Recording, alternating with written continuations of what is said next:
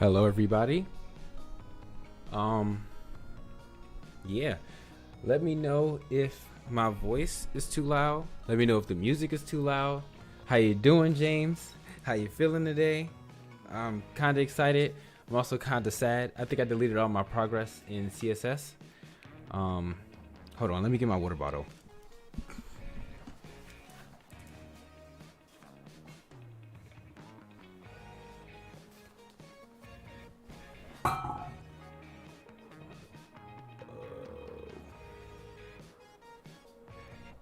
Okay. I think I just changed it to stereo. Is that better?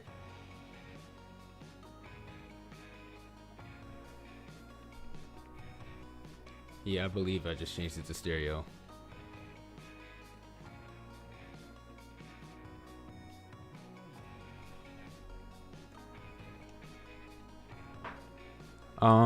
Yeah, I'm talking now. Hopefully, it looks like it's still in one ear.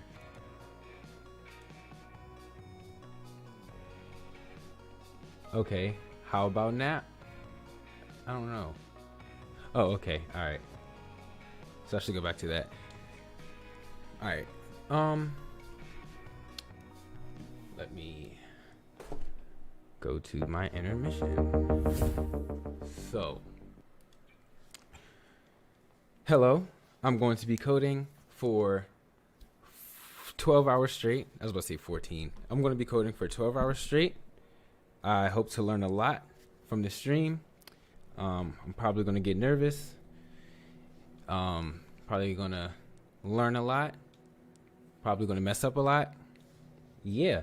My goal was to finish the CSS course by the time the live stream was starting, but that didn't happen. And I think I deleted my progress because, as you can see right here, actually you can't see. Let me see. Okay, so as you can see right here, I only have 0%, which kind of sucks because I worked really hard, but it's okay.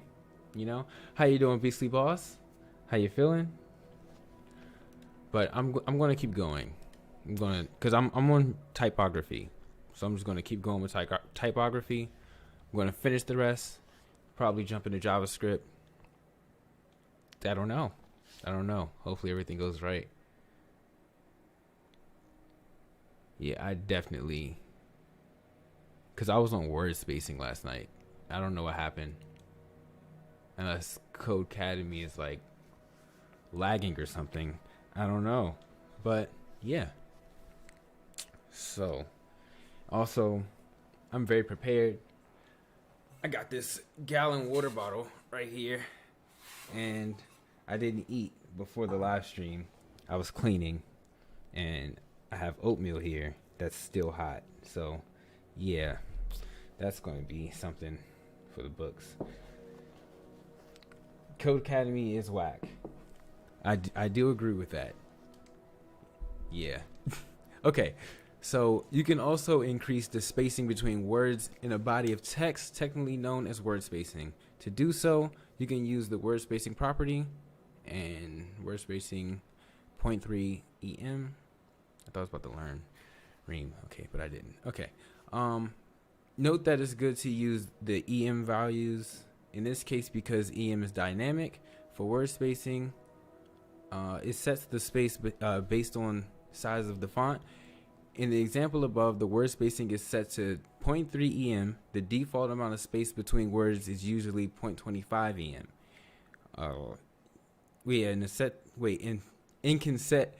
Can be set with the value normal. With the value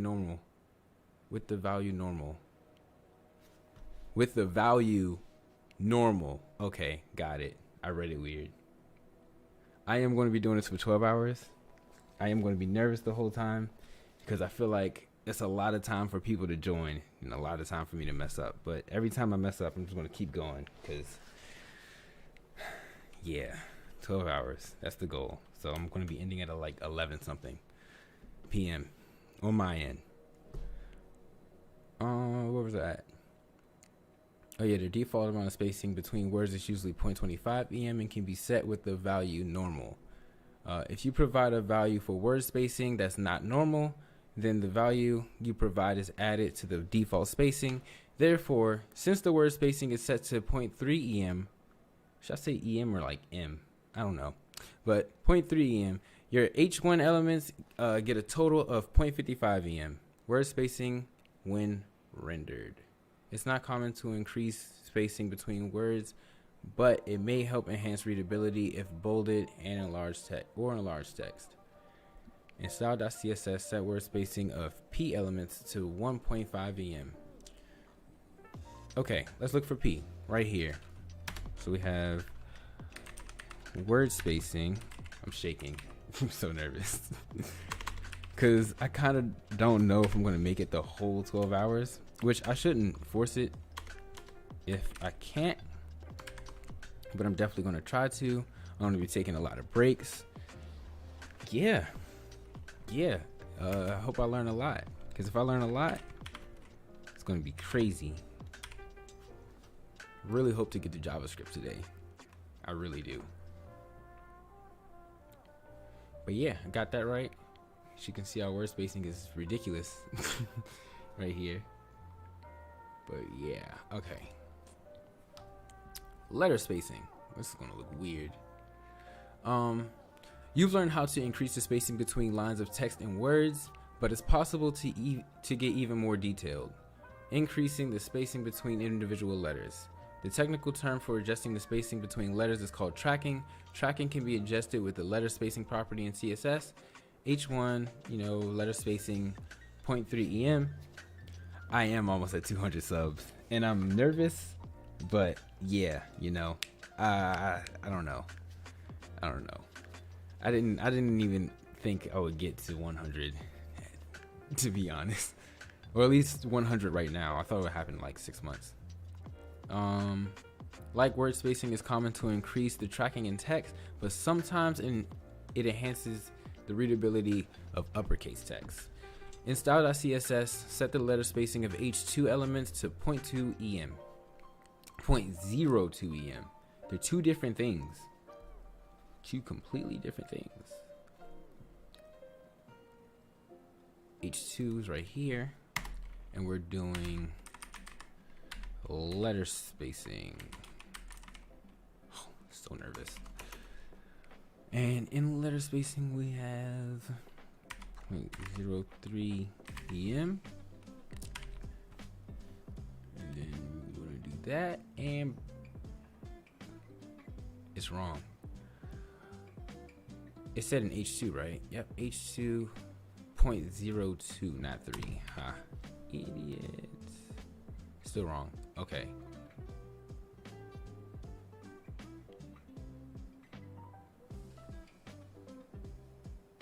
Why am I wrong?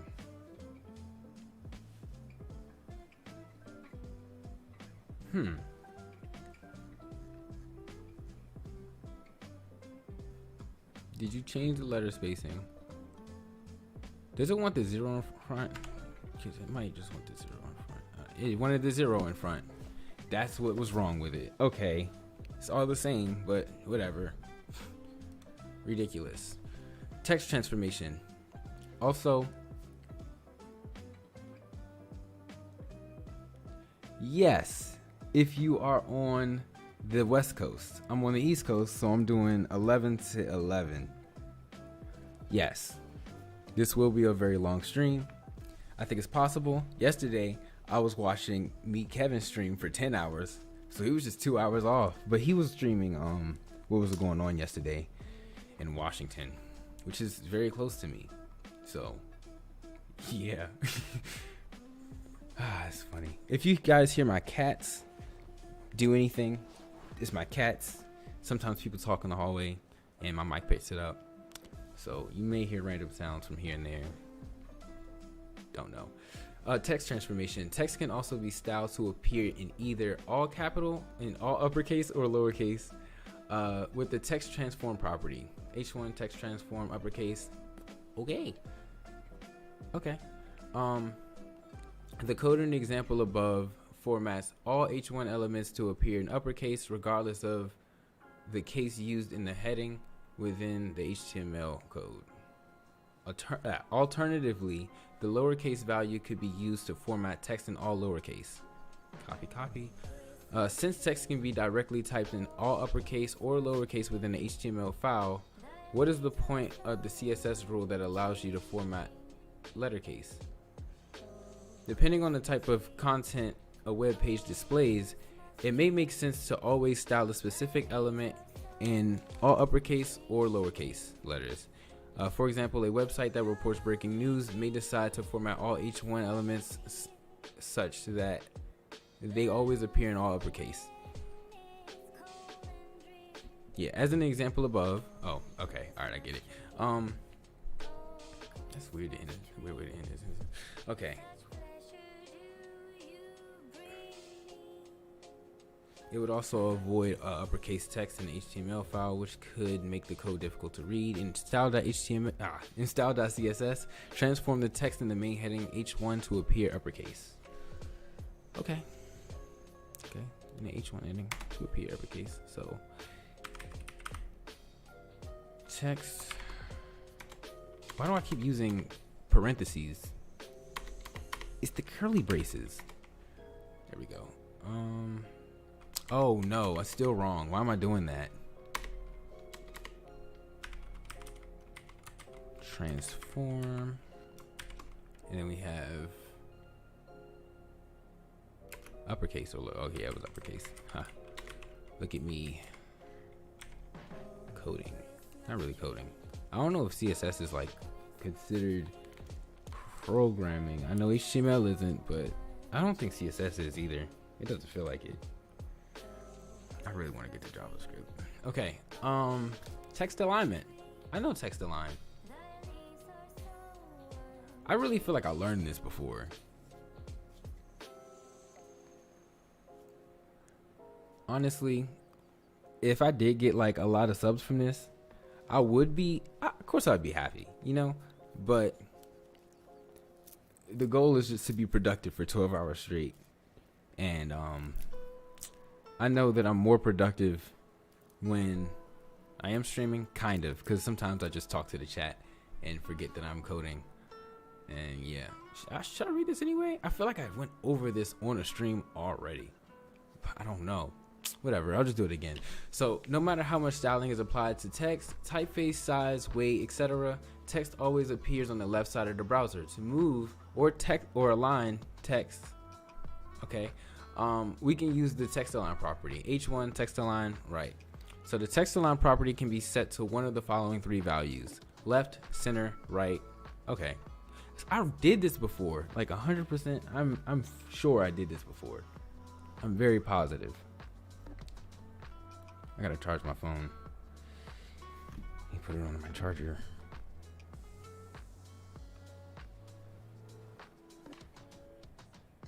Okay, it didn't do it, but whatever. Later in the course, you'll learn exactly how browser positions HTML elements by default, which will help you understand how the browser aligns text. Since align is a relative term, for now, whatever. For now, it's enough to know that text can be moved left, right, or center. Yeah, or wait, left, center, or right side of the web page. I'm reading stuff like backwards. It's weird. In style.css, set the text align property of the main heading H1 so that it appears on the left. So I got text align. Wait, it said left, right? Yeah, left. And yeah, hit that run, get that thing to be right. And oh, it is already on the left. Okay, on second thought, the heading looks better in the center, so reset it so that it is aligned to the center. Copy.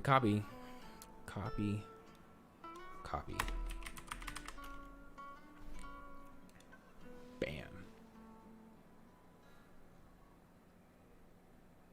It's for all H1 though, right? Hold on.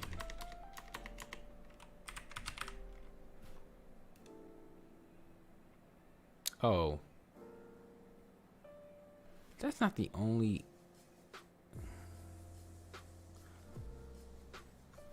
hold on. Let me look at the code. So we have.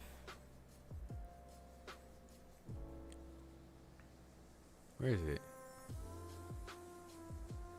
Okay. H1 typography. H2, H2, H2. Oh, everything else is H2. Okay, that's why. Ha! Wow. Okay, let's keep going. We got 10 more or 9 more. Okay, so line height anatomy. Another property that we can use to set for our text is line height. This property modifies the leading of the text. The diagram on the right helps illustrate exactly what the terms leading and line height mean. Leading is this right here. The fastest cat can race at 75. Line height is the entire thing. Well, not the entire thing, but like. Okay, all right. And then font size is here. Okay. Font size, line height, leading. Okay. Okay. We often modify line height to make text on a web page easier to read. When text is styled to appear larger, the vertical spacing between lines of text can decrease, creating text that is difficult to read, particularly in paragraphs. We can use the line height property to set how tall we want the line containing our text to be. Regardless of height of the text, line heights can take several values. Okay. I'm so nervous. I forgot I had oatmeal.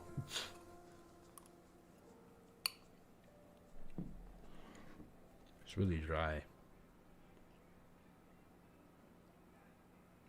Oh man.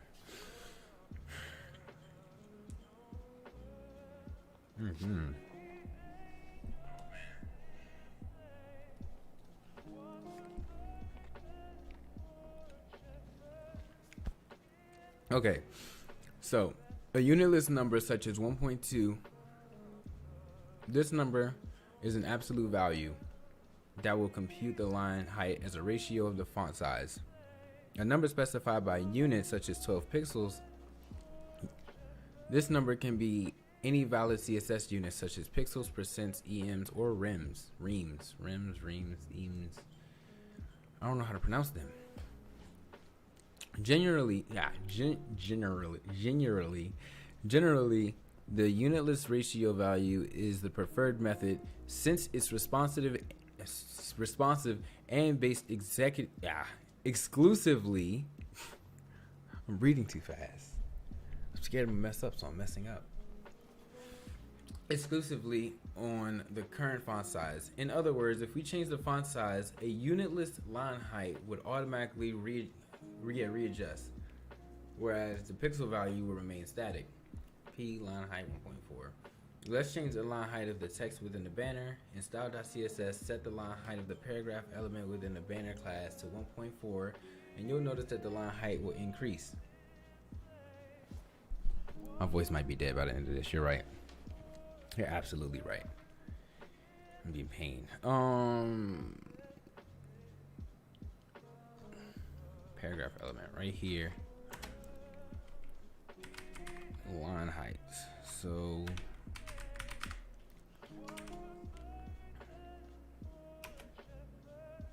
.4. That's right. I can't just do 1.4. Okay.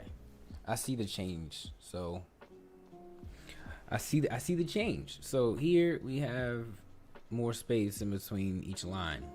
This looks weird, but I understand why I have to learn it, and I'm wrong.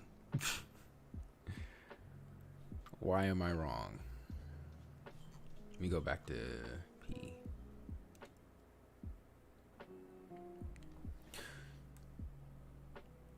Oh, it says text within the banner. That's why I'm wrong. So I would do banner P.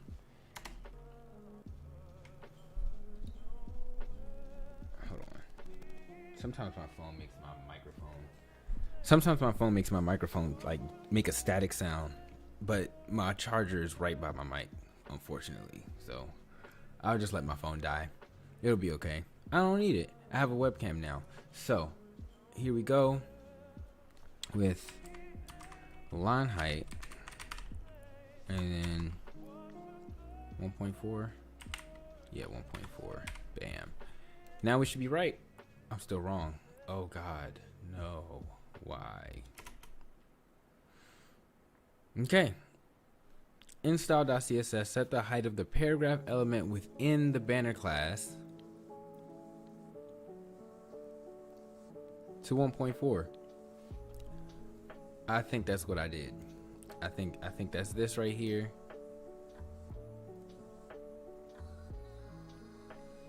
Yeah, I don't know why that's wrong.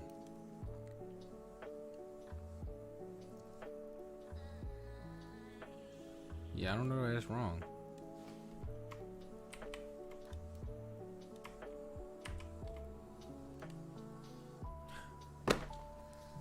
Oh my gosh.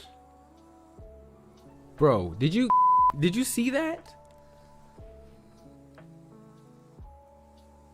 It was the same thing. Oh, I don't care. I got it right. I don't care. I don't know how to pronounce like certain fonts. It's probably very easy to, but how you doing, Zoe? Welcome to the stream. How you feeling today? I don't know how to pronounce certain fonts, to be honest. I never tried. I just looked at them and then yeah, so this will be my first time trying to pronounce them. Wish me luck. You've learned a lot of properties to modify text on a web page. In the next exercise, you'll get some text to be serif. That's probably right. And some text to be sans serif. That's a word in French. It's pronounced sans. And it's like a negative word, like without or something. That's neither here nor there. That's not important. Okay. What exactly do these words mean? So, serif, I think it's pronounced. Fonts that have extra details at the ends of each letter. Examples include fonts like Times New Roman, my favorite font by the way, or Georgia, among others. Oh, dude, Kenny joined. How you doing? How you doing? I really hope I get through this stream. If I do, that'd be record breaking, and I'm probably going to take a break next week. All right, and then sans serif, I still think it's pronounced. It's fonts that don't have extra details at the ends of each letter. Instead, letters have straight, flat edges or Arial, like Helvetica or Arial. Did I say that? I don't know. Let's keep it going. I'm doing good. I just had my final for my winter class yesterday. Got a 90. Passed the class with a 92. Starting math soon. Very nervous. I don't want to make another I failed video. I do have a very long way to go. It's crazy. Very crazy. But we gonna get there. So in order to not be rude, whenever I'm eating, I'm just gonna read in my head. Which is good anyway, because that way I can't mess up. Or if I do, you can't hear me.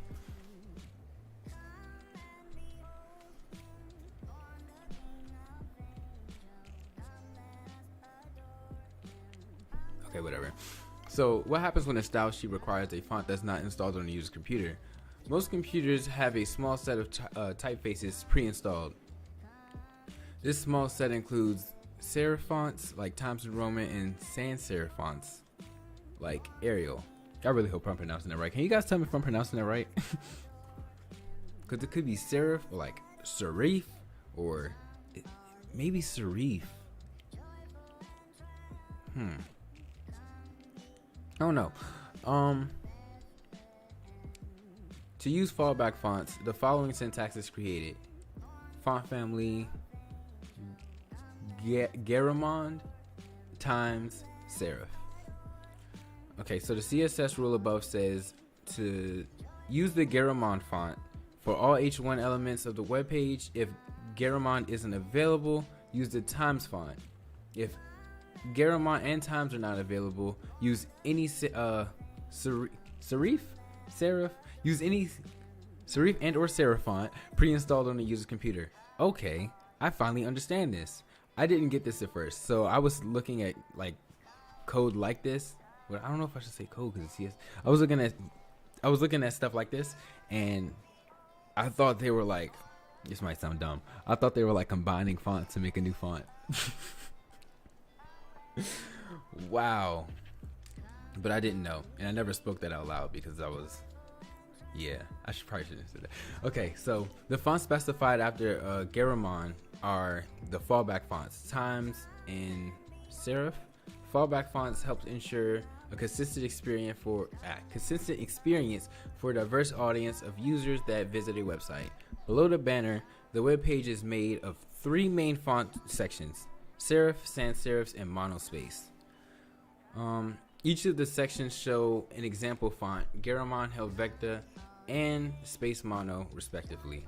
We'll focus on styling the Garamond section here, and style.css in the font card. I said front. Mouth. Nope, nothing. Font card. Here we go. We are going to create a selector, Garamond, sample, and text. Oh, I'm creating a selector.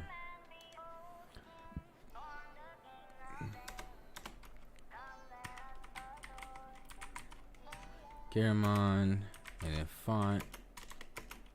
Whoops, didn't mean to do that. I don't know if you guys can see that. Oh, you guys can't. It's like my screen is too big. Can I adjust that? I don't know. Let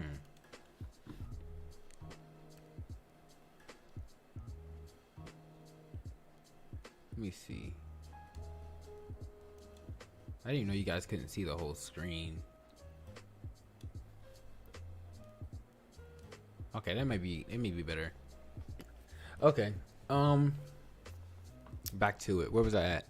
Oh yeah, I was creating a selector. And then I have text. And inside, well, I'm just gonna run it. What? Man, what?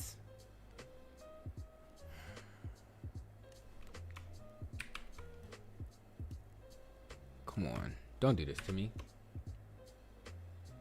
All right, see you later, bro. Thanks for stopping by. I'm doing the same thing. I don't care. It's right. I understand what's going on. I don't care. Sometimes I put the right thing in, and Codecademy's like, no, that's wrong. But really, it's right, and I just don't understand why.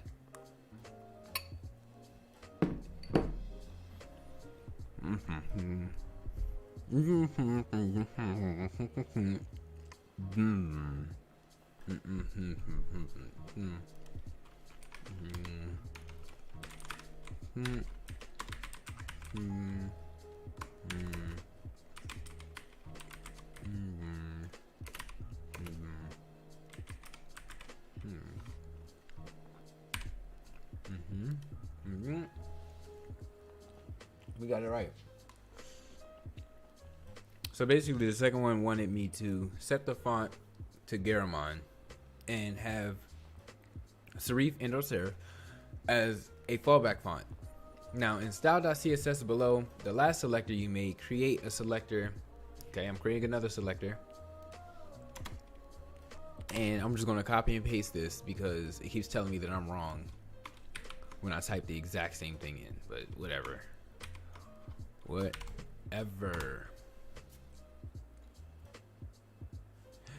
Thank you. How you doing? Oh wow, that's cool. I'm having bigger people join. How you doing, Kodu community? My cat's in her tunnel, so if you can hear like paper rustling, that's what that is. Okay, let me run that. It should be right. Using the selector you just created, set the font to Helvetica and add sans serif or serif, not sure how to pronounce it, as a fallback font. So as we do that, we do, wait, gotta do font family. And then, whoops, we got Is it? Am I pronouncing Helvetica? Not Helvetica. Helvetica. There we go. Yeah, Helvetica. We wish you a Merry Christmas. We wish you a Merry Christmas. We wish you a Merry Christmas and a Happy New Year. Not pronounced. Spelled it wrong. Okay. Got it right. Going on to the next part. Wow, I'm actually like kind of getting through this. This is good. Okay, so it's not just me. That's good. I thought it was just me. Okay, so here we have linking fonts. So with the number of fonts available with modern typography, it is unrealistic to expect users to have all the fonts installed on their computers. New fonts are often centralized in dictionaries made available to for public use. We refer to these fonts as non-user fonts. Google Fonts is one such directory of thousands of open source fonts available for free use. Google Fonts gives us a way to retrieve a link for a single font, multiple fonts, with font weight. I gotta finish reading because like I was like, why is it saying multiple fonts or multiple fonts? It's the same thing. And font style properties. We'll show you where to add this link in the next exercise. View the video. This video demonstrates how to retrieve a link for a single font, multiple fonts, or multiple fonts of various numeric font weights and font styles. Once you view the video, repeat these steps in the browser of your desktop. Okay, selecting the space mono font, specifying both the regular 400 and the 700 and bold 700 font weights. When you're ready, click next to continue. Okay, I'm gonna try this. So first I'm gonna read this. Well, not read this, watch this. I kind of missed what you typed in, to be honest. I'm not gonna lie to you. Google Fonts, fonts.google. All these nice fonts. You know, I get my fonts from DaFont, dafont.com. It's a great place. So many fonts.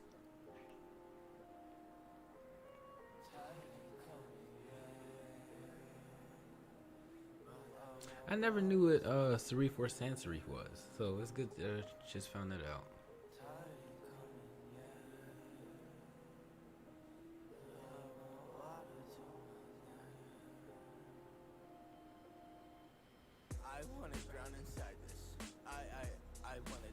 Hold on, I gotta change this song. It's terrible.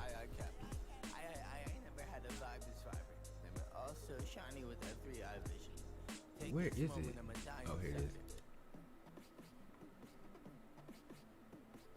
Okay, we're back. Yeah, that song was terrible. It played sometimes. Okay, so we're gonna go to Google.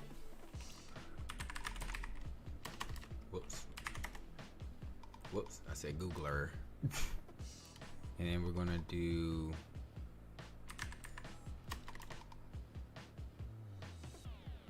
okay. I'm really happy that my search history wasn't weird.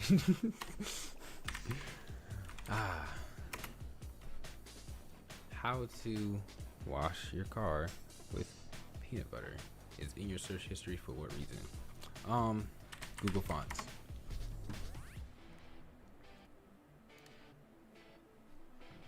What do they wanted me to do? Space mono. Oh no. Search. Space mono is right here. We have the bold 700 right there, and the regular 400. So they want it right? Yeah, 400 and 700 font weights. We're there. I'm deleting this. I did it. So next lesson.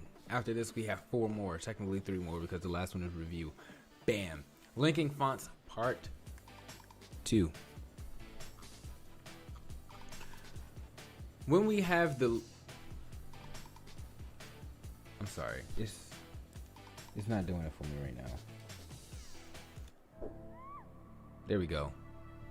I don't know what music is playing.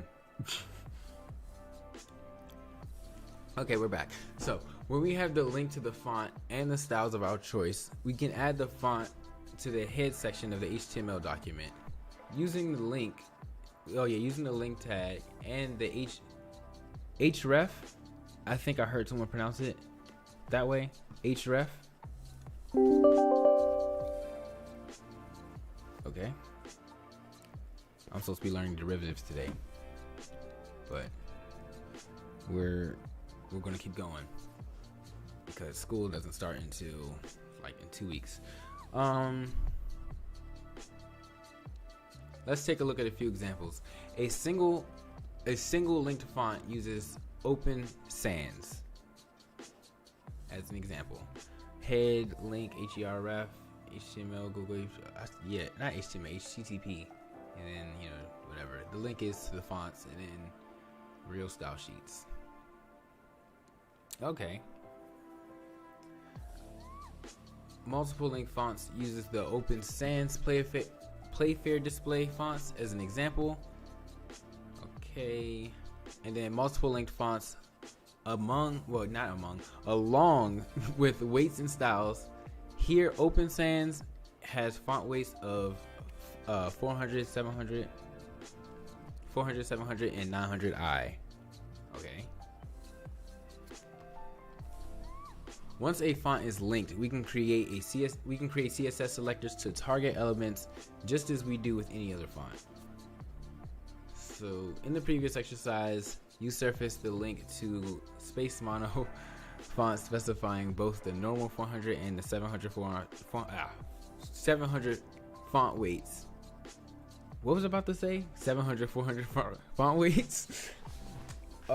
In index.html, include this font in the project using the link tag. Was I not supposed to? Did I still need the link? Oh God, I'm nervous. I'm so nervous. Okay. Oh, that is the end. Sometimes I go so fast because I just want to make sure I get things done in like a reasonable amount of time. And it sounds weird. Things come out wrong. And yeah. Since I'm typing, might as well get a big chunk of oatmeal.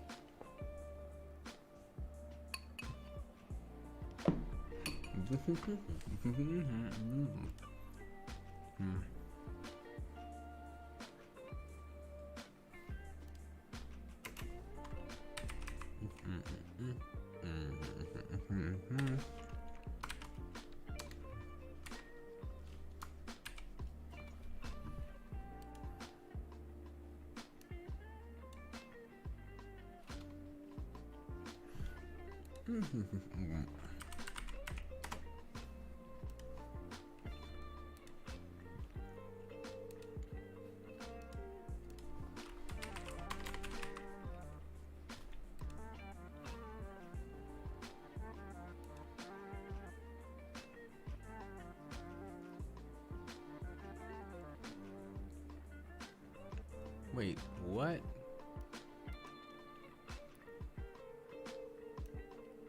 Oh, here's the link right here. I could have just copied this. I could have just copied this whole thing. Like, literally. And we're gonna run that. Wait, does it want me to do it for both? It does say both. It definitely says both. Okay. So, we go to 700. Then, okay, this is 701. Copy that. I'm going back. And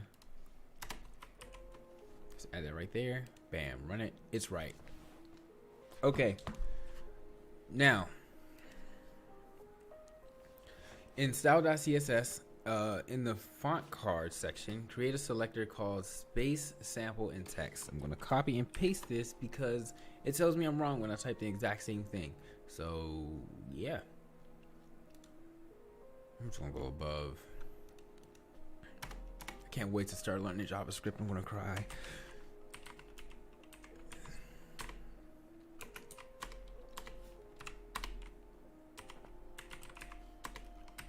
So, You know what I think will be a good idea for this stream? Once I finish CSS, I'm going to try to create a website.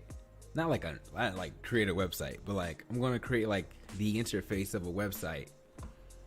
And I'm going to try to make it look nice. But I have a lot to learn. I still got to go over Flexbox, and I still have to go over CSS grid stuff. And then I think text transformations. No, not text. I forgot. But like the last one. After this, I have 3 more. And I think some will have like 15 sections and stuff. But this is a 12-hour live stream. And I'm 46 minutes in. That was fast. Oh, I didn't even finish. Because I was typing it. When I just forgot that I copied it. And then I should move on to JavaScript after that. So, using the selector you just created, set the font to space mono and as mono space as a fallback font. Okay. Gotta do font family. Jordan, font family.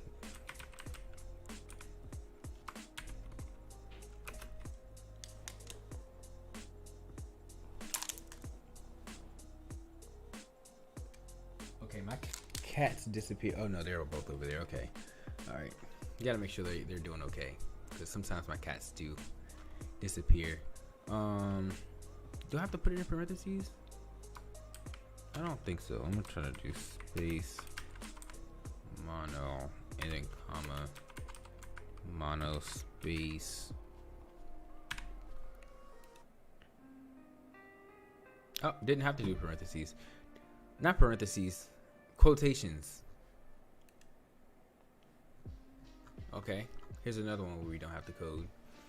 Font face number 1. We're almost done this. We should be done this within the first hour. Hopefully. There are other ways to link non-user fonts that don't require the use of the link tag. Sometimes when I hear myself, it feels weird. The link tag. In the HTML document, CSS offers a way to import fonts directly into style sheets with the font face property. To load the fonts with the font face property, instead of using the font link to the HTML document, enter the link into the URL bar in the browser. The browser will load the CSS rules, and you'll need to focus on the rules that are directly labeled as in, well, as, you know, /**** Latin, and you know, the same thing but for closing. And then what was that? Did I just hear something? I don't know.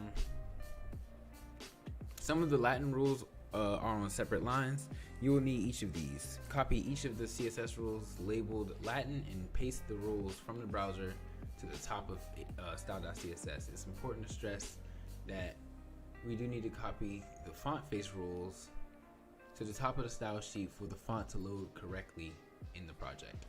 So I'm going to view the video, and then after I view the video, I'm going to repeat the steps in the browser on my desktop computer, and what is it like that? And I'm going to, and with the link for space mono.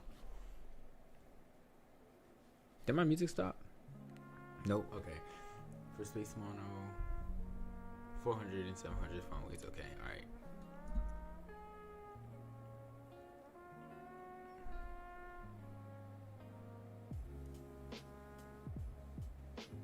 Copy all of that, the whole thing, from bottom to top, top to bottom. I've been eating this oatmeal for an hour.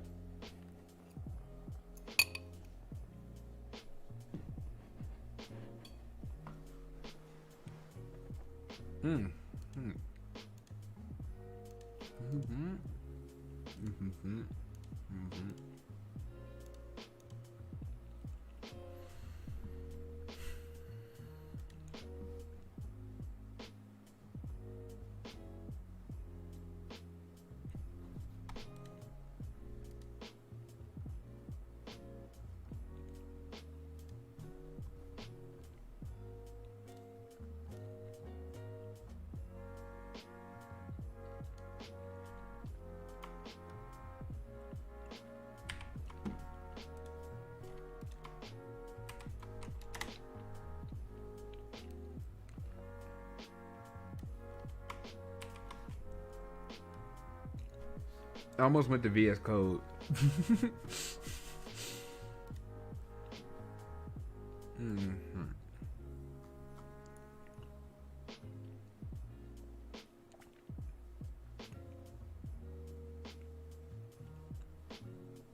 In order for me to copy them to style.css, I have to be where style.css is. And I'm thinking like this, right? Like just copy and paste it. I'm gonna run that as oh.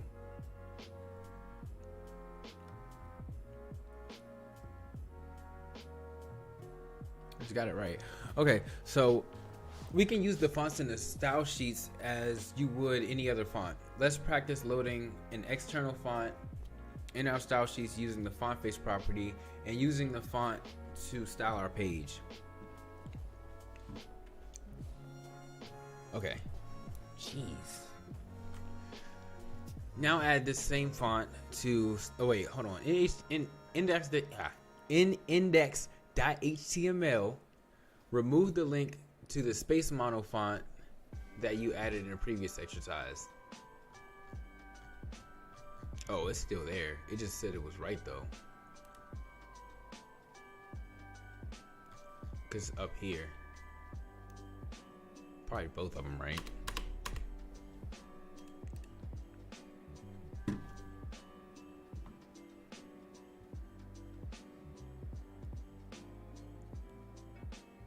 I'm just getting it right. I'm not even doing anything. Now add the same font style. Now add the same font to style.css using the font rules labeled labeled Latin.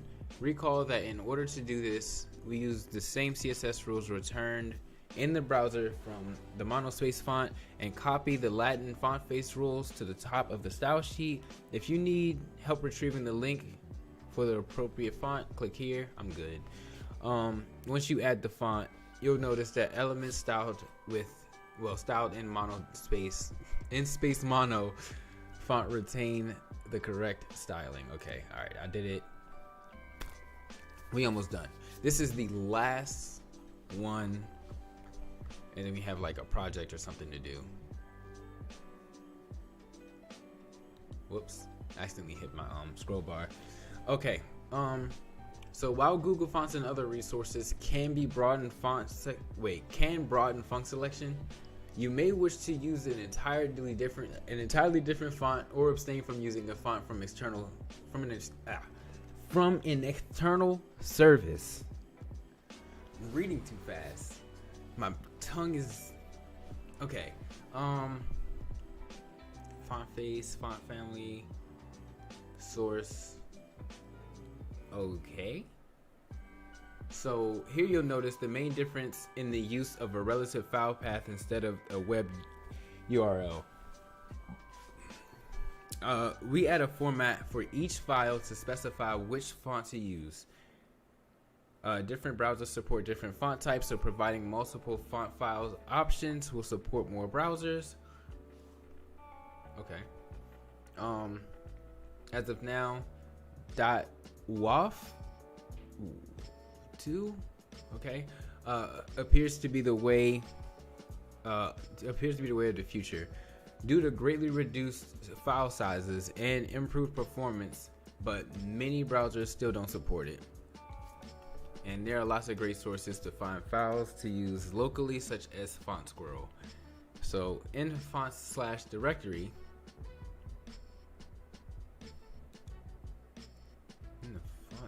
Directory.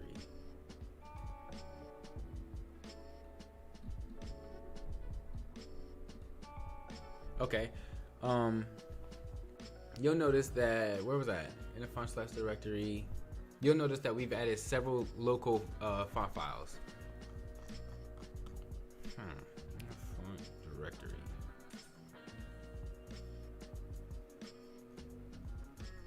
Guess that's what I copied.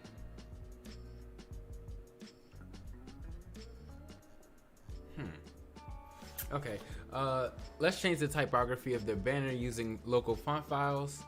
If you open up the fonts directory using the file navigator in the code editor, you'll notice that we have added local fonts. I'm not gonna try to pronounce that. And the other one. Yeah, I'm not going to. At the top of style.css, create a selector using font face property and give it the font family Gligu. I don't know. Why are font names so weird? How you doing, babe? Yes, my girlfriend is in the chat. Funny. I kind of, okay, so I can't find the font directory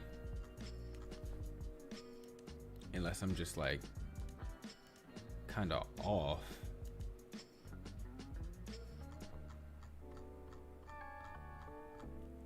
Fonts directory. Let me get a hint.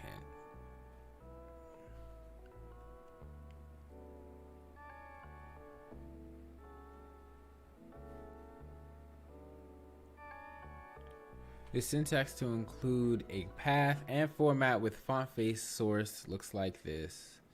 And then the relative, bro. Where is this? Am I lost? I mean, yeah, obviously I'm lost. I can't find the font directory. Actually, maybe it's just fonts. You know, hold on. I think I know. I don't know. I don't.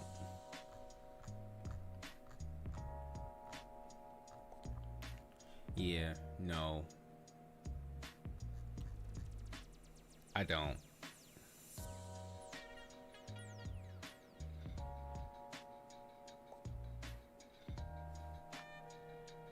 There we go. I was like, whoa, who just called me that?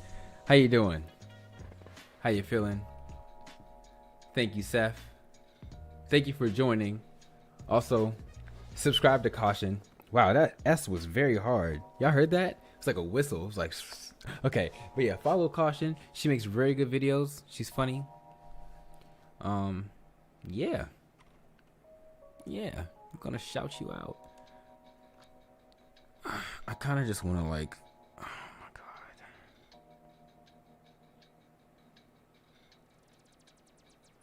I'm sorry. I'm so sorry. I'm so sorry. I'm sorry. So,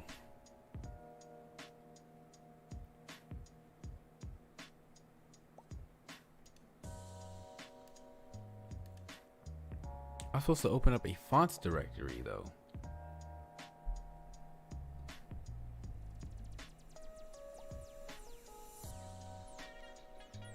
I don't know.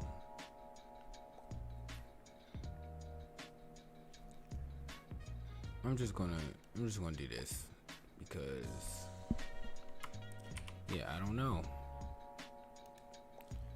So basically,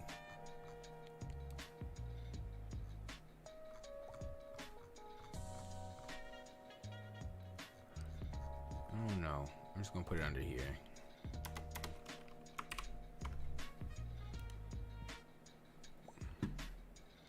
So I just had to like just type it like, well, no, it's probably, I don't know. I couldn't find the oh yeah, smash that like button.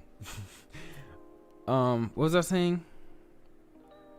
Yeah, I couldn't find the font directory, and I thought like it was gonna help me find the font directory if I hit view solution, but it just showed me what to do. But basically, if you went into the font directory, I would have found all this, and I could have put that here. But I couldn't. So within the font face rule, add a source attribute with the, well, I think that already happened, right? Yeah, because that's that right there. Okay. Now, using the selector that targets a paragraph nested within the banner class, add the font family Gligu and a font size of 20 pixels. And then reload the page and see what happens. Banner class, banner class, banner class is right there. And we're gonna do font family, and we're going to name it He said, "What's happening?" I don't know what's happening, to be honest with you. I just know I was trying to find a font direct. Oh, I just kicked the PC again, bro. I need to move it. I actually might move it, like to the side or something. I gotta stop kicking it. Yeah, I was looking for the file directory, and then a lot of my friends joined. So, yeah.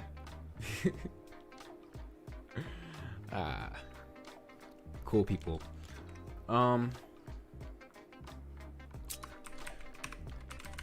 Gligu, and then so I kind of forgot font size. Is it font size?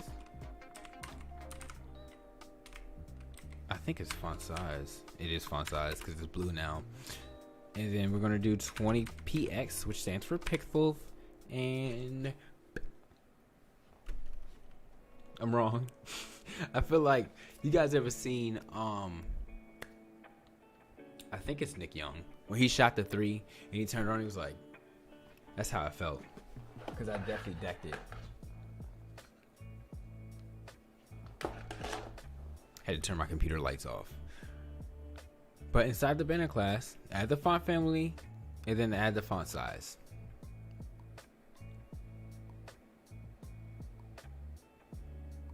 Maybe you know what? Sometimes Code Academy is weird. Okay, no, it's still wrong. I don't know. Maybe I was supposed to reload the page. Nope. Because it definitely did say reload the page. I'm going to copy what I have. I'm going to view the solution real quick, because this is how I learn. It's probably the same thing, honestly. That's what happens with me. Here it is.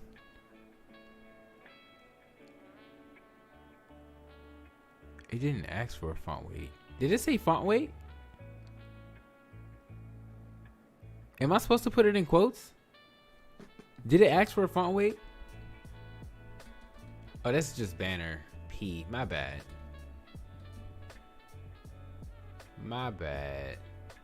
Wait, then where's banner? Oh, it's above it. It's right here. Did I put it in the wrong spot? Hold on. Okay. How you doing in Power Code? By the way, you are close to 200 subs. How does that feel? I know it probably feels amazing. Did I put it in the wrong spot? Was it supposed to be down here? Is it not supposed to be right here? Does it say banner? It says banner class. It doesn't say anything about paragraphs. It's still wrong.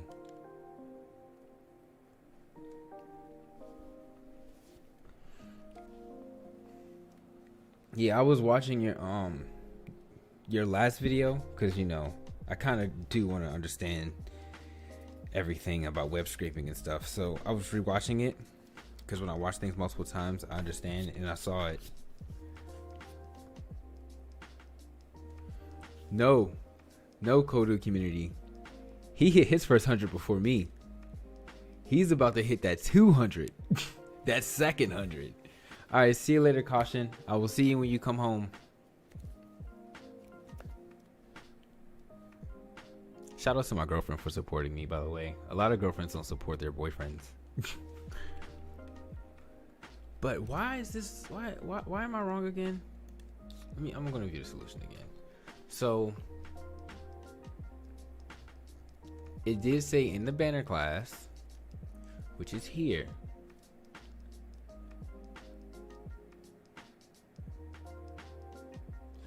Okay, all right.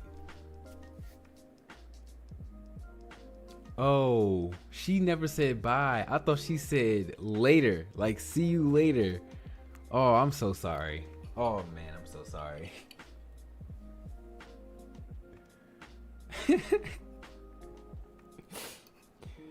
Oh, that's hilarious.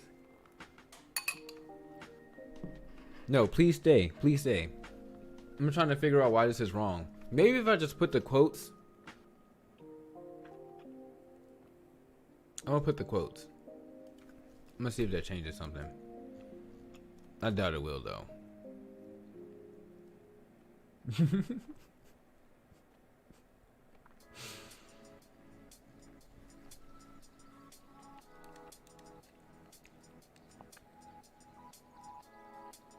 It's just a 1 hour lunch.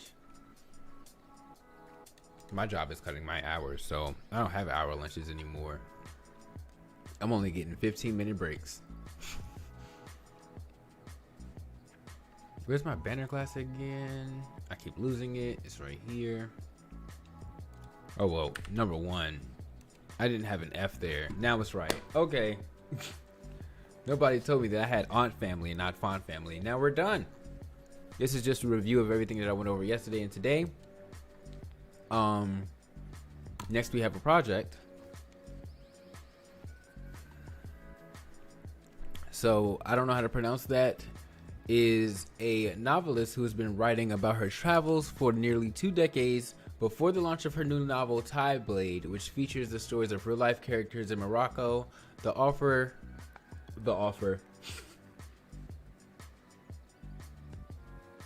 Well, Gil, I'm sorry.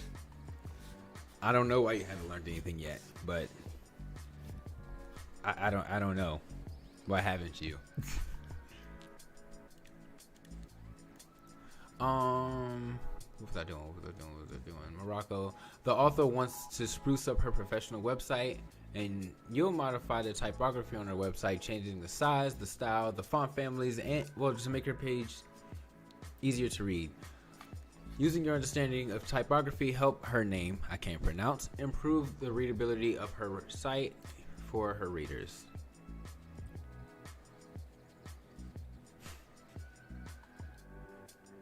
Okay, now I know I'm supposed to be learning and everything, but the chat is going crazy. So, actually, I'm not going to do that. Because both my cats are asleep, except the one there.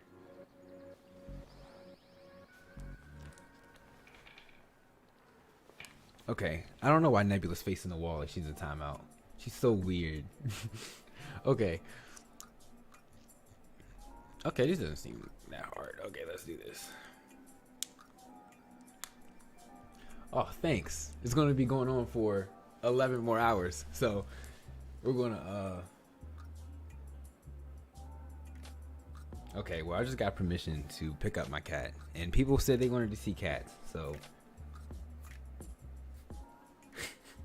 I'm going to get my cat. Hopefully she doesn't run away.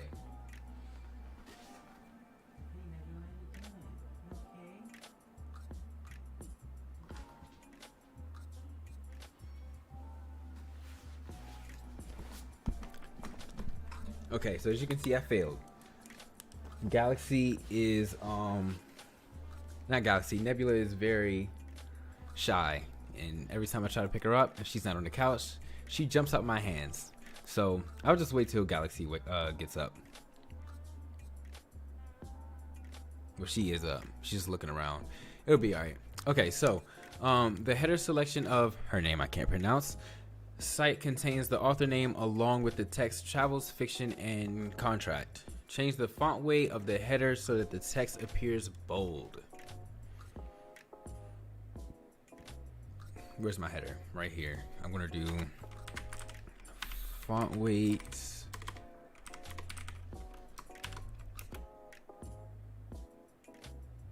I think 700 is bold. I think it goes to 900.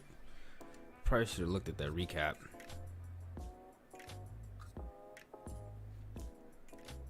What's in my header? Header.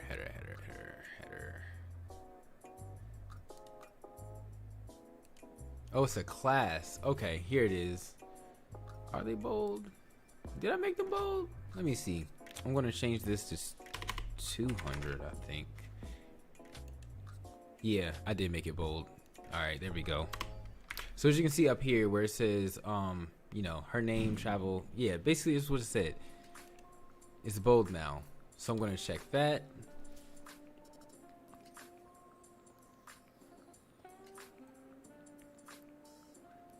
That's crazy.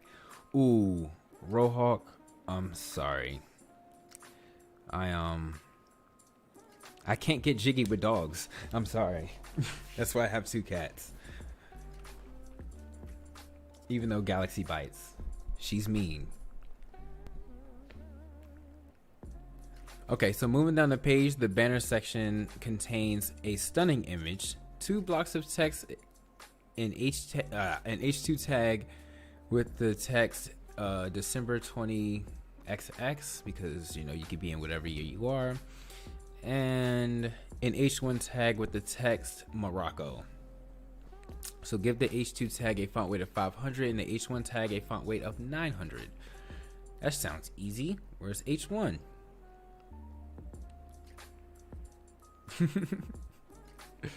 Oh man, the chat is going crazy. It's going crazy. 5 viewers? That's a lot. That's a lot of people. I still didn't finish this oatmeal. Honestly, hold on. I'm about to go put some more liquid in it because it's actually kind of dry. So I will be right back.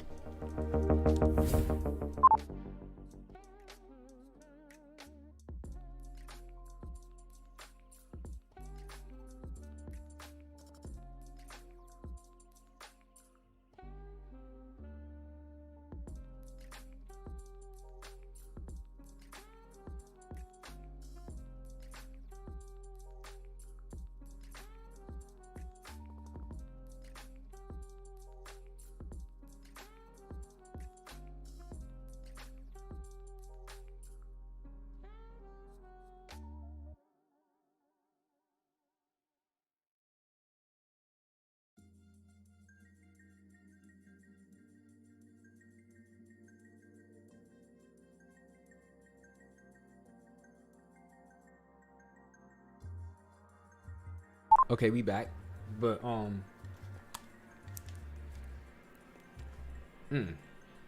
man. I'm still hold on, I'm gonna go to intermission actually.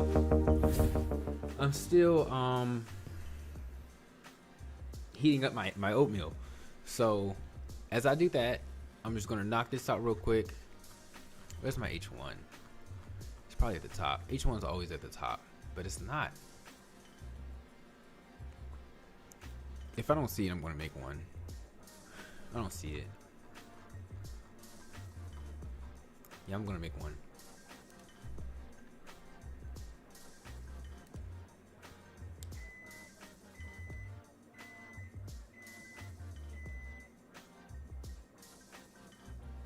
They'll close what down? Oh, how? You're at school, like online school? Cause there's a pandemic going on. Gotta stay safe. Gotta stay safe out there. Got H1, and I'm gonna just make it. Hold on.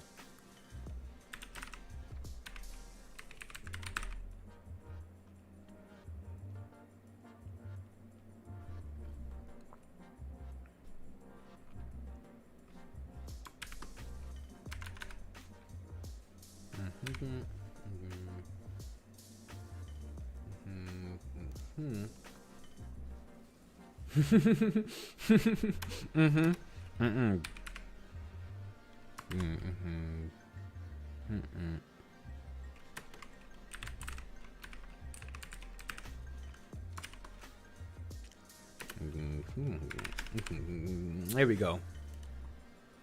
I didn't have a bowl to put. Oh my god. Maybe it was wilding out over here. Oh yeah, you are at work in a pandemic. Hope I did it right. Yep, I did. Wait, I said 700. The font weight of H1 was supposed to be 900. I'm about to be right back. I'm about to grab my oatmeal. Yeah, H2 is supposed to be 500 and H1 is supposed to be 900. Okay, there we go. Bam. Okay, I'll be right back again. Real fast.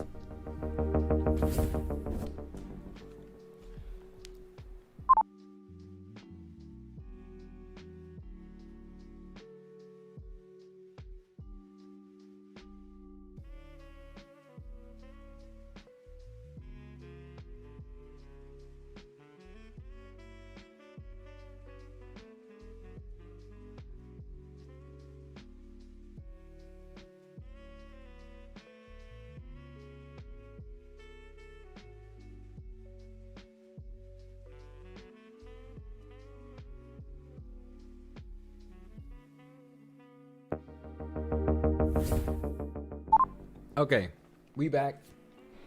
My oatmeal isn't dry anymore. We are back in it. So I already did 2. Now I'm on 3. And I have a couple more to go. So after reviewing the project, the author suggests that the line height seems to be a bit off and needs to be altered throughout the page. Work down the page and set the line height of the following page elements as recommended. Paragraph within the journal section. Paragraph, journal, journal. I feel like there should be, yep, journal P. Here we go. It should have a line height of 1.4.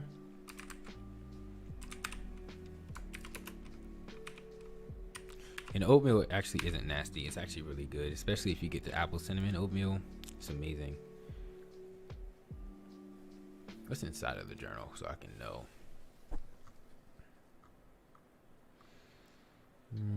Journal class. First photo, image container. I don't think that matters to me, but here's this entire thing is in it. So what?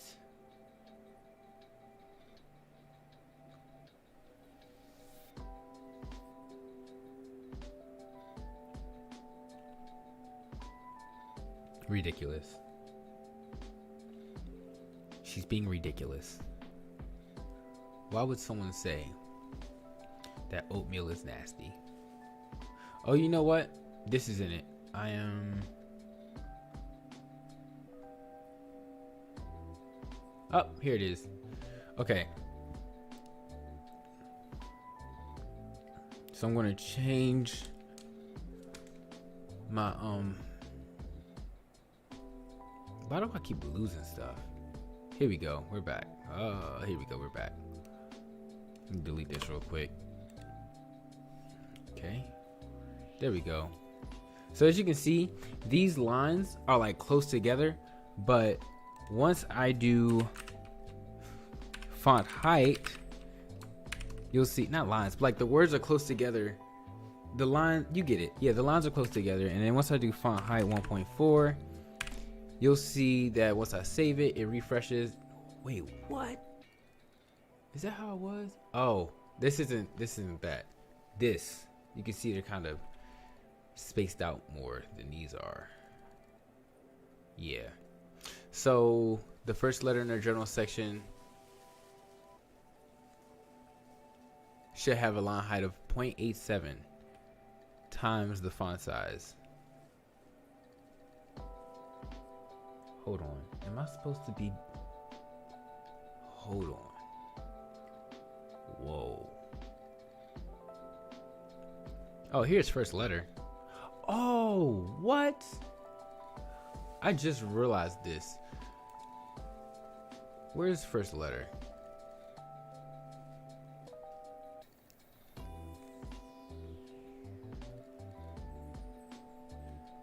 Okay. Come on. First letter right here, I. And then, oh, it's span. Okay. Copy. J'ai compris. J'ai compris. So now I'm gonna go back to here, and I'm gonna do journal dot first letter, or yeah, journal dot first letter, and I'm gonna make it a line height. Okay, bye, caution. I will see you when you come home or when you come back on your hour break. Yeah, thanks for joining. Really do appreciate it. I spelled line wrong and nobody told me. Line height is going to be 0.87. Girl, no I don't. You lying to me. You lying to me. Oh, snap. Here we go. That's Li8NE.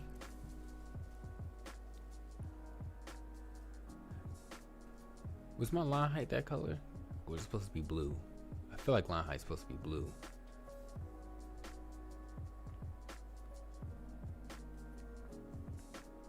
can't even find it.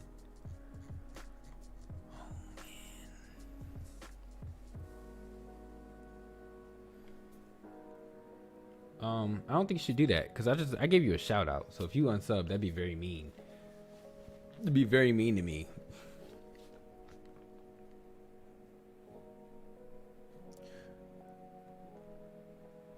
I'm trying to see if this font height.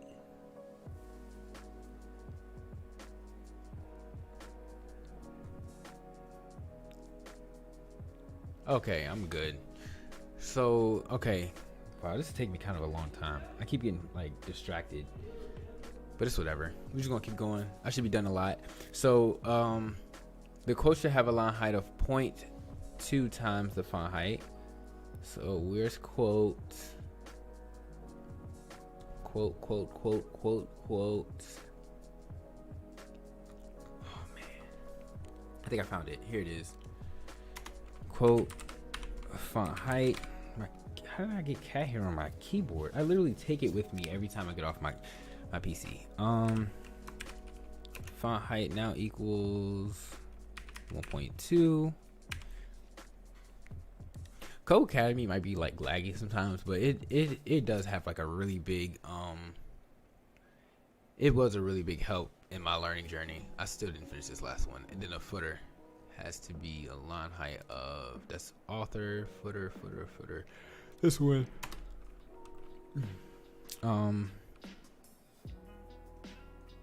Where is it? Font height, and then dash it, and then nope, not dash it. 1.5. There we go.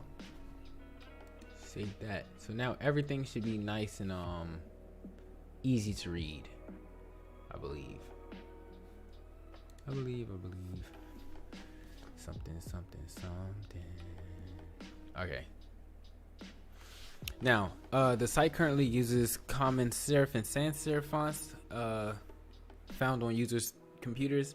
Since the author's first published site, a number of new font libraries have created fonts that you think would be better fit for the site. Using the Google Fonts API, add the following fonts to the HTML file. Okay, this is what it wants us to do, guys. You gotta go to Google, because remember we just did this. That's Geigle. And Google Fonts. You guys hear the mechanical keyboard? Sounds nice. Oh yeah. Did that, then that. What does it want? A real fat face? What are these text names? These font names? What are they?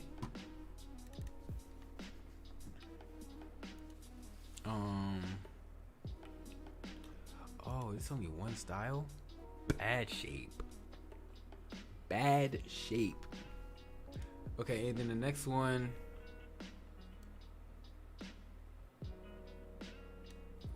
It wants 3 fonts. Ridiculous. And who comes up with these names?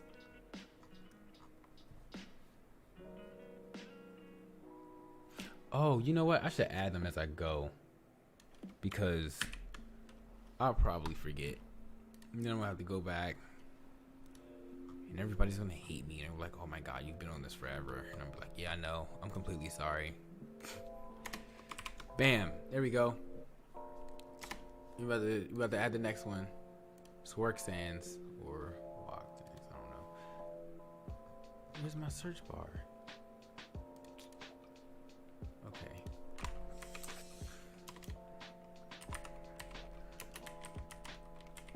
I really do hope I make it the whole 12 hours. If I make it the full 12 hours, man, I'll tell you. That would be crazy. And I'll probably learn so much from the full 12 hours.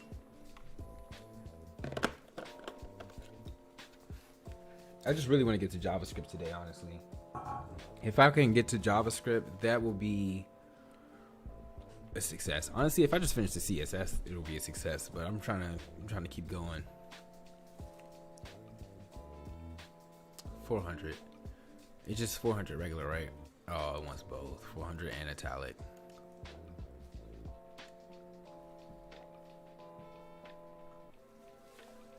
Oh, why didn't that thing pop up on the side?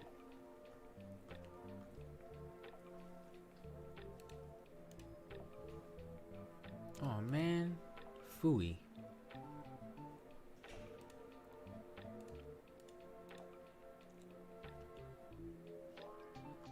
Oh man, where'd the links go? I forgot to get the links back. Oh, there it is. Ha! Bow. We're gonna copy that. We're gonna go back. We're gonna hit that, and then we're gonna go under because this is the italicized one.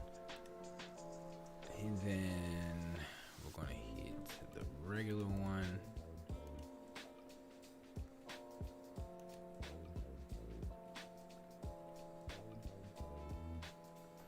Hold on.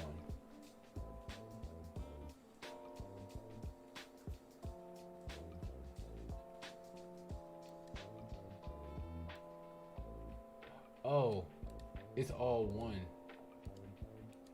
Is it? Yeah, I think it's all one. Okay, because if I delete that, then Italian. Okay, it's all one. All right, I get it. Unless it's not all one. I'm just gonna do this just in case. Okay, that's perfect. I'm just gonna copy it just in case. Cause what can happen? What's the worst that can happen? Honestly. Let's go under. We got one more. Merriweather. Oh, that's the little security thing in GTA.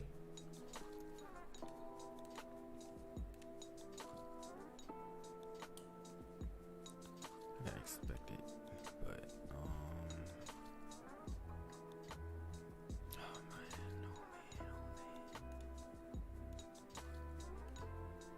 I believe in something.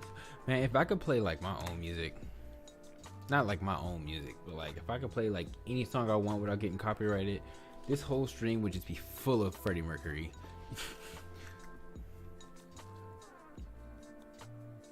Instead of lo-fi or Boy Pablo. But you know how things go. So 400 and 400 italic. And then I have to link them. Okay. Link them like so. Go back, hit it there, bam.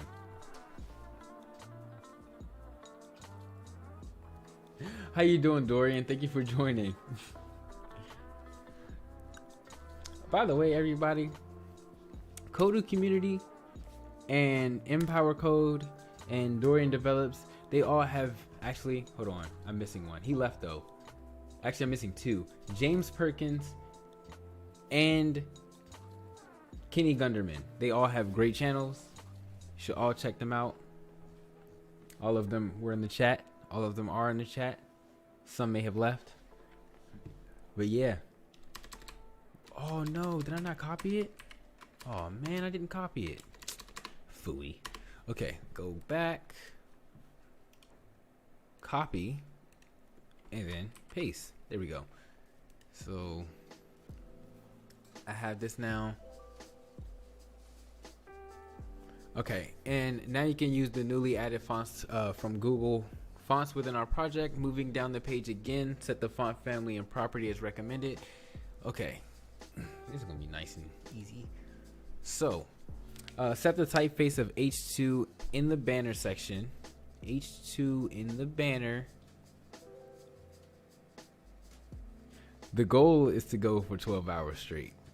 The goal is to learn a lot. H2 in the banner. Banner H2 right here. Bam. Whoops. Font family. And we have... Yeah, it will be a lot. And I have to remember that I should probably get up every once in a while. Do some push-ups. Stretch out, you know. because I don't have a standing desk. So yeah. And plus my job requires me to stand all the time anyway, so it's not like I'm always sitting. But yeah. Bingo. Somebody's texting me.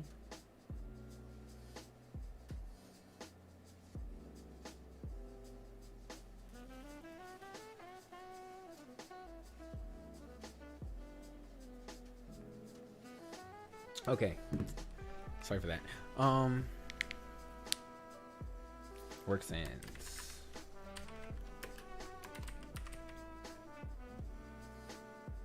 Yeah. Yeah, I need a lot of things. I need a bigger desk. I need a standing desk. I think that's pretty much it. Well, oh yeah, in a bigger place to live. But you know, everything comes with time. Hopefully. I shouldn't have checked that because I wasn't done yet. H1 banner, which is right under it. Font family. I have a question. Actually, it'll probably. Okay, so the 49-inch monitor, right? It's a good monitor, I'm pretty sure. But if you were to full size the YouTube video, does it span towards the entire monitor, or is it just like a section? Because I feel like it's just a section, but if it spans towards the whole thing, that'd be crazy.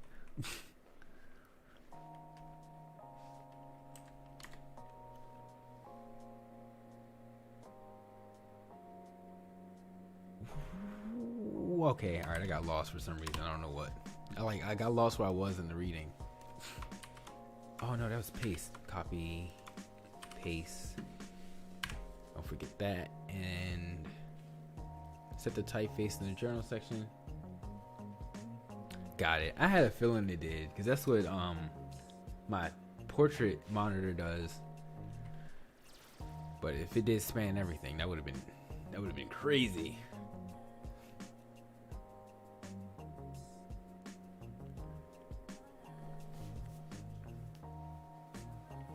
I don't know if I ever want a 49-inch monitor though. Like, it's cool, it's nice, it's big, but I think I like the multiple monitor setup more than I like the 49-inch. I don't know. Which, I mean, I think it's basically like the same thing, it's just in one monitor. At least that's what I saw on Joma Tech.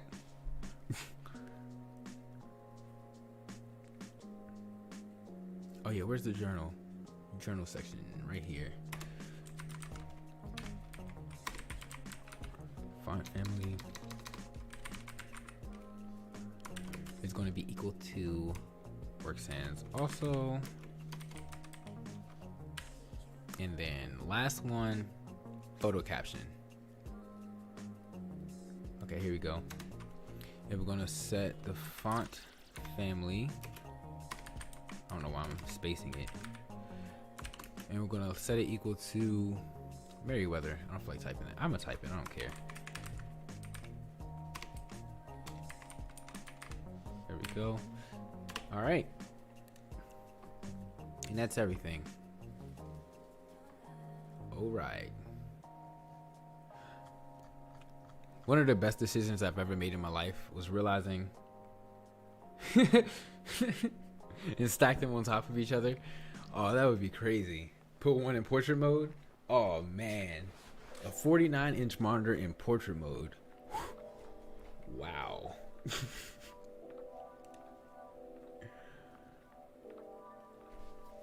Oh wait, I didn't even do this. I didn't even read this. I'm just checking stuff off. Like I know what I'm doing. The page looks real great, but you also have to account for the users who may not be able to access those Google fonts. So find several fallback fonts to use in case they are restricted from accessing these fonts from a third party.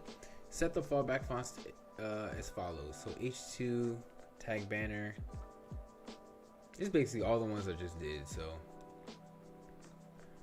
H2, I think I put commas. I'm pretty sure I put commas.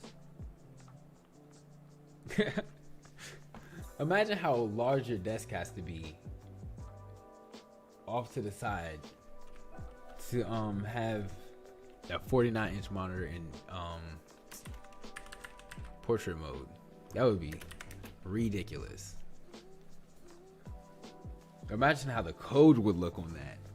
Just from here all the way down. Everything's on one screen.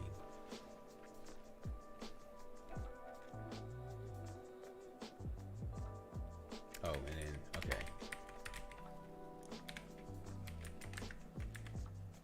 Okay, there we go. There we go.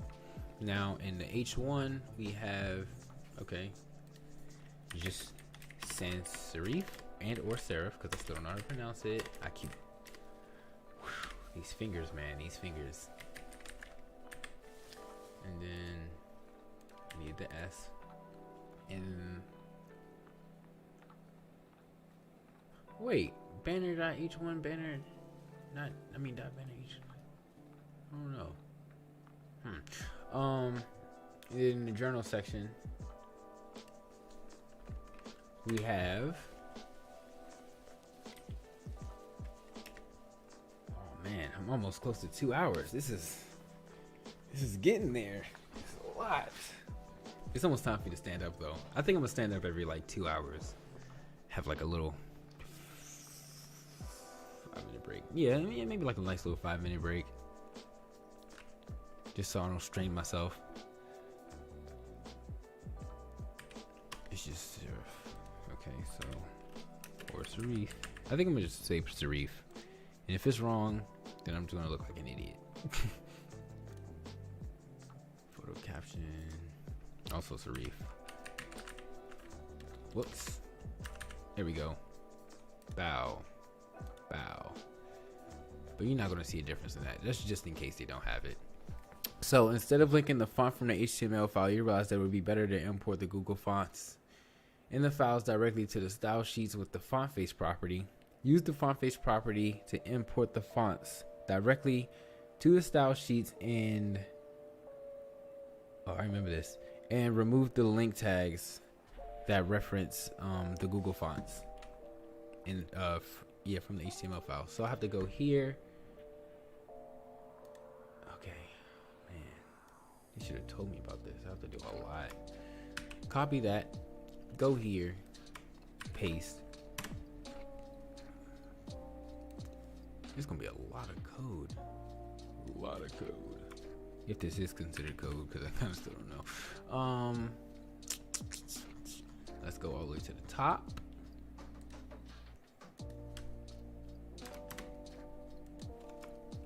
Bam. And then we're gonna do some other ones. So I have to go back. This is work sans, so HTTP. Go here. Whoops. Oh, there we go. Bow. Bow.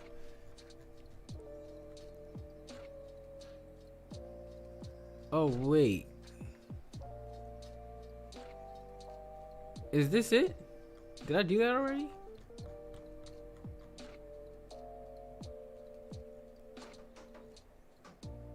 Okay, I think I did it already because all of them right here. So, okay, so CSS is code. Thank you. Because, jeez, my pants. Because I remember HTML isn't code.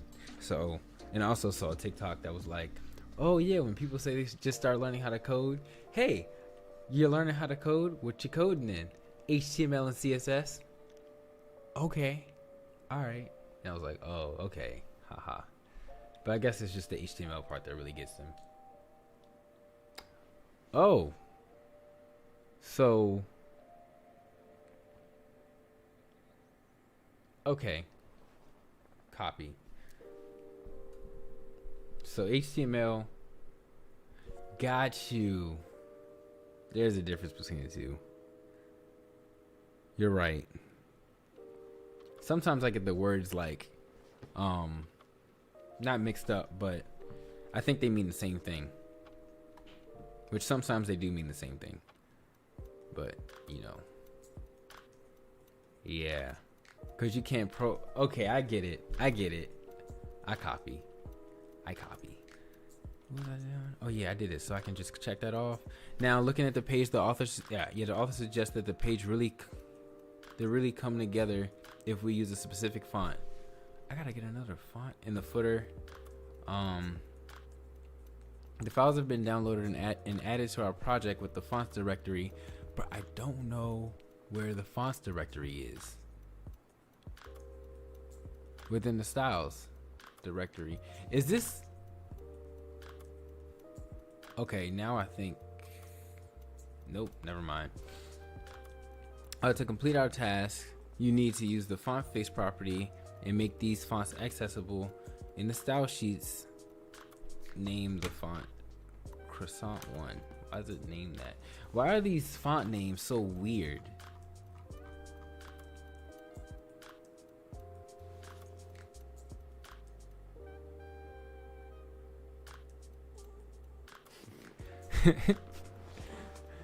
Oh, that's funny.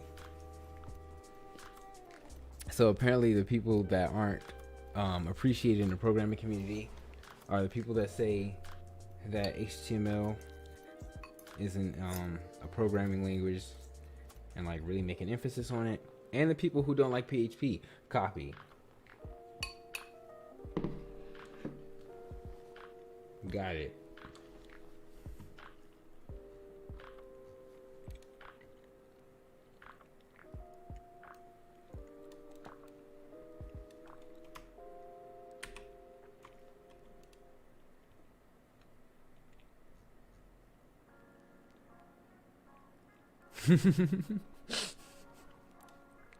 I remember the stream where everybody was talking about React.js and Next.js and Flutter, which I still am not quite there yet.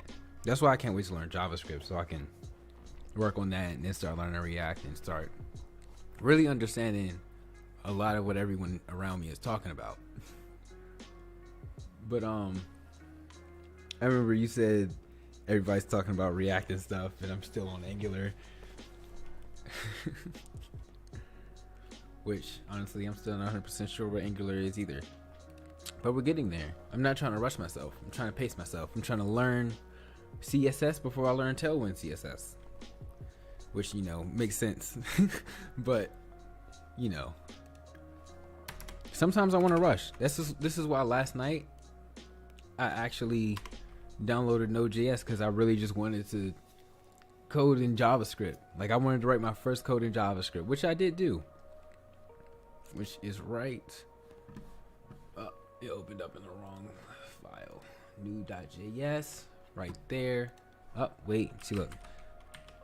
Am I here? Yep. Console log. And then, oh, I think it can be both. I don't know. And it was hello world, not hello work, because that's weird. Bam. And then we ran it, and it said,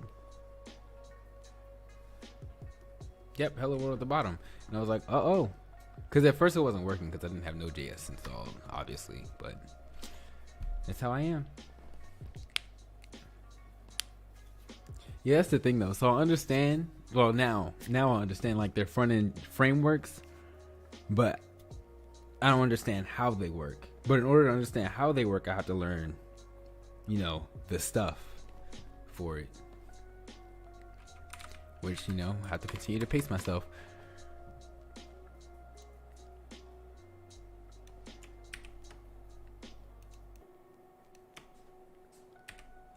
My cat is sneezing. You okay? You okay, Nebula?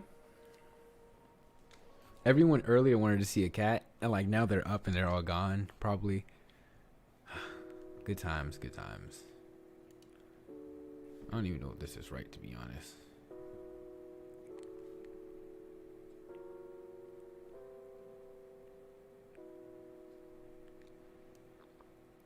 But maybe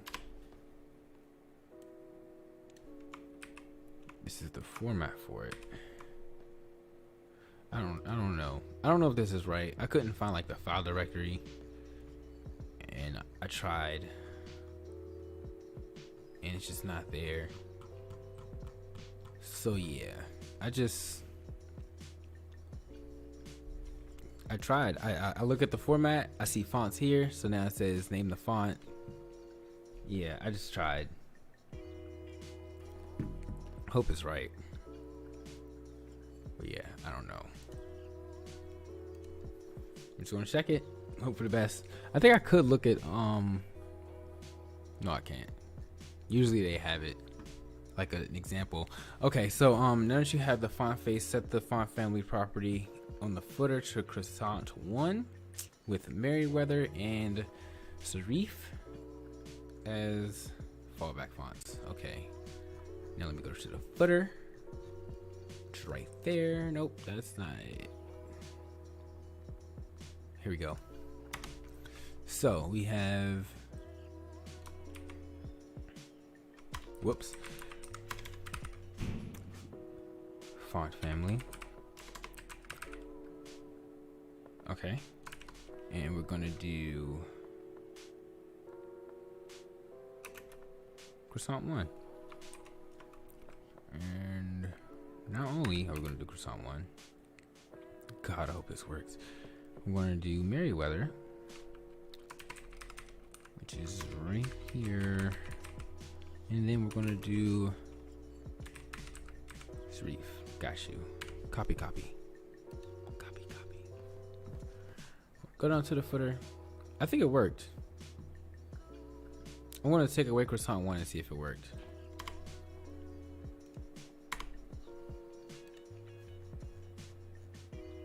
Okay, it kind of looks the same. It kind of looks the same.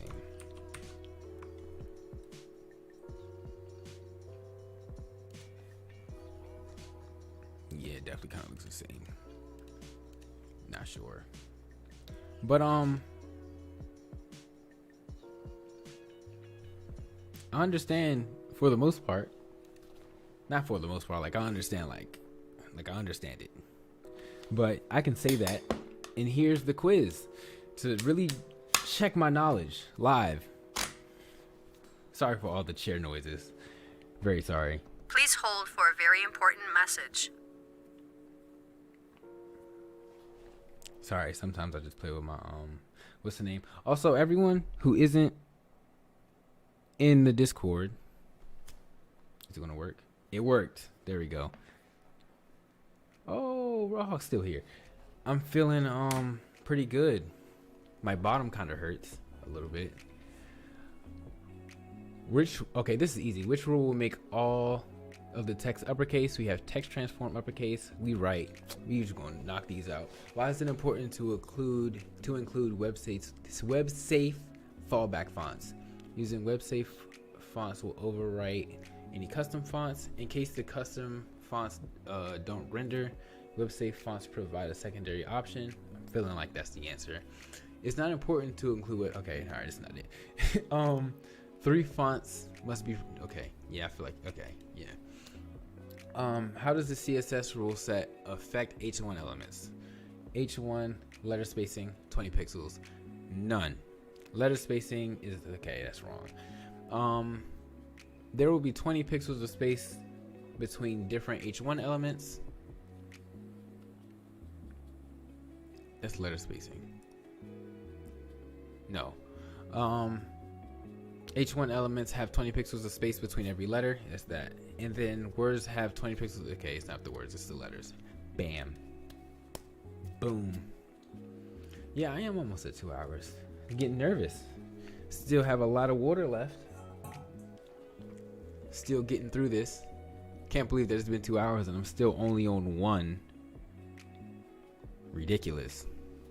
I'm gonna try to focus more, but we'll see what happens. How would the following CSS rule set affect the paragraph elements? Line height, this is easy, so sets the height of each line to 1.5 pixels. I think I want to pick that one. Creates 1.5 pixels of space between sibling paragraph elements. Adds 1.5 margin. Actually, might be this one. All right, thanks, Kodu community. Thanks for joining. I really do appreciate it. I kind of don't expect anyone to like stay the entire 12 hours. I understand everybody has a life. This is just my off day.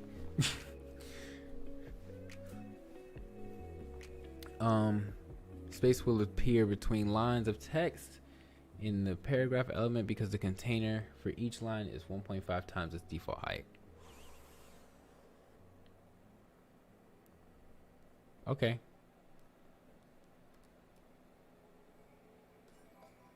I'm scared. I don't know what to pick. Okay, so I'm going to rule out the second one.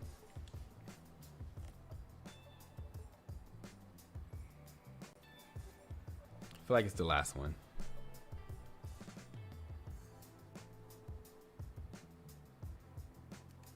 Oh, yes. Yes. Okay. What does the following HTML code do? So, this is actually to link, import all fonts from Google Fonts. Set the font. Okay, it's not that one. Links the font file and allows you to use Lato font for font family. Yeah, it's this one. And it sets the default font. Okay, yeah, it's this one. It's definitely that one. Bam. 3 more. We almost there. We pushing through. My sociology teacher just told me that our final is due soon, but guess what? I finished it yesterday and I got a 90. I passed that class with a 92. So all I have to do is finish these 2 math classes, knock out computer science 2, and bam, I have an associate's degree in computer science. And that's crazy. Literally 3 classes left and I have an associate's degree. All I have to do is pass calculus 2 and linear algebra, because I really feel like I have computer science 2 in the bag. But okay. So what Google font? Roboto. Yes. The following CG. Yeah. I feel like I'm loud. You guys can tell me if I'm loud, because I can like adjust my mic to be closer to my mouth, away from my mouth, below it. The following CSS code fails to set the typeface of the heading to. Okay, so this looks like a French word, and I would pronounce it like courir, but I mean, I'm speaking English, so courier. Okay, thanks. And why? So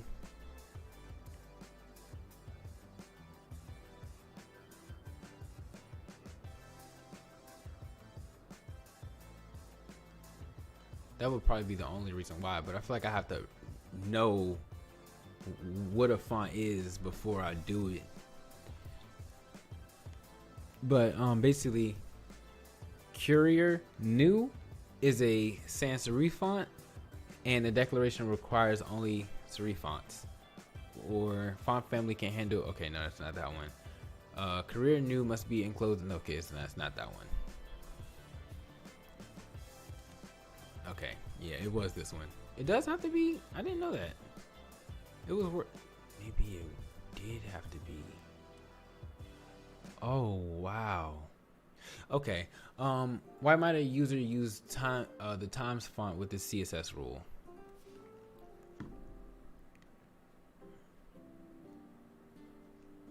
The Garamond font is not available on the user's computer, but Times is. That's what I was looking for. I didn't want to read all of them. What's the difference between serif and sans serif fonts? So serif fonts are large. No, sans serif fonts include details at the ends of the letters, whereas serif do not. Serif includes details at the ends of the letters, whereas sans serif do not. Okay, so it's one of those two. Now,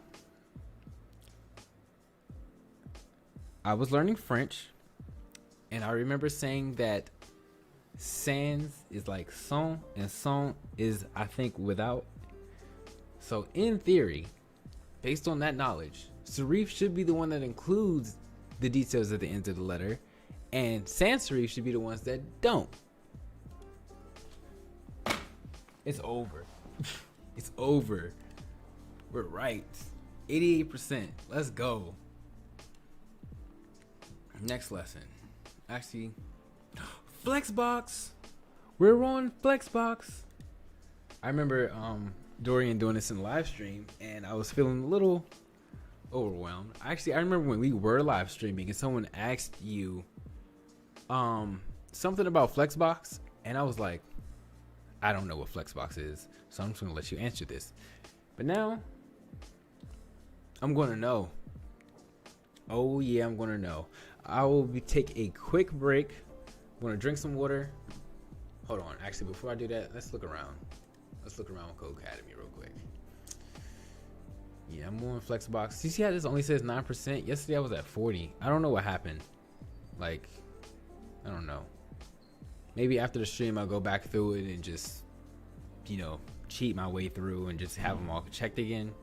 But I was at 40% yesterday. I swear. That's why I just continue to keep going. But yeah, let me view the curriculum. I have a lot of things going, but I'm really only focusing on one. Yeah, see, I have Flexbox and then Grid, which has 15 things to go over, which is basically the same as Flexbox. And then I have to do the transitions, and then I'm going to be going on to oh, this is a long lesson, but that's what this 12-hour live stream is for. I will be right back. I'm going to stretch out my legs and my back, so I'll be back.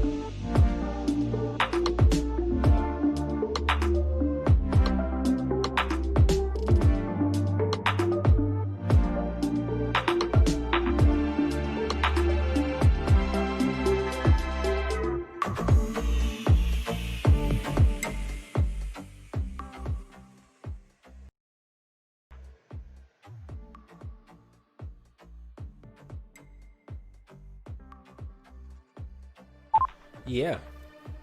Thank you. Well, not thank you. I didn't make the beat. Hope it's not extremely loud though, because I remember last time. There we go. All right. Wait, hold up. And I am back. Yes.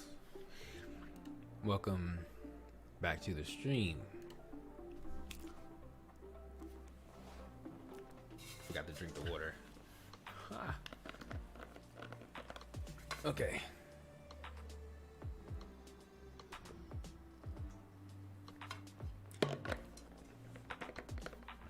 Okay.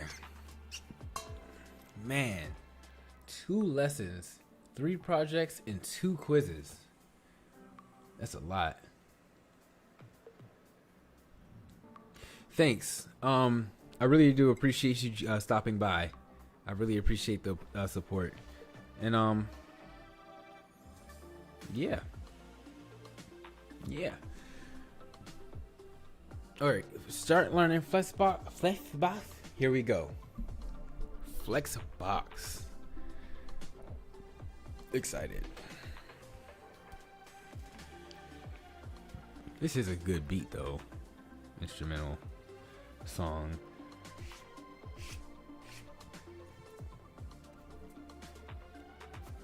Sorry, I was burping. Okay, so CSS provides many tools and properties that you can use to position elements on a web page. Code. I heard my P like pop really hard. On a web page, Codecademy's lessons on box model and CSS display introduce you to a couple of those techniques, which is the reason why I thought I could like center elements.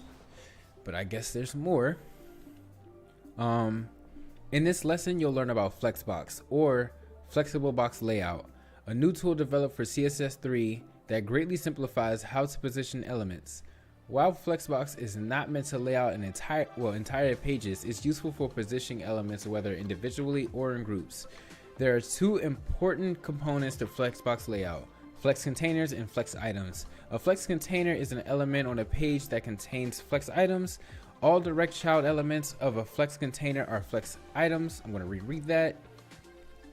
A flex container is an element on a page that contains flex items. All direct child elements of a flex container are flex. Okay. It's good to reread to really get your understanding straight and everything.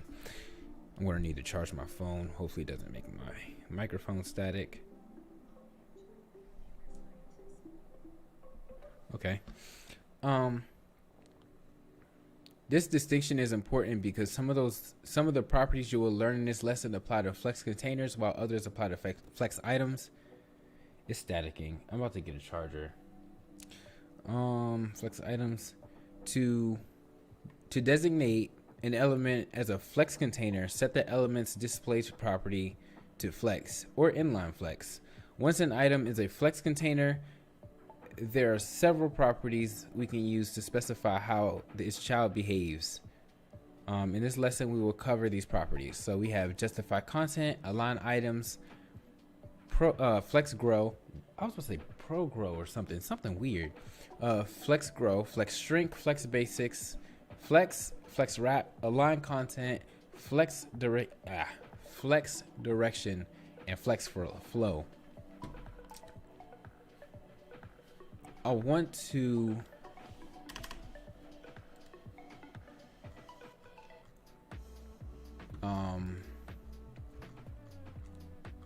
I think I'm going to want to like try to use Flexbox while learning this. So I'm going to open up my little simple HTML file for box model practice, which is right here. Now, unfortunately, you guys can't see the entire what I'm looking at, but also, yeah, I don't have it doing that thing where like the picture would move. So yeah. But okay, it's chill. It's okay. But oh, you guys can't even see my buttons. I have little buttons on this. Go all the way over. Oh, I wasn't supposed to do all that. Oh man. Sorry this is taking like a little bit of time. Feels like I'm procrastinating. But I want you guys to be able to see what I'm doing. Oh man. There we go. Bam. All right, let's get back to it.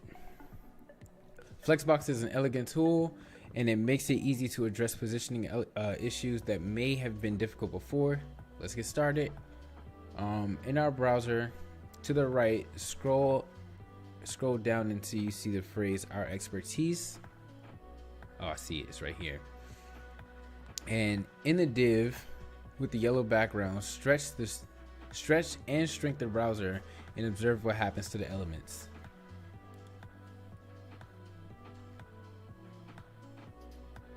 How can I shrink it? Oh, that's kind of what I was just talking about. Like when I minimize my screen for my website, it just kind of like the picture didn't go with it. But when I do it on here, the picture goes with it. So is that what Flexbox does? Kind of keeps it all in the same on the same page. Anyway, next. It is currently 1:28 and I am 2 hours and 9 minutes in. Wow. I'm on the computer this long anyway though. Display flex. So any element can be a flex container. Flex containers are helpful tools for creating websites that respond to changes in screen sizes. Child elements of flex containers will change size and location in response to the size and positioning of their parent container. So for an element to become a flex container, its display property must be set to flex.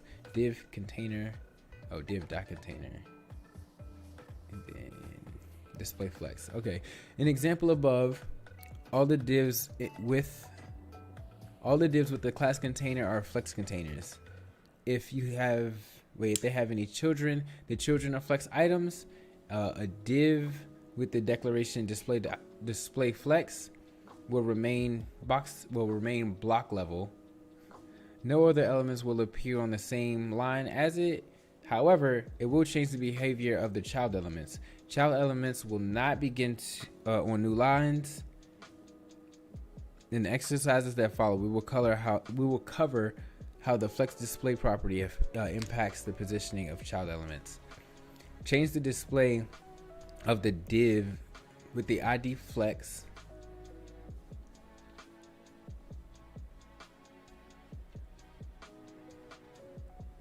to have the value of flex. Compare. Oh, it's doing it. My mic is staticking. Yeah, I'm gonna have to get a charger. It's okay. So inside of my flex ID, we have display flex. We're right. Now I'm gonna remove display flex and I'm gonna, okay.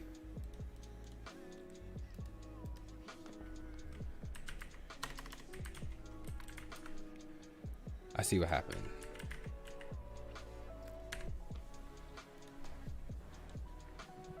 Display block. Copy. I think I'm probably gonna learn that next, aren't I? Inline flex. In the previous exercise, you might have observed that when we gave a div a block level element. This is weird. In the previous exercise, you might have observed that when we gave a div to a block level element, the display value of flex, that it remained a block level element. This is new languages for me.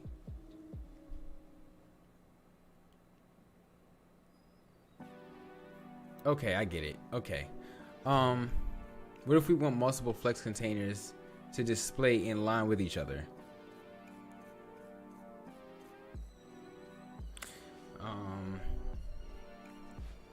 If we didn't want div elements to be block level elements, we would use display inline.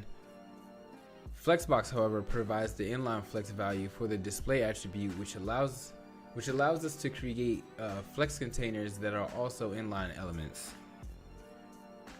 Cool. So we have div class container, and then the paragraph div container. I'm also a flex item. Me too.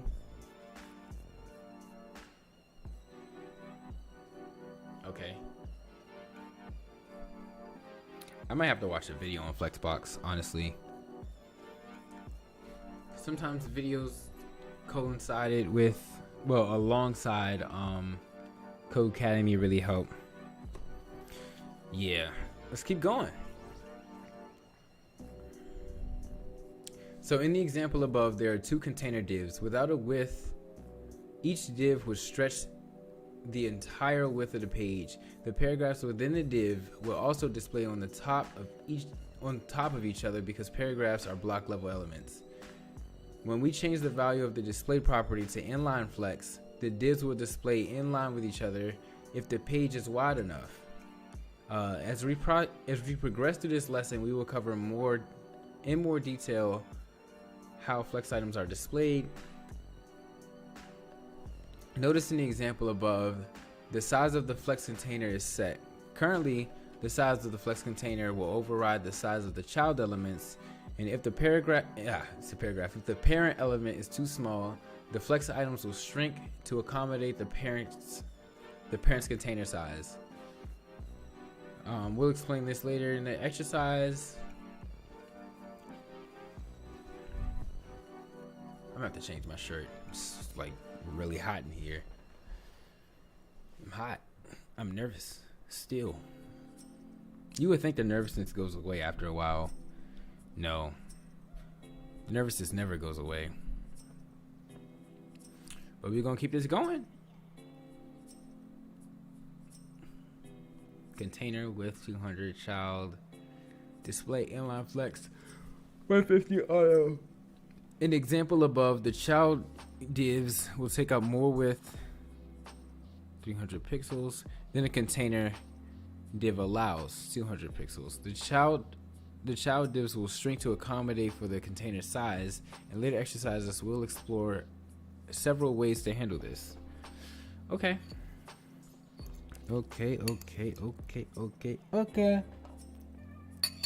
That part.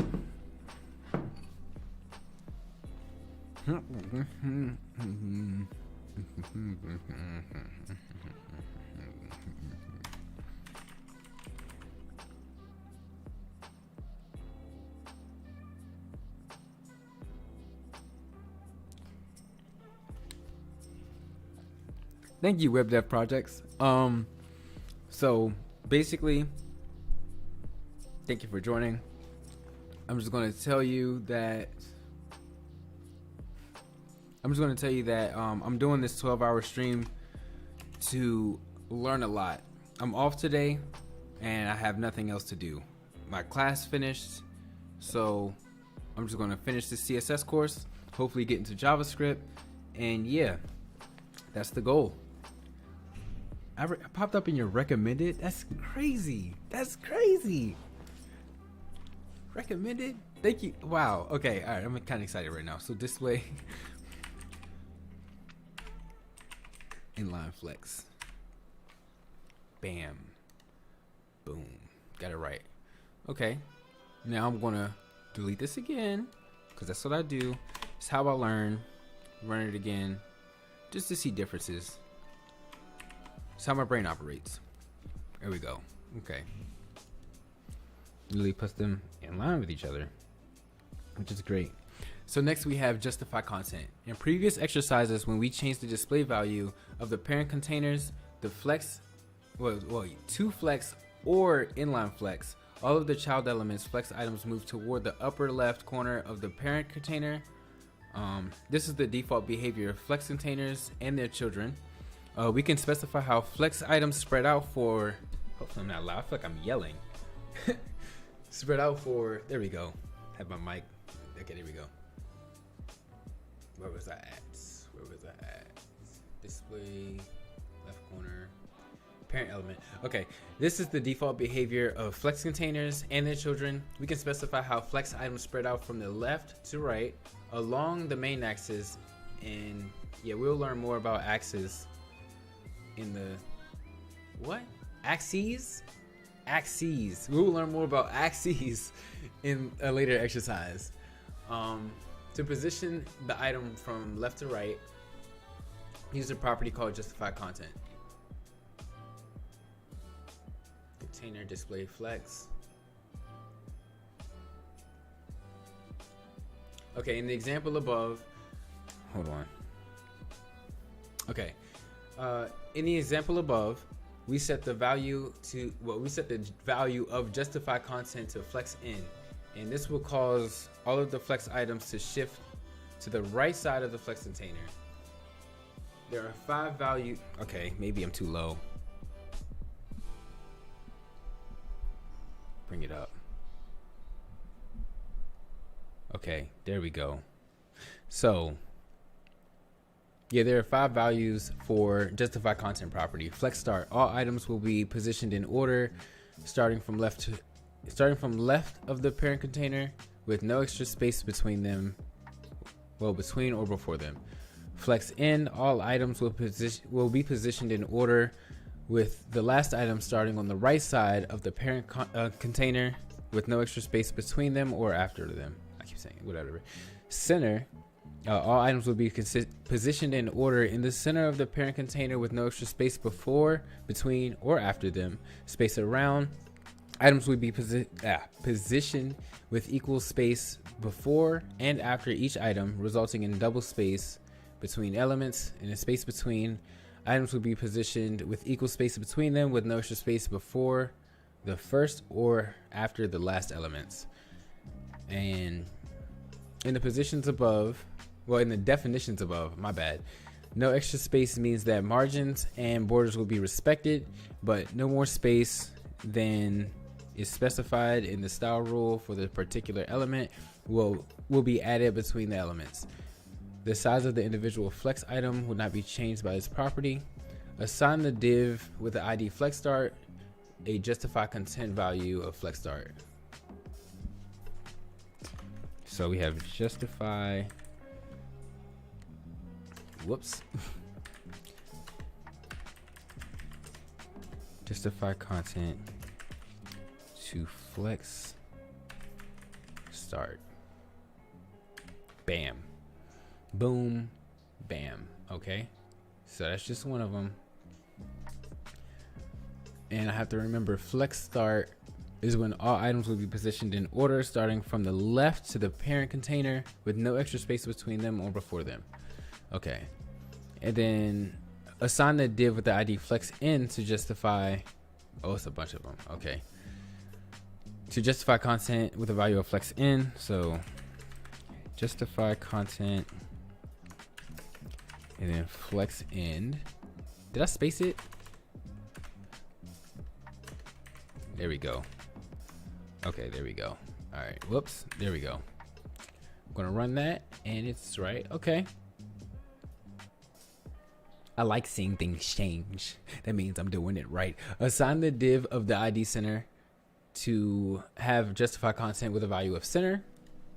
Okay, I'm going to, oh, this is a visual representation of what should be happening. Sometimes I'm not all the way there. So, okay. Sorry, I zoned out for a little bit. Justify content to, okay, let me see, flex. And then, no, I don't do flex center. It's just center. Right? Right. Boom. Oh, it didn't do it. Hold on, I'm sorry. Boom. Boom. Boom. Boom. Boom. Got it right. Got it.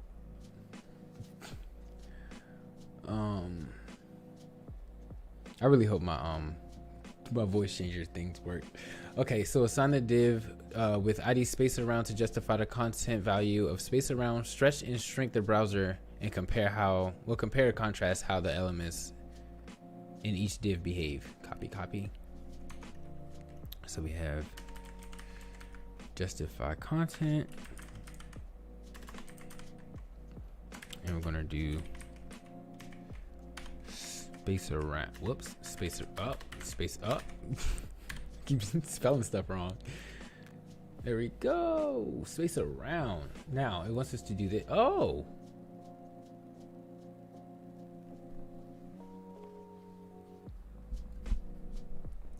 All right. My bad. I hope that's not it. Like really loud.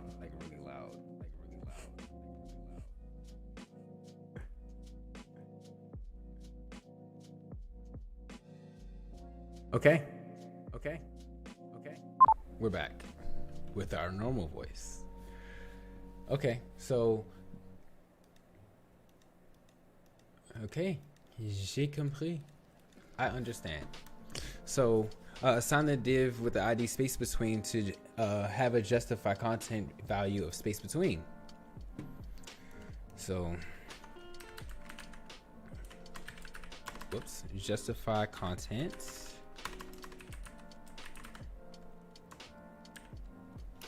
to be space between, but I have to put a hyphen in the space between, because if I don't all right,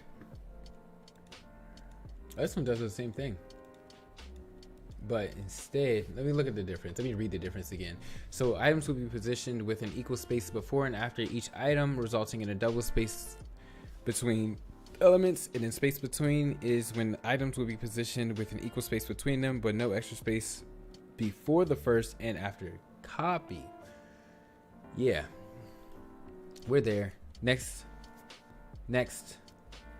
What's next? Align items. Copy. So in the previous exercise, you learned how to justify the content of the flex container from left to right across the page. It is also possible to align flex items vertically within the container. The align elements property makes it possible to space flex items vertically. Container align items baseline. In the example above, the align items property is to set the baseline. This means that the baseline of each content, of the content of each element, if each item will be aligned. There are 5 values we can use for the align items property. We have flex start, flex end, center, baseline, and stretch. So flex start, all elements will be positioned at the top of the parent container. Flex end, all elements will be positioned at the bottom of the parent container. And then in the center, the center of all the elements will be positioned halfway between the top and the bottom of the parent container.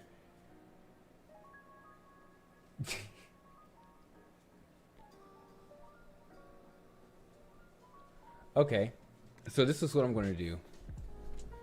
I'm going to look up this live. Whoops. Oh, look, Dennis Ivy's live. Oh man, if I wasn't streaming right now, I'd be watching it. Web dev, not simplify projects. Yeah, I type slow, by the way. I want to improve my typing speed, which I was going to do today, but wait, why did web dev simplify pop up? Oh man, maybe I could, like, I don't know.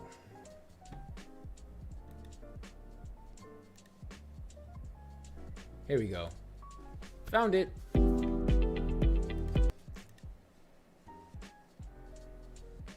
Guess what I'm gonna do? You ready? 1, 2, 3, bam.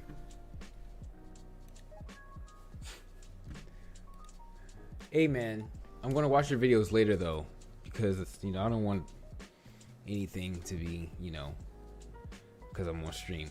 But yeah, I'm definitely gonna watch it later. It's okay. Listen, when I first started in October, I only had 1 video. And I was pushing my stuff out. I was like, hey, everybody, you should subscribe to my YouTube channel because, I mean, I just started, but it's going to be me just documenting my journey to become a computer scientist. And yeah, I just kept posting consistently. And now it's not just one video or some videos. But yeah, I sub, bro. Keep up what you're doing. I'm going to check out your channel either tonight after the stream or tomorrow, because tomorrow I have all day off too, kind of. But yeah, where was I at? Center. The center of all elements would be positioned halfway between the top and bottom of the parent container.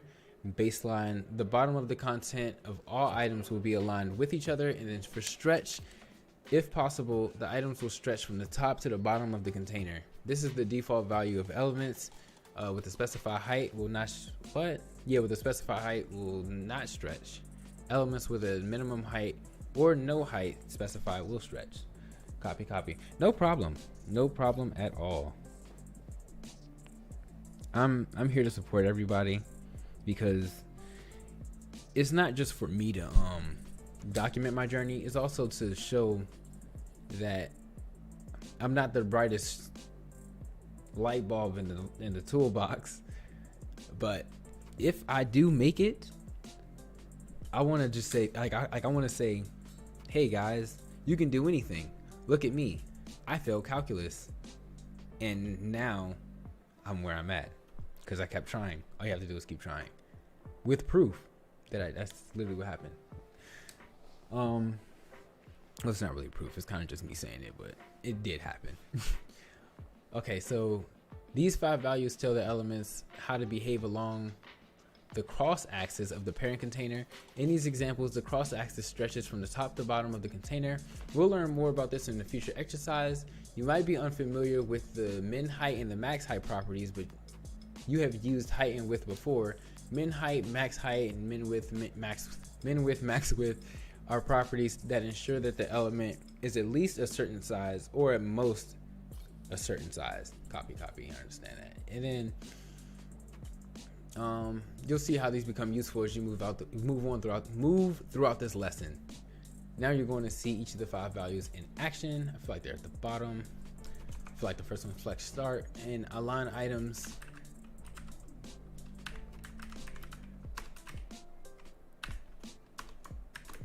Align items to flex start. Yeah, of course. Whoops. Oh, I can space these, right?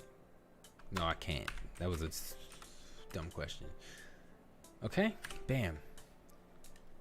So in our flex start,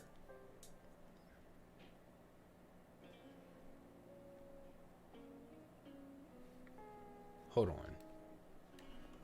Remember, this is how I learn. Okay, I don't see a difference. Because in my flex start, yeah, I don't see a difference. So if anybody can tell me the difference, I would really appreciate it, because I didn't see a difference.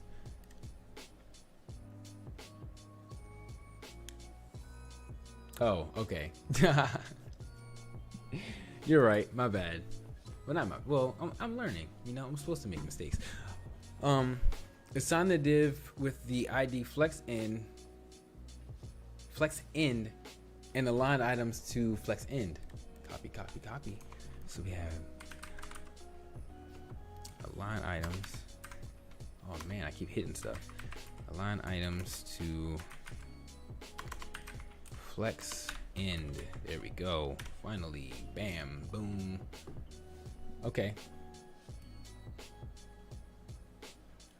Caleb Curry has entered the chat. Oh my. Wait, I didn't run it yet. It distracted me. Did somebody just knock? My cats are asleep. And thanks for the good luck. I really do appreciate it. I have my my water here. I have some food right here. I gotta be careful when I place that because it may break the floor.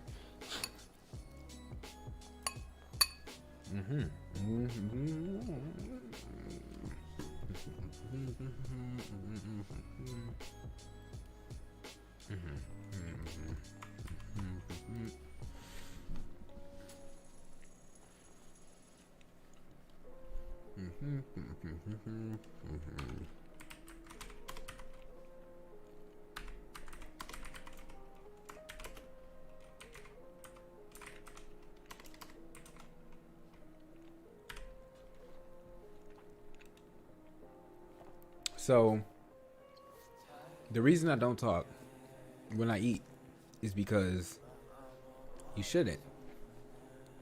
But I am eating while I'm on stream because, you know, it's 12 hours.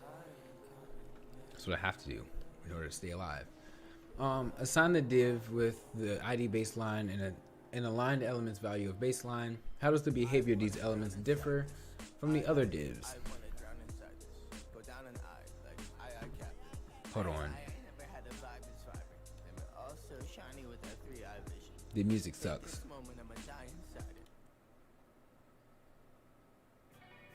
There we go. Sometimes it really just, I don't know. It plays this guy, and he's like, I want to drown in sadness, and I don't get it. I don't know why it's playing, but we're back. Baseline, we have align items to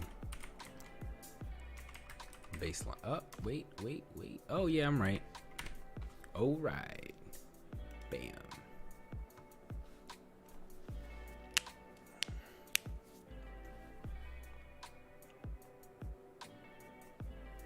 Okay.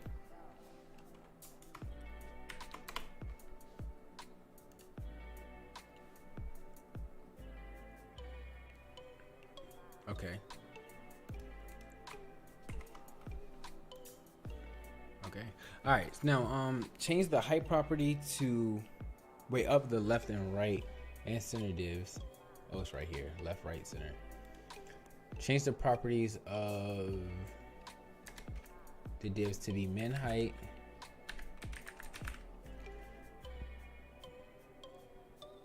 pay attention to what happens to this stretch div. Where is the stretch div?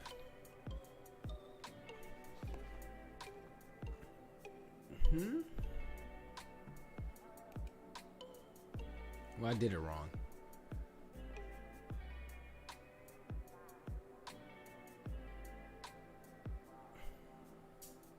Oh.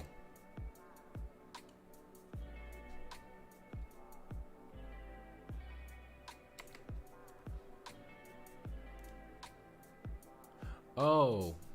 Okay, my bad. I know I got it wrong. So I was supposed to change the min height to 75 pixels. Hold on.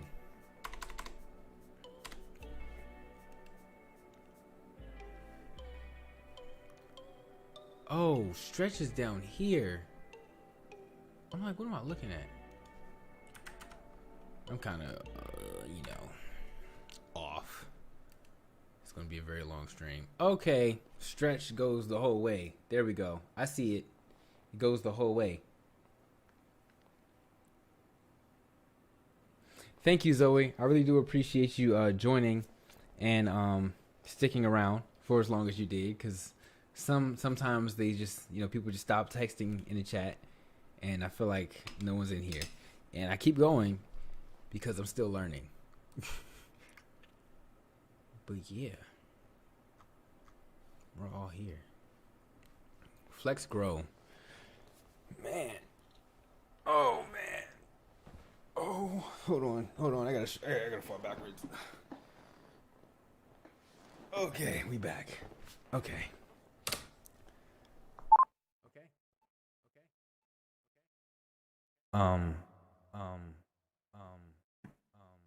The music stopped.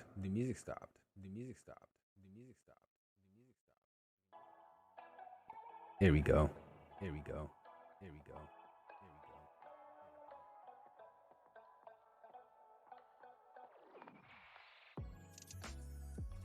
Okay. So I'm gonna pause the music. Yeah, okay, so the echo is a the echo is a sound effect. Oh, I did it on purpose. So, Please hold for a very important message.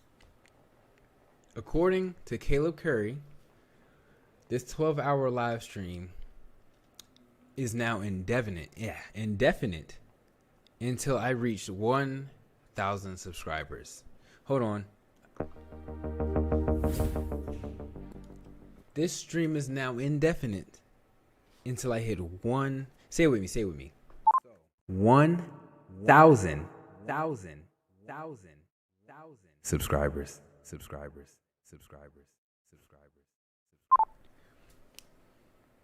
Yeah. But yeah, oh yeah, I have like these like voice changing things. Like I can be an auto tune, or I can just have a high pitched voice, or the echo. That's why I like the stream deck. I really do appreciate it. Thank you for the sub. I really do appreciate it. I'm still not going to forget to check out your channel. I'm definitely going to check out your channel. But yeah, I was just joking about the 1,000 subs thing. That's a lot. And I have to work tomorrow. Gotta turn the computer off sometimes. Okay, we're back. We're going back to the live. We're going to start the music up again. And we're going to keep on learning. I'm going to take my next break at 4 o'clock. Yeah, 4 o'clock for me. 3 o'clock for Central Standard Time. And then 1 o'clock for people on the West. So, yeah. Super gnarlical, if you ask me. Oh, man. What's going on? There we go. Is it work overrated? Yeah, I know work is overrated. Sure. Cool. Wish I was like you, man. Honestly. Flex grow. In exercise 3, we learned that all flex items shrink proportionally when the flex container is too small. However, if the parent container is larger than necessary, then the flex items will not stretch by default. The flex grow property allows us to specify if items should grow to fill a container, and also which items should grow proportionally more or less than others. Copy. I'm gonna read this. I'm gonna drink some water. So we have div, class container, class side. I'm gonna see. Okay, that's just HTML. It's just basic HTML. And then we have container. Display flex. Size is gonna be width with 100 pixels. Flex grow 1. Center width. I think I'm gonna try this flex grow in my VS Code, because practicing is VS Code really gets me learning. I'm so nervous. There's so much stuff to do. I have so much more to do. So much more reading. So much more. Okay.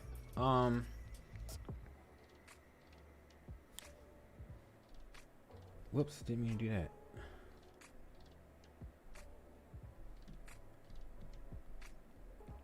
I'm sorry. Hold on. One moment.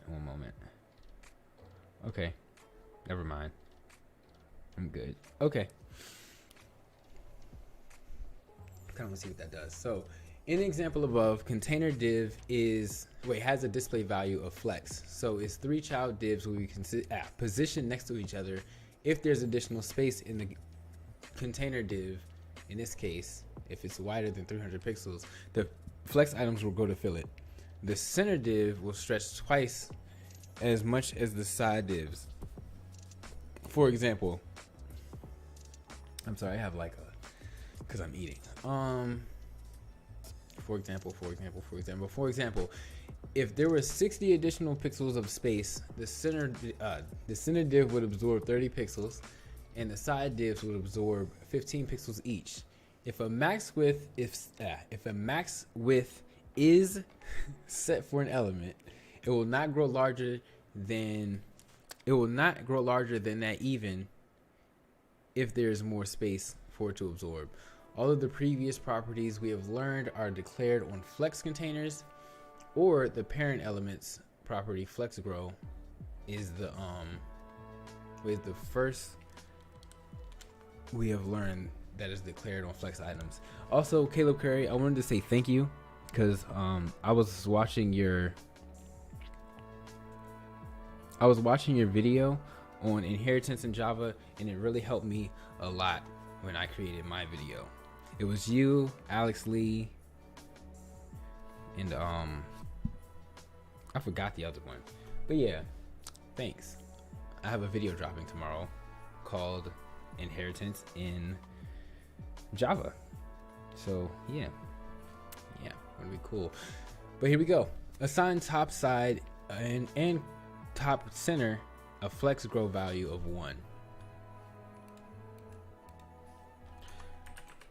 Flex grow 1, and then semicolon, and we have flex grow 1 semicolon. Bam. Check.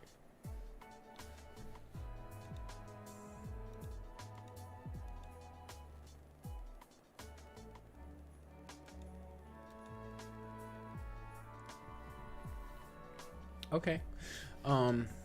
Assign middle center a text grow of 1, and then stretch or shrink the browser again.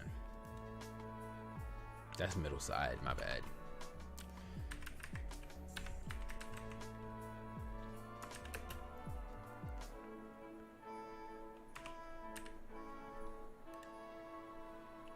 Assign bottom side a flex grow value of 1, bottom center a flex grow value of 2.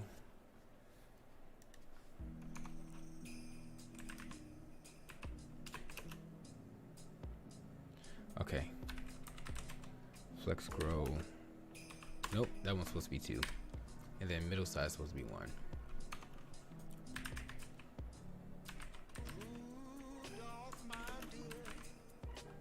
Whoops. I put 1.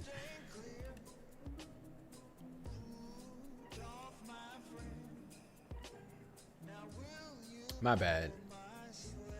It was the other way around. Oh man, I'm not even using bottom side at all. Bottom center is supposed to be 2. Also, it's supposed to be a colon right here. It is flex grow. Thank you. That's why that hyphen was there. Not hyphen. Yeah, it is a hyphen. Thank you for catching that.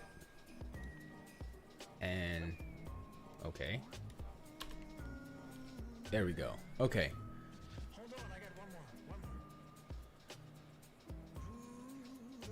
Oh, it's bottom side. I'm not using middle center at all. I'm just in the wrong thing. There we go. Okay, now let's play with these. So middle center isn't moving at all, like it's supposed to do. Bottom side and bottom center are supposed to grow, but bottom center grows by 2, and bottom side, guess it's both sides, they only grow by 1, which you can see here. And then middle side, actually, can you see it? Because my head is in the way. Oh man, I wasn't supposed to stretch up that much. Hold on, I'm almost there. Okay, there we go. So yeah, you see, gotta show off what I'm doing. And then in the top side and top centers, they grow by 1. So yeah, très cool, très cool. Oh man, oh, this is so hard. Okay, and here we go. Let's keep going. Keep it going. We're on 7. So much to do, man.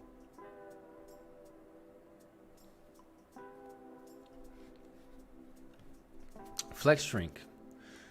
Just as flex grow property proportionally stretches flex items, flex shrink property is used to specify which elements will shrink and what properties. I was looking at items to see if it said items or elements. You may notice that in earlier exercises that flex items shrank when the flex container was too small, even though we had not declared the property.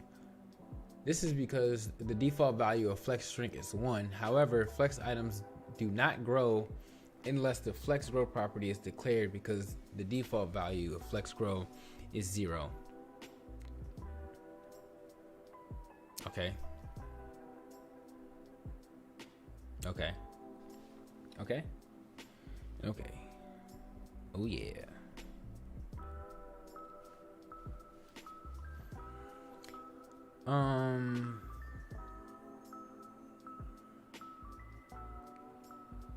All right, in the example above, the center div will shrink twice as much as the side divs if the container div is too small to fit the elements within it. If the content is 60 pixels too large for the flex container that surrounds it, the center div will shrink by 30 pixels. My phone is making my microphone static. Sorry. Put it in my pocket. Put it away. 30 pixels, and the outer divs will shrink by 15 pixels. Margins are unaffected by the flex grow and flex shrink. Keep in mind, minimum and maximum widths will take precedence over flex grow and flex shrink, as flex grow and flex shrink will only be employed if flex grow and flex shrink will only be employed with their parent container if the parent container is too small or the browser is adjusted. Assign top side a flex shrink of 2.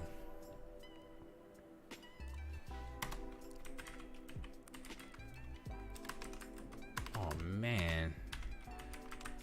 Flex shrink of 2. Put her there. Bam. And then stretch and shrink the browser,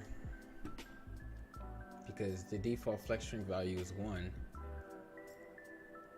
The center div will shrink, but not as much as the side divs.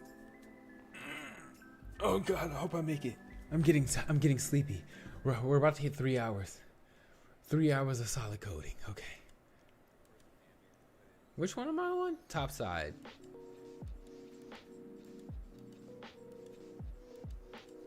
Somebody's calling me.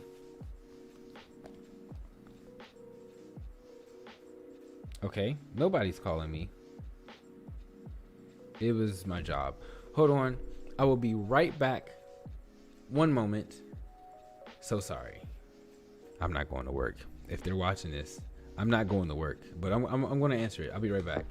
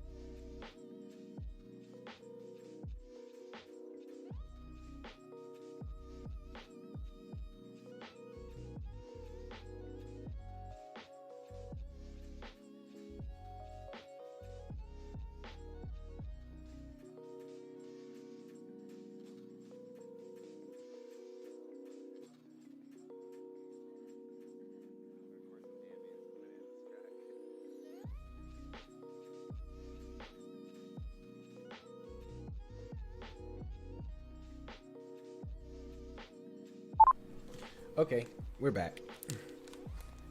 And just as I suspected,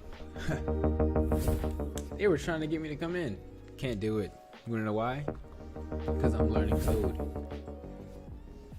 I did just turn down money though. So in order for me to not regret that, get me to 4,000 watch hours and 1,000 subscribers so I can make that money back. I'm kidding. I'm kidding. Kind of. All right. So, middle side. Okay, I need to turn my phone off. Middle side, flex shrink value of 0.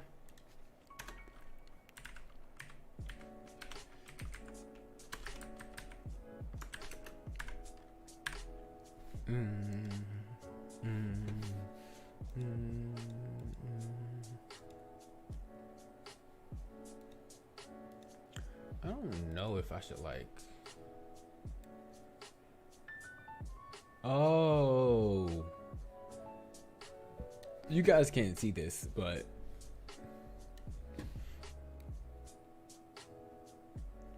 so you see how okay, because I was just expanding it, but like you can't just be expanding it. But we're good. We're good. We're good. Okay, let's keep going. Let's keep it going. Let's keep it going. Keep it going. Whew. Starting to get a little exhausted, but I'm gonna keep it going. Assign the bottom center div a flex shrink value of 2.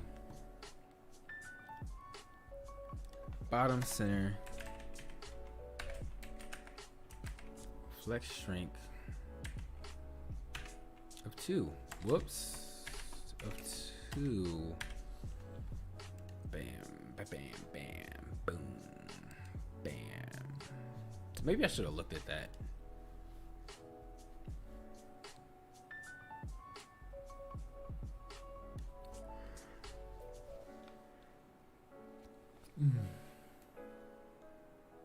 Okay, you can see that they shrink faster than the bottom sides. Yeah. Man, tonight's sleep is going to be amazing. I'm only on 3. I want to take a nap right now. So if I skip out on this nap and I continue to code, I'm going to have so much more to do. Not more to do. I'm going to have so much done by the time I get to rest. Like, I can not code for like 4 days. And just like, you know. But we got to keep this going. We got to keep it going. I'm about to tweet that I'm live again. It didn't let me. Sorry. Okay, never mind. How you doing? Everybody in the chat, if you are not, well, if you want to, I don't know, keep up with me, I have a Discord where I try to play games with my subscribers. I try to get on Call of Duty with you guys sometimes. I try to keep everyone updated on what's going on in my life. Not in my life, but like with my YouTube channel. Like how I was streaming today.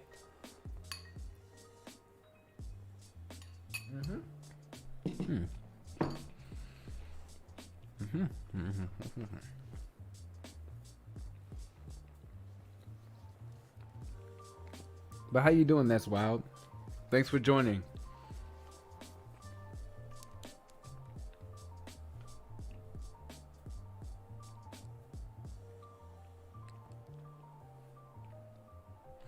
Another way of specifying the width of a flex item is with the flex basis property. Flex basis allows us to specify the width of an item before it stretches or shrinks.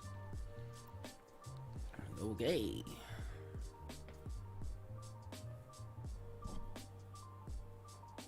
I'm sorry, it's a lot of cat hair on my microphone. In the example above, the side divs will be 100 pixels wide and the center divs will be 150 pixels wide. If the container div has just the right amount of space, 350 pixels plus a little extra for margins and borders, the container div is larger. The center div will absorb twice as much space as the side divs.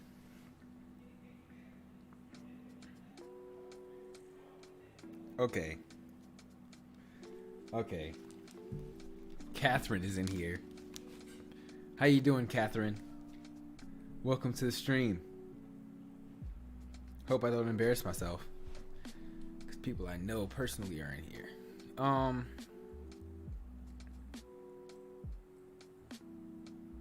Where was I at? Okay.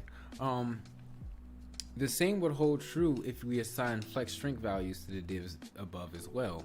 Let me look at these again. So we have flex basis 100 pixels, flex basis 150. I have to look at things in order to understand. All right, let's do it. So in the grow side rule in style.css, add a flex basis of 60 pixels. I keep saying flex basis. I don't know. But we have it. Flex basis of 60px. Man, what I would give to just watch YouTube videos today. But I can do that tomorrow because we off at 11 in the morning. Say it again.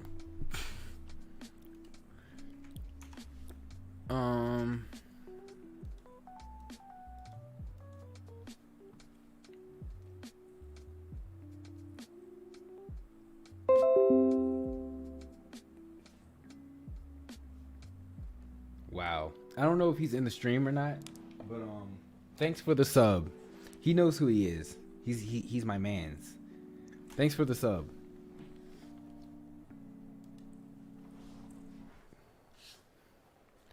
But let's keep this thing going. Okay, in the same rule, added Flex Grow. Yep, he is in the stream. There we go. Thank you, Durante, for the sub. He is a really good skateboarder. He's actually in Thrasher. Yeah, he's not a poser. He's in Thrasher. So make sure you check him out. I'm gonna try to enjoy this 12 hours. I'm gonna try to make this 12 hours because it's a long time to be doing this. Okay, let me keep it going. I just we got Flex Grow. I'm getting online tonight too, by the way, but it's probably going to be like after 11 because that's when the stream is going to end. It's at 11, probably like 11:15 ish. So yeah, I'm not missing that. Flex Grow 1 there, bam. Okay, in the Grow Center, rule style.css, add Flex Grow to a value of 3. Oh man, I'm spelling everything wrong, aren't I? Jeez. Whoops, that's 4. Bad shape. Run that. And then in strength.side rules, in style. Why is it saying it like this? In the strength side, add flex basis to 300 pixels.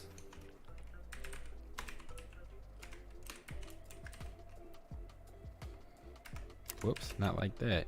To 300px. And I needed 3M tape, and I am streaming today, so I might have to get that tomorrow. Dang, I completely forgot. Okay. In the same rule, add a flex strength value of 3. Okay. We got. Oh, in the same rule. Oh, bad shape. We out here getting things wrong. Whoops. Shrink of 3. There we go. And I'm going to take out my shrink center because I'm pretty sure that's next. Yep, in shrink center I'm going to do flex shrink of 2.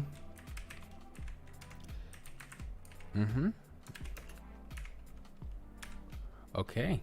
Oh wow, that's not how you spell shrink. And let's turn that K into an N. There we go.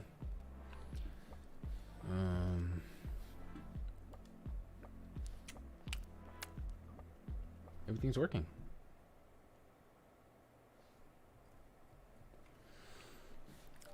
In the same rule, add flex bases to 150 and now stretch that. So we have it. Flex bases to 150. This is going to be my most productive day. Like, yeah, I'm doing YouTube. Well, that's supposed to be PX. Like, yeah, I'm doing YouTube, but my YouTube is what I want to be when I grow up. And I'm very thankful that a lot of people are accepting me into this community that I still kind of don't know anything about. Like, you know, yeah, I know how to like make a blank website with a picture of myself in the middle, in a paragraph under it, in the center, but I haven't actually made a website yet. I haven't even coded an actual program yet. Like, so the fact that people are actually accepting me into this community and, you know, understanding that I am still kind of new and trying my best to learn, I really do appreciate that. Oh, that's right. The ghost panel isn't here anymore. Okay. Now we're learning flex. The flex property provides a convenient way for specifying how elements stretch and shrink while simplifying the CSS required. Can't read. The flex property allows you to declare flex grow, flex shrink, and flex spaces all in one line. Note. Oh, is this one of those things? Okay. No, flex property is different from the flex value used for display property. Yeah. Okay, I understand what's going on. So, in the example above, all the elements with class big will grow twice as much as all the elements in class small. Keep in mind, this doesn't mean that big items are twice as big as small items. They just take up more space. Well, take up more of the extra space. Oh man. The CSS below declares these three properties in one line. 2, 1. Yeah, see, that's what I understood. So in the example above, we use the flex property to declare the values. Is my music, would you guys rather have the music louder, or is it just good the way it is? Because I try to have it like low for me, and low for me was like loud to the users, well, the viewers. Sorry. But declare the value. Okay, so the order is grow, shrink, and basis. That's good to know. So in the example above, we use the flex property to declare flex grow, flex shrink, and flex basis all in one line. And in the example above, we use the flex property to declare the flex grow and flex basis. Note that there is no way to set only flex shrink and flex basis using two values. The browser to the right has flex containers, each with 3 flex items. And in style.css, examine the values for each of these items. All right, bet. Thanks. For each of these items, each of these items, notice the flex row and the flex basis values are set for the blue divs. Stretch the browser window to increase the width. Okay, I see that. Observe that once the top outer div reaches 100 pixels wide, they begin to grow faster than the top center div. Also notice that once the bottom center div reaches 100 pixels wide, it begins to grow faster than the outer divs. Now shrink the browser window.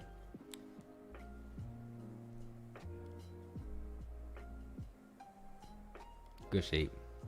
The browser window. Now shrink the browser window and notice that the top of the center divs reaches 50 pixels wide, and it begins to shrink faster than the outer divs when the bottom div reaches 75 pixels. They begin to shrink faster than the center div. In the top side, all 3 values for flex grow are assigned individually. Refactor them to be declared in one line. Top side right here. So just take all that out and do flex. Ooh, I shouldn't have did that because I don't remember. Hold on. I'm gonna just reset it. Just reset it. There we go. Okay, I'm just gonna do it here. We have flex, and it's gonna be 2. Is it pixels? Basis last. Basis is last. Okay, so it's 2 and then 100 pixels. There we go. Bam. All right, now what I can do is actually delete this because they are the same thing. Oh, sorry everybody. Almost swore. Okay, let's keep it going. Top center div, all 3 values for flex grow, flex shrink, and flex. Okay, they're assigned. I refracted them. Okay, in top center. So we're just gonna do the same thing. We have flex, and I need to remember that it's grow, shrink, basis. So grow is 1, shrink is 3, basis is 50 pixels. And I can delete this because they're all the same thing. And this little this little box right here is going to turn green because I'm right. Bam. Thanks, Catherine or Kate. Bottom side, all three corner. Okay, it's the same thing. It's literally just the same thing. It's just, you know, we got 2, 1. I just want people to know, if I actually make it this whole 12 hours, it's over. Tomorrow, I'm not doing anything. I'm just gonna be playing my guitar. That's it. I'm not doing anything. I am in bottom, so this is bottom side. Oh, man. Let me copy that. Put it in my bottom. What? No, once it in bottom side. There we go. Bam. Now it's right. What? Man, my what's the names are wrong. 1 2 75. All right, so it's 1 2 75. Gotta remember to change the values as well. That's why it was wrong. In bottom center, all three values for flex grow, flex shrink, and flex bases are assigned individually. I don't know why I keep reading them. They're all the same thing. Like, literally, they're the same thing. But there we go. And we're gonna stretch that out. Get back in, out, in, out, in. I wouldn't want that to be done for, like, oh, you know what? Maybe that's what they do for, like, those little boxes and stuff. Like, for example, like this. You see how this is like stretching out and stuff? Maybe they used it, like maybe they used the flex box to get the words to stay in line and not be all weird, which would make sense. It definitely makes sense. But yeah, let's go on to the next one, because boy am I tired already. Just 3 hours. Just 3 hours in. Can you believe that once I hit 4 hours, I'm still gonna have 8 hours left?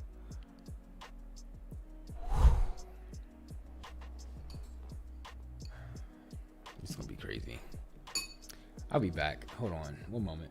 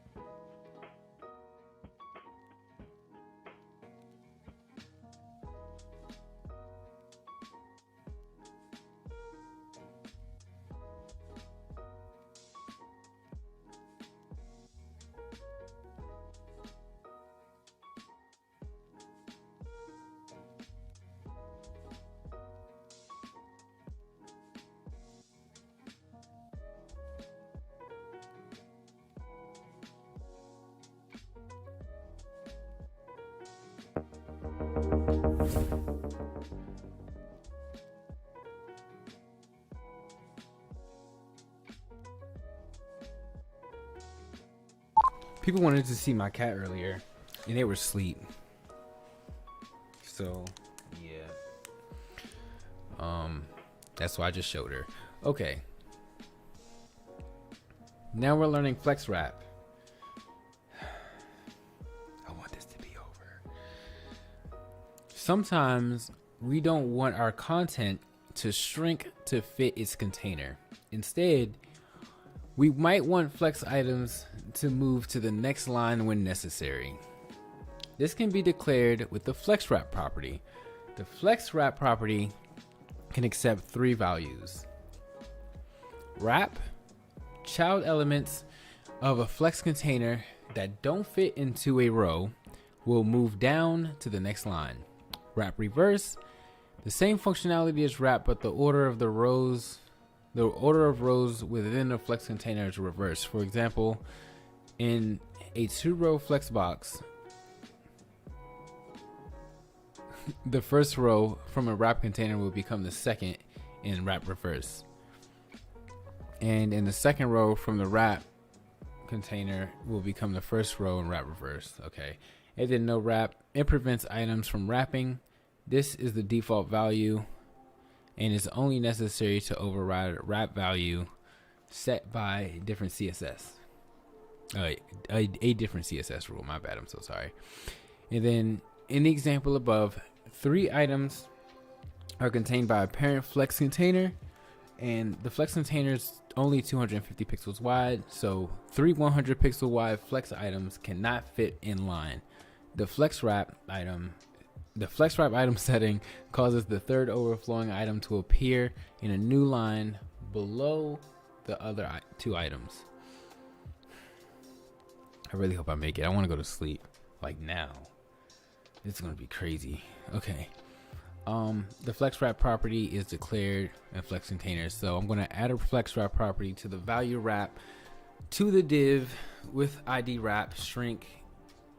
Oh, and then it wants me to shrink and stretch the browser. Okay, so I have the wrap ID.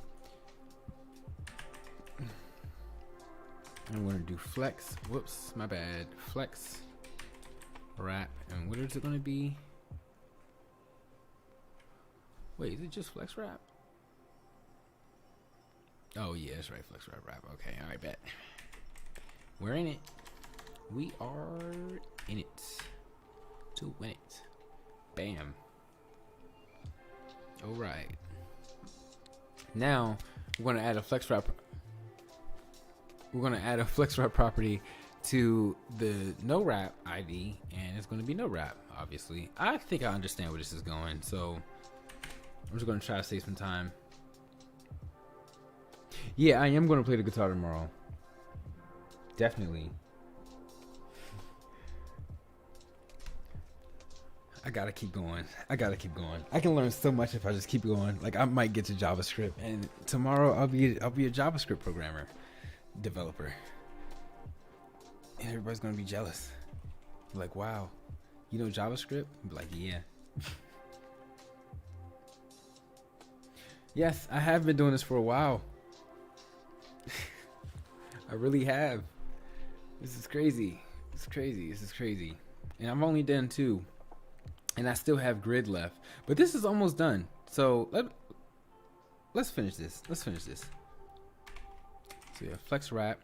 Because I'm kind of procrastinating a lot. But that's kind of the point of the whole 12 hours. It's to just finish something. I have to finish something. I either have to finish learn CSS on here, or JavaScript, or my entire goal, which is I wanted to finish the learn CSS portion, the JavaScript portion, and start creating like a portfolio website, all in one stream. But I mean, I have 12 hours, which is a lot of time. I'm only 3 hours in. I literally have 9 more hours. Technically 8 hours, and man, I'm bad at math. Like 44 minutes.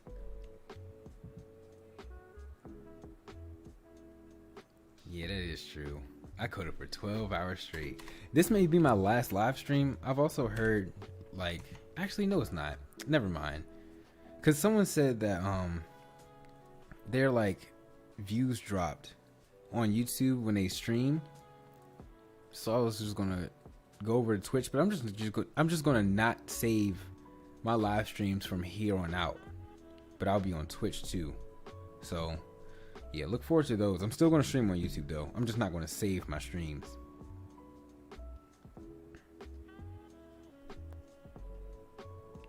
But yeah, all right, let's keep this going, and then we have flex wrap.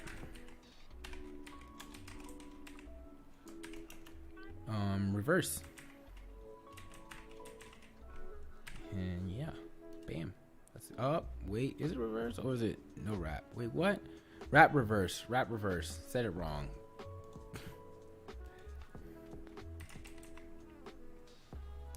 Is it wrap dash reverse?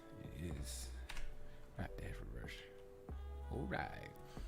And then I'm going to add a justify content around space around, of space around to the container. To the same container? So justify content to space around. And then I'm going to run that. Oh, it's wrong.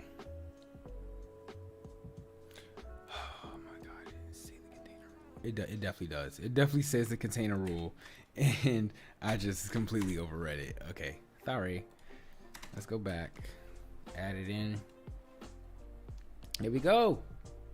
Look at that. Yo.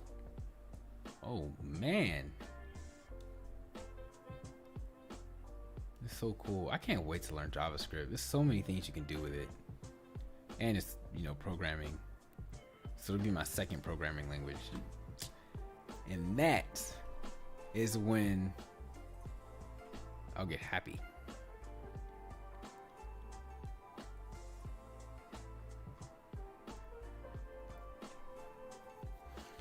Okay, so now that the elements can wrap to the next line, we may have multiple rows of flex items within the same container. In a previous exercise, we used the align items property to space flex items from the top to the bottom of a flex container. Align items is for aligning for aligning items within a single row. In the flex container, if a flex container has multiple rows of content, we can use align content to space the rows from top to bottom. Align content accepts 6 items. We have flex start, flex end, center, space between, space around, and stretch. So in flex start, we have all rows of elements will be positioned at the top of the parent container with no extra space between. Flex end, all rows will be positioned at the bottom of the parent container with no extra space between. Center allows all elements to be positioned at the top of the, not at the top, at the center of the parent element with no space in between. Space between, all elements will be spaced evenly from the top to the bottom of the container with no space above the first and below the last. And then space around is when all rows of elements will be spaced evenly from top to bottom of the container with the same amount of space at the top and the bottom and between each element. And in stretch, we have if minimum height or no height is specified, the rows of elements will stretch to fit parent container from top to bottom default value. I'm gonna burn out. 12 hours straight, I'm gonna burn out, man. I've been dreading this day, but we're in it. Let's keep going. In the example above, there are 4 flex items inside of the flex container. The flex items are set to be 150 pixels wide each, but I thought I broke my headphones. Got scared. The flex items are set to be 150 pixels each, but the parent container is only 400 pixels wide. That means no more than 2 elements can be displayed in line. Well, in line. The other 2 elements will wrap the next line, and there will be 2 rows of divs inside of the flex container. The line content property is set to the value of space around, which means that 2 rows of divs can be evenly spaced from top to bottom of the parent container with equal space before the first row and after the second, with double space between the rows. Below, we will see each of the properties in action. Guys, I'm slowly crashing. I am slowly crashing. But I can't. Let's drink some water. Let's get back in the game. We're not going to give up. Galaxy sleep.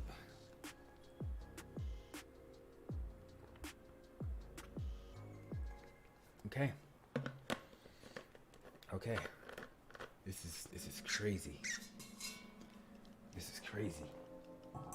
Why did I decide to do this? Okay.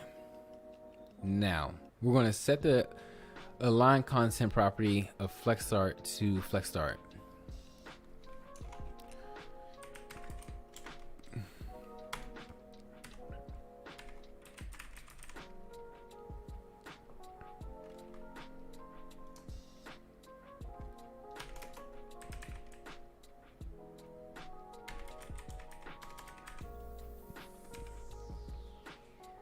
Okay, I kind of see how this is going, so I'm gonna just do all of them. I kind of want to finish. So align content to, it's kind of hard to see it, but I'm pretty sure it's the same thing. It's flex end, and then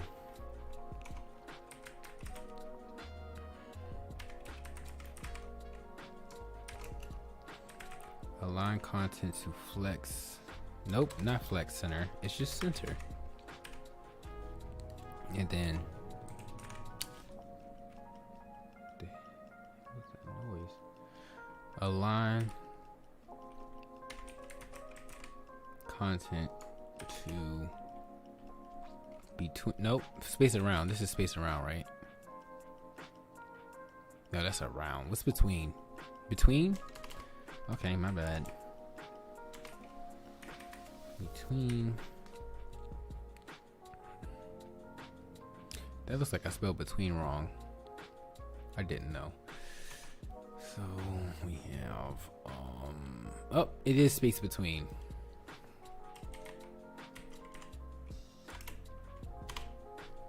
Now we have align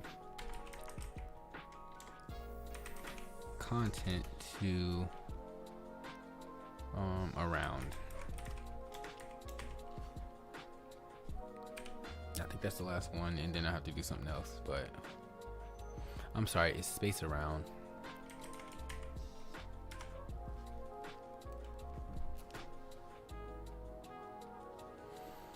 All right, let's do it.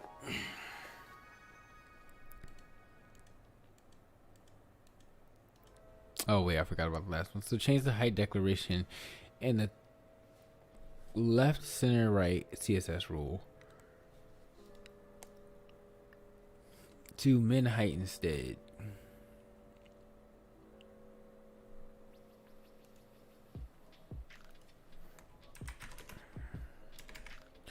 Min height.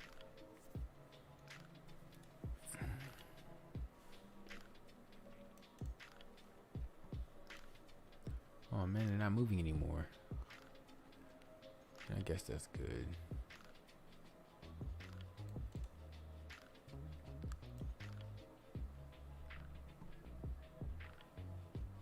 Oh, it went away. Oh man. Okay. Okay. Ooh, okay.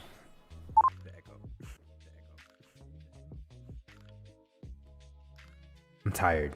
I'm tired. I'm tired. I'm tired.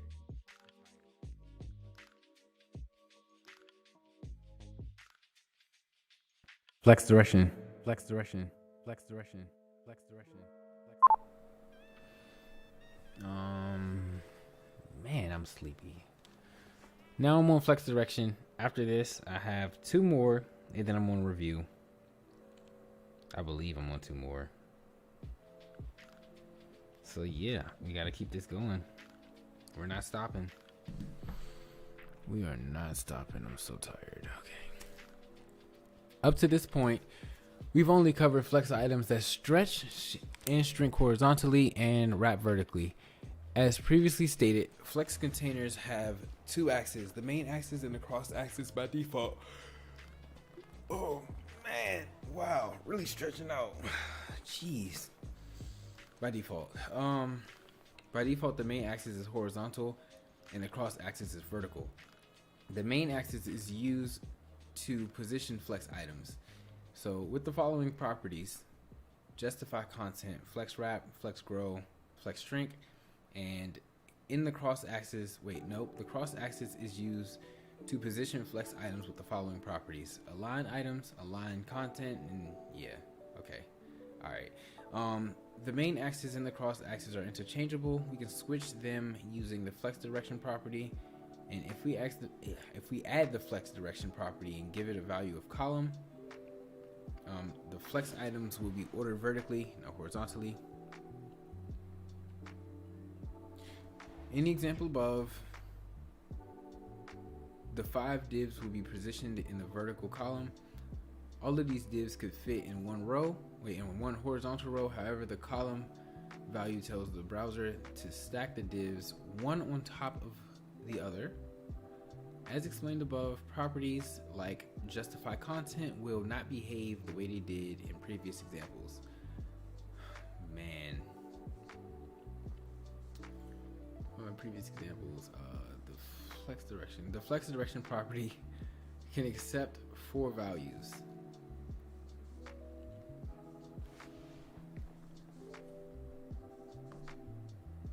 Yeah, my phone's gonna die. It's gonna die.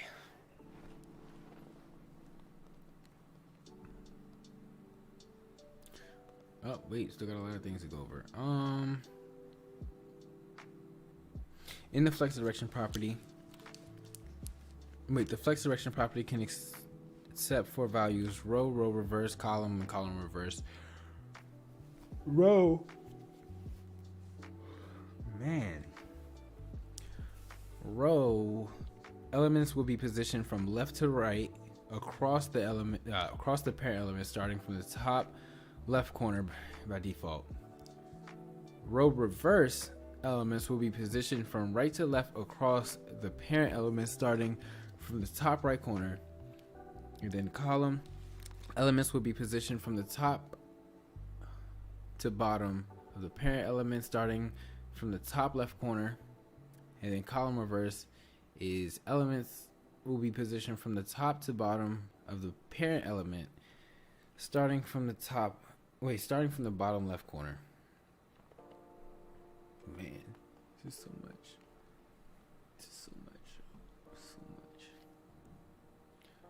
Below, we will investigate how these work.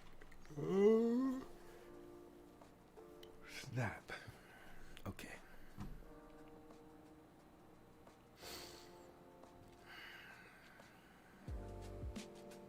Let me turn my ring light off because it's daytime. I don't need a ring light right now. This shit right hot as on. It was on for 3 hours. It's not even hot. Oh, that's good. That's good. It's really good. But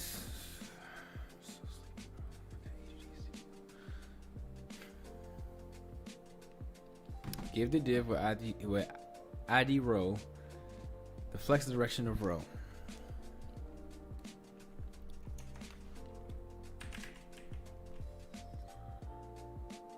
Okay.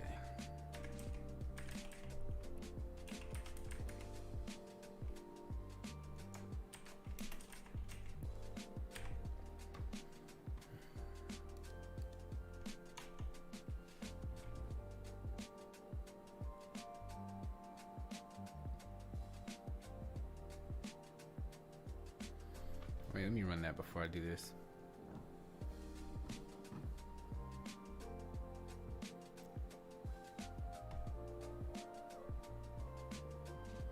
Okay, next we have row reverse. So I'm going to give the div with the ID row reverse of flex direction of row reverse. So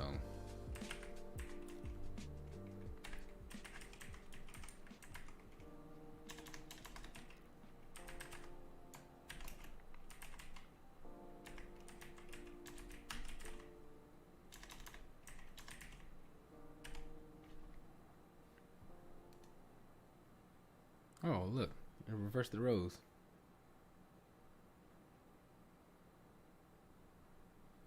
Thanks.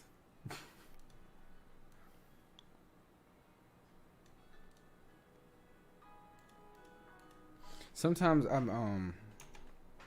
I'm gonna just start assuming that whenever I don't see any changes, that's the default. Just assumptions from now on.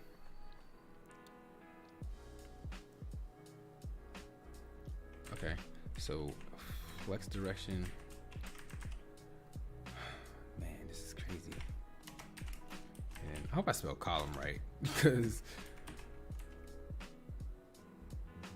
yeah, I spelled it wrong.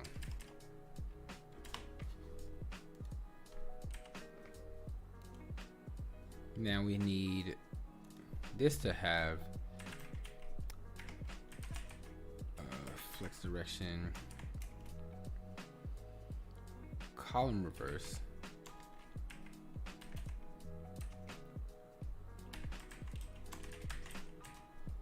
I spelled reverse wrong, and I'm hot, so hot, but it's okay. Oh, I had a desk fan. Oh man, it's still in my mom's house. I could have got it. Phooey. Oh well. Change the height property to contain elements to max height.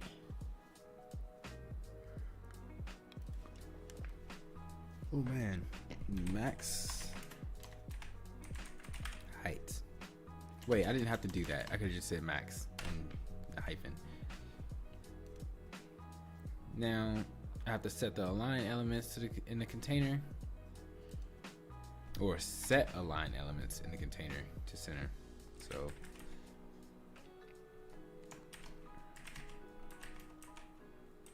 whoa,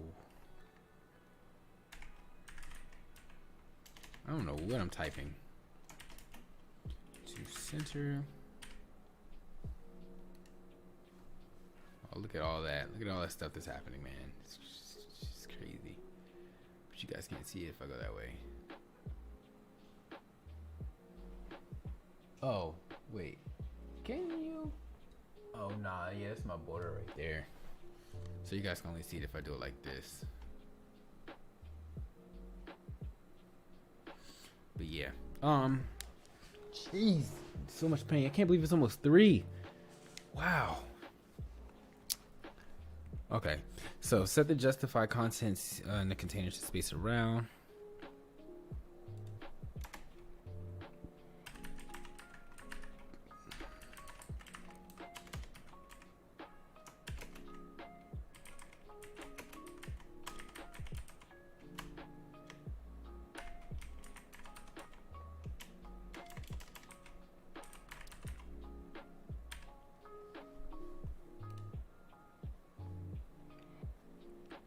Set the flex row property of box divs to 1.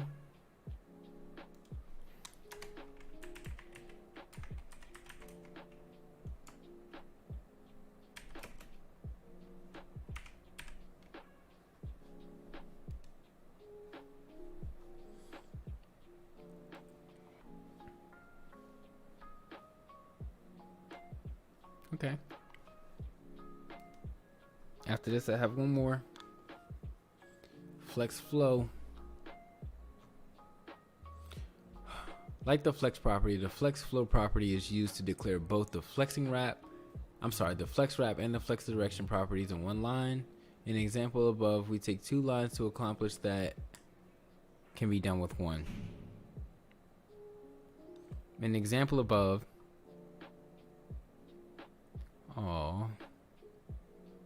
learn that again.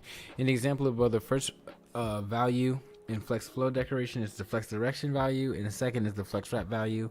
So all values of flex direction and flex wrap are accepted. The flex flow property is declared on flex containers. So in row reverse selectors,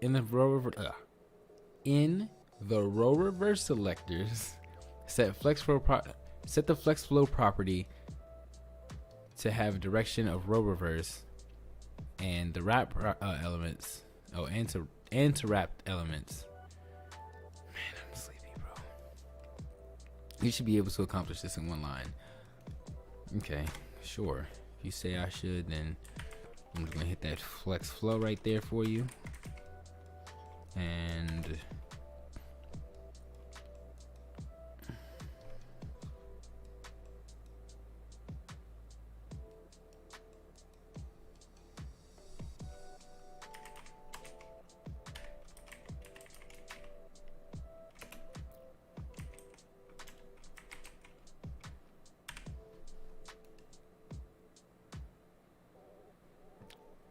I'm in the wrong selector.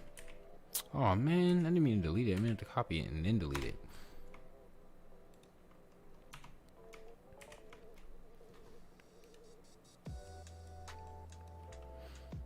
After I finish this, I'm going to take another break. It's going to be shorter. And then I'm going to take another break after I finish this section. And then I'm going to get into the grid. Now, the grid is long. I hope I make that. But in the column selector, set the flex flow property to give the elements a direction of column and to wrap the elements. You should be able to accomplish this in one line. So we have flex. Let me turn my lights off. Let me turn all my lights off, to be honest. I don't think I can turn this light off. As long as it's connected. I think we'll just unplug it. There we go.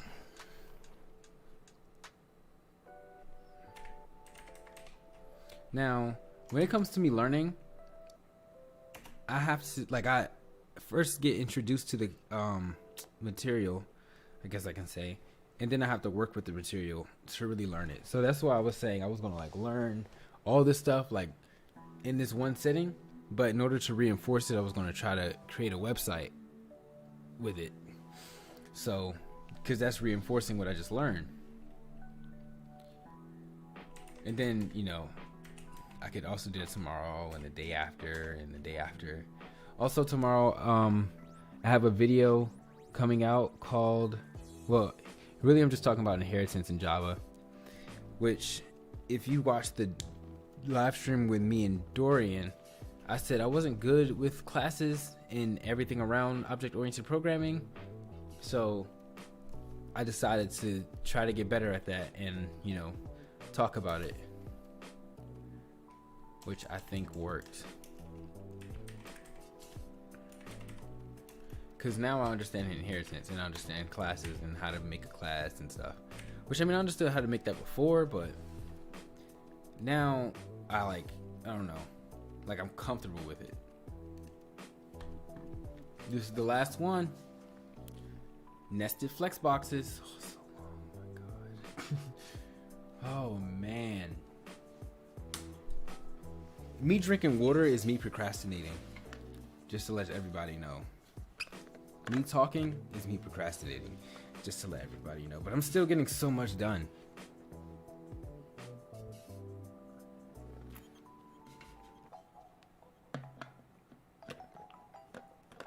Still getting so much done. Okay. Keep this going. So far, we've had multiple flex containers on the same page to explore flex and item positioning. It is also possible to position flex containers inside of one another. Okay. In the example above, a div with 3 similar images will display from top to bottom on the left of the page. There's also a div with a larger image. Oh, wait. Never mind. With a larger image.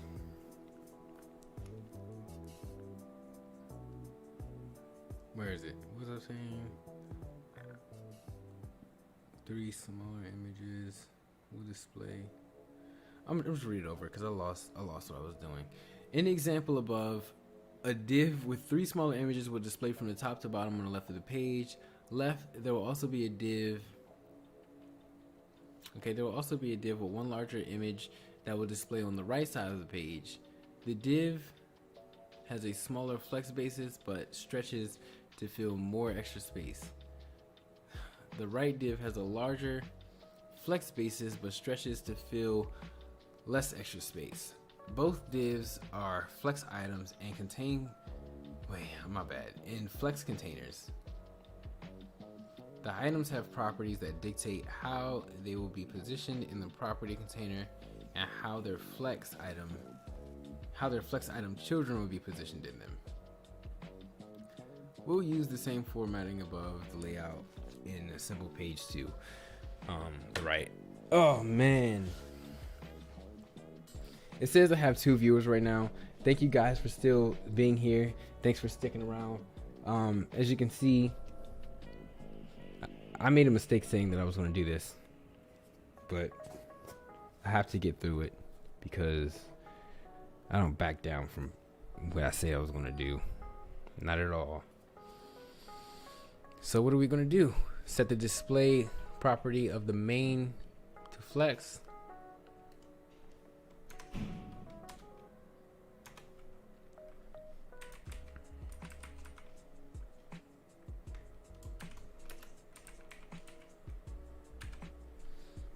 Display flex. Now we're going to set the align items of the main to center.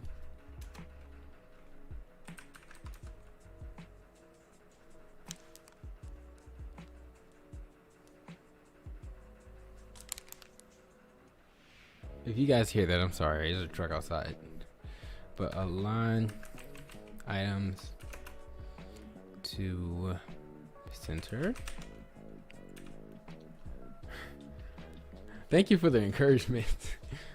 I think I'm gonna make it to the whole 12 hours. It's just gonna be a lot of stretching and a lot of breaks and a lot of sandwiches that get made. But yeah. I'm almost done this. So that's progress. So yeah, gotta keep on going. Wrong. Justify the set the justify content in the main to space around. Justify content main to space around.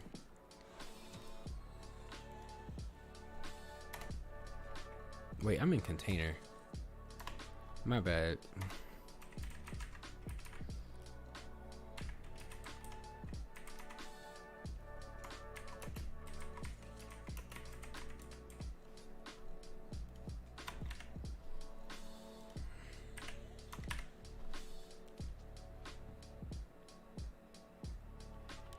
Okay, set the display property of the container to flex. I did that already. No, of the container to flex. My bad.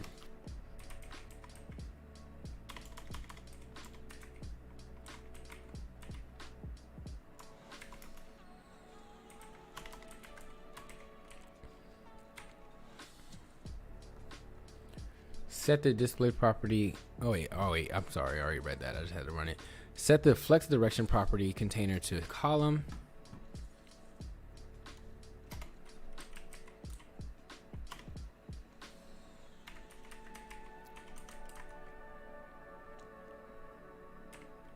Whoops. Flex direction to column.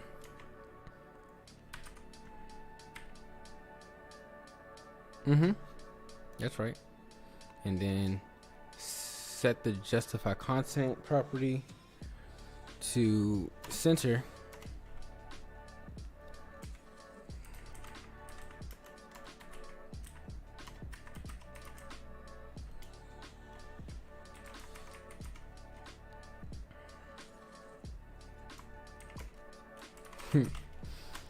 Okay, I don't think I'm tired anymore.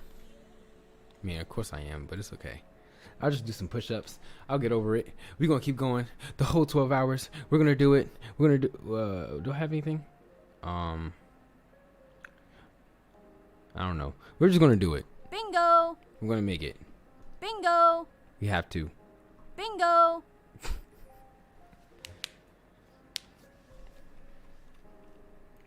Okay, align items to center. Did I do that? Nope.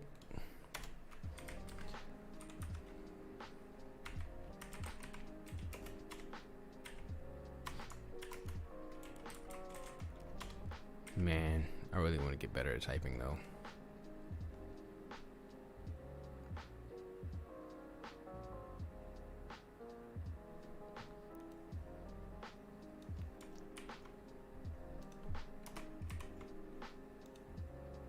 Oh, Buckingham. Oh, because this is display, not display. There we go. We did it. We did it. We're going over it. I just completed Flexbot.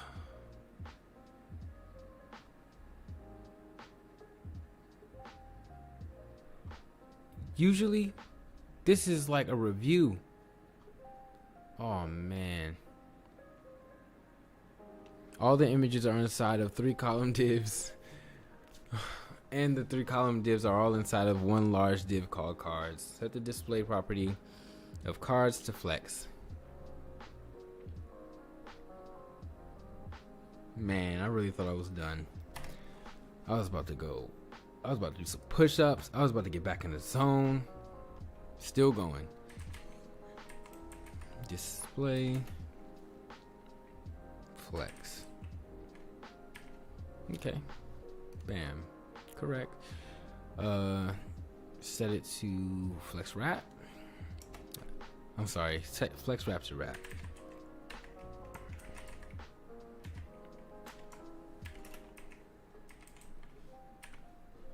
There we go.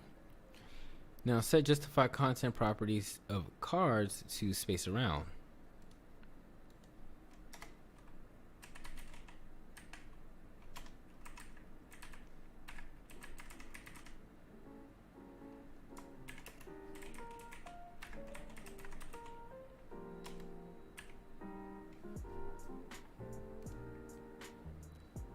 Set the display property of column to inline flex. Man, I'm just spelling everything wrong.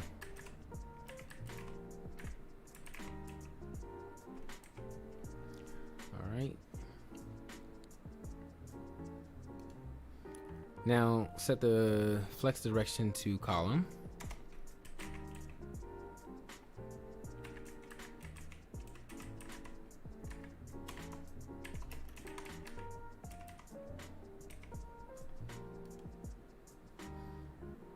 And then justify content value of space between.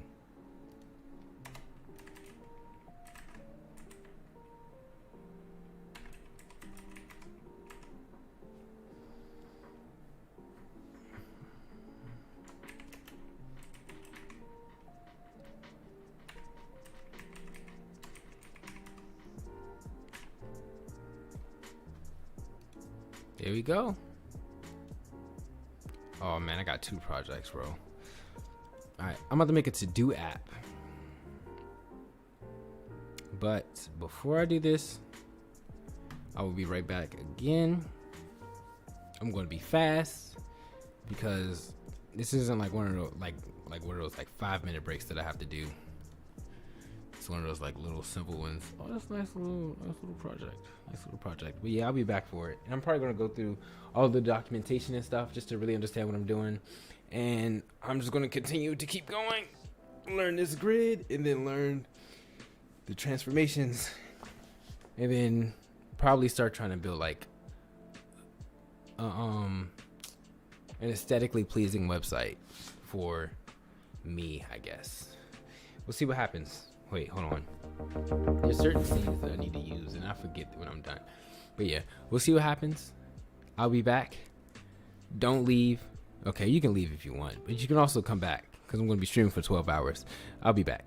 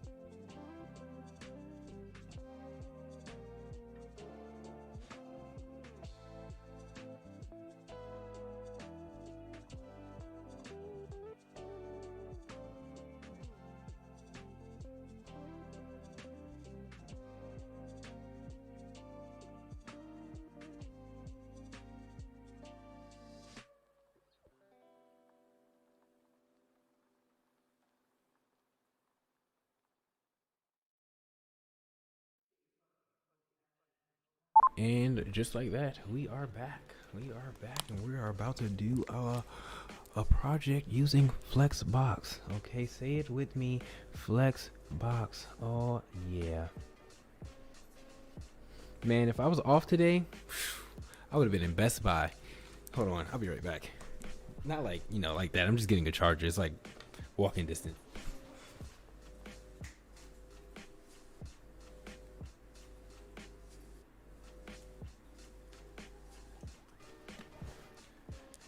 Oh, Mr. Simmons.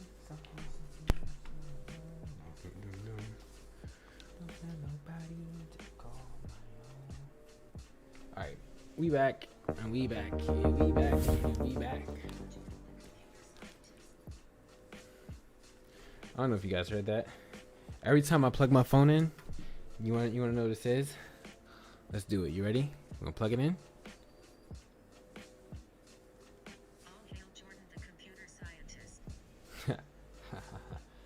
Hold on, I like to have fun.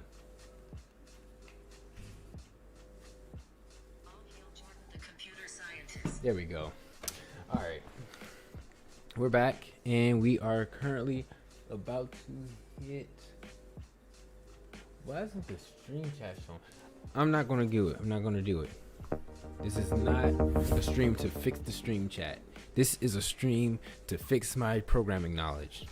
Even though I'm not programming right now, I'm coding. Yeah. Okay. So, in this project, we will follow a step-by-step instruction. We will follow step-by-step instructions to fix a to-do web app. All of the HTML and most of the CSS is intact. However, a few Flexbox values are missing. In order to complete this project, you must know how to set an element's Flexbox properties. We recommend that you review our Flexbox lesson before beginning. I just did that. I just did it. I did.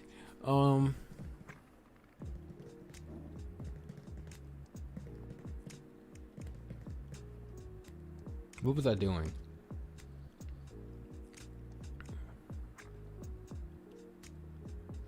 Okay. Let's get started. So, set the display property of the following elements. So, the display value with the class of container to flex. Whoops, this is CSS. So, container. Oh, here we go. Display flex.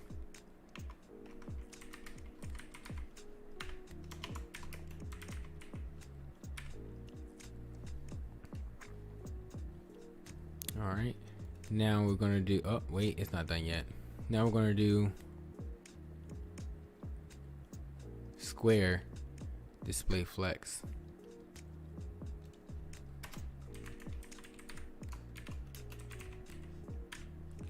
And now we're gonna do weak display flex, if I can find it.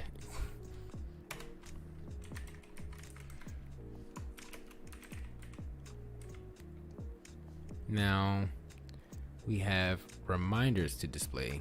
I'm sorry, this is inline flex.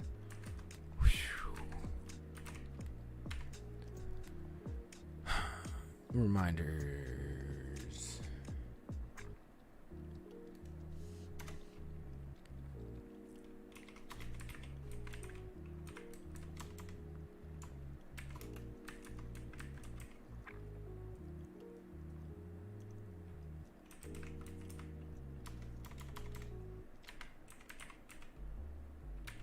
Okay, there we go.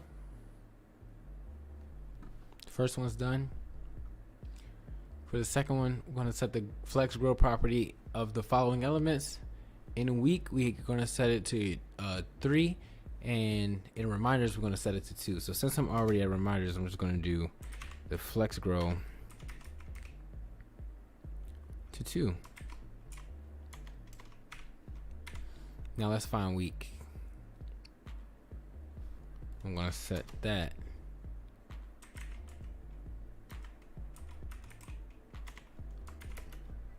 to 2. Nope, to 3, my bad.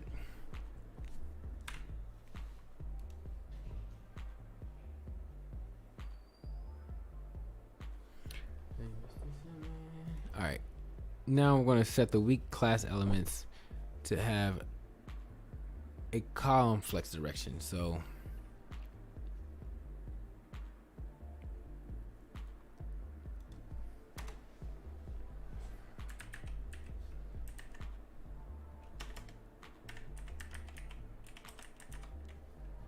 oh wow, we're hitting 4 hours. You heard me? 4 4 4 4 4. It's crazy. 4 hours. We have 8 hours left. Now this is basically a working shift at my job, so this should be easy. Usually I don't start them at 3 though. But this is easy. We can do this.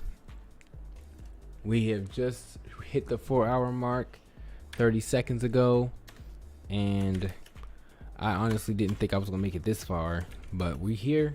I still have encouragement to keep going. We're gonna keep on going. We're 4 hours in. Let's get it. Let's get it. Jeez, I'm just trying to make sure my chair is nice and comfortable. I might even, you know what? Might as well be as comfortable as possible, right? I should just get a pillow. Column. Oh, my cat's up.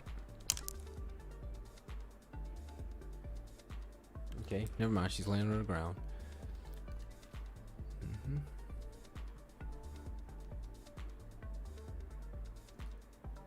Flex direction for the weeks are in the columns. Let me change this. Where's the week at again? I'm gonna change it to row.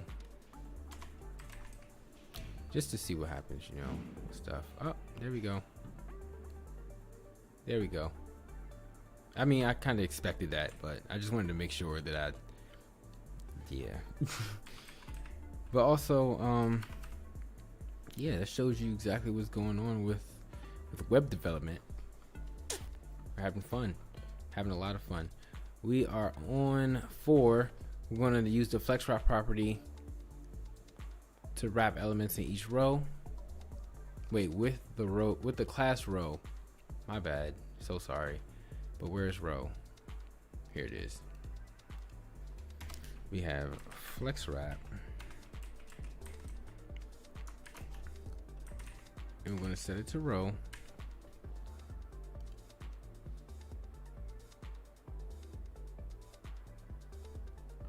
No, we're not setting it to row. I'm sorry. It's wrapping the classes. Why did I set it to row? And why did it let me?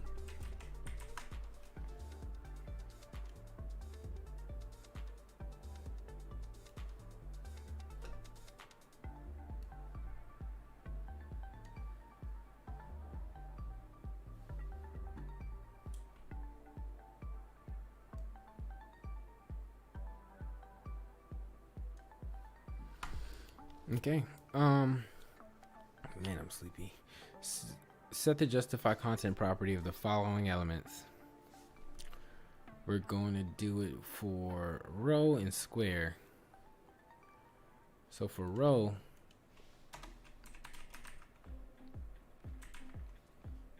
I'm going to justify these elements. Well, justify content to space around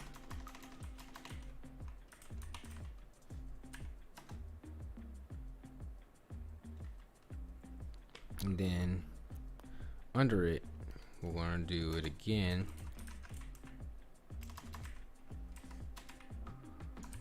Whoops. Content, dang it. Content to equal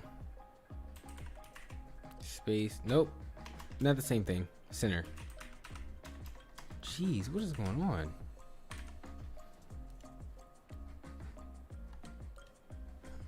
This looks ugly. I don't like it.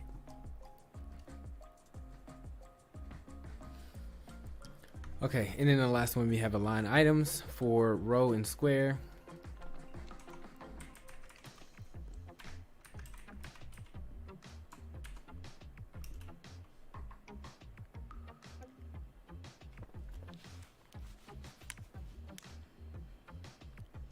Align items to space around, nope, to center for both of them. Okay, copy. I'm just gonna copy and paste because I'm tired. Bam, bam, bam. There we go. Great work. You did it. You did it.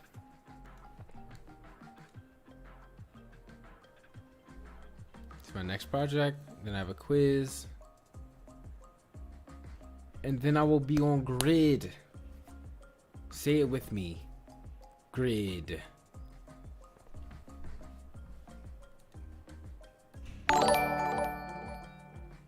Wait, that happened a long time ago. I'm sorry. Oh, man.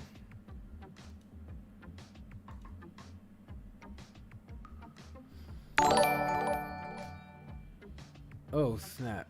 I'm sorry. That I don't mean to be doing the Twitch things. The alerts, but I was trying to see if I can update it. Yeah, whatever. But yeah, grid.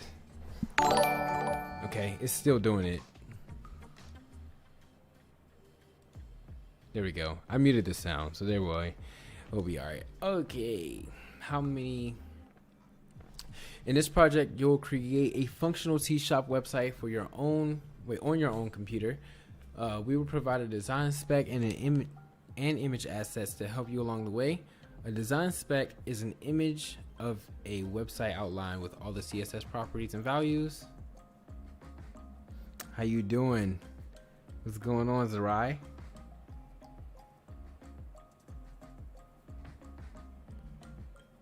This is Trey, right? Just double checking.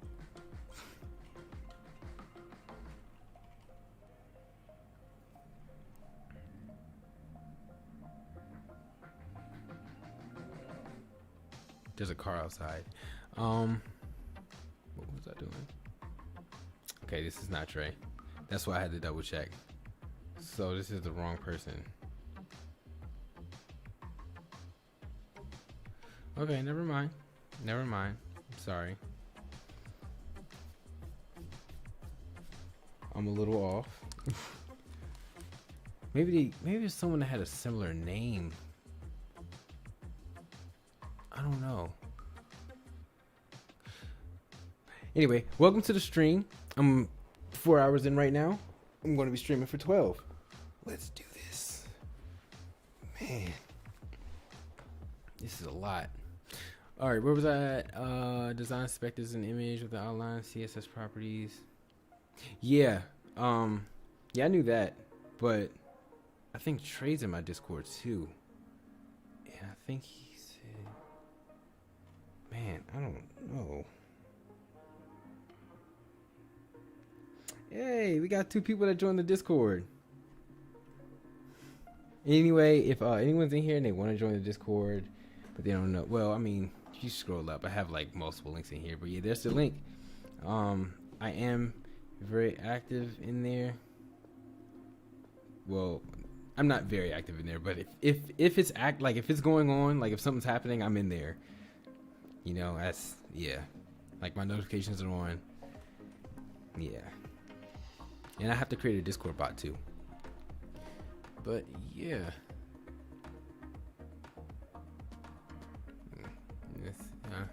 Whatever. Okay. Hold on. What? This project is intended to be completed on your own computer. The resources above will get you the final outcome. There's no single correct way to do this project. Should I do this? Because this is kind of what I want to do, like, with my own website, if that makes sense. Like, this is literally what I was going to do once I finished everything. basically, I'm going to download this, and I'm going to download this, and all this stuff, and I'm just going to create a website. Do I want to? I don't know. It seems fun. Why not? I mean, okay, so the reason why not is because I'm really just trying to get through these lessons. And I was going to do this after the CSS lesson, but with my own portfolio website. I mean, I can do it. Oh, and here's a design spec. Okay. I'm going to do this off stream. Yeah, I'm going to do this off stream. It might take me like a long time to really get things going for it because I know me. But this seems like a fun project. I'm going to get this going off stream. But yeah. Oh, wait, I don't have to do that anymore. All I have to do is adjust my DPI. Ha! Yeah. Let's do it. See, like I was going to like edit this basically or remake it kind of. I was practicing. But yeah. Let's do it. Let's just go around. We're going to come back to you. Please hold me to coming back to this. I will come back to it. I definitely am. But not at the moment. We're just gonna get into some grid. I'm going to do that project. Okay, which of the following shorthand syntaxes would achieve the same styling on item class? Ow, sorry about that. I didn't mean to hit my mic.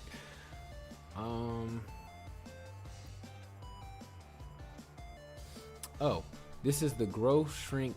It's just flex, right? Flex 1, well, flex 2 1 120. All right. And then we have, what is the align items property used for? Align items.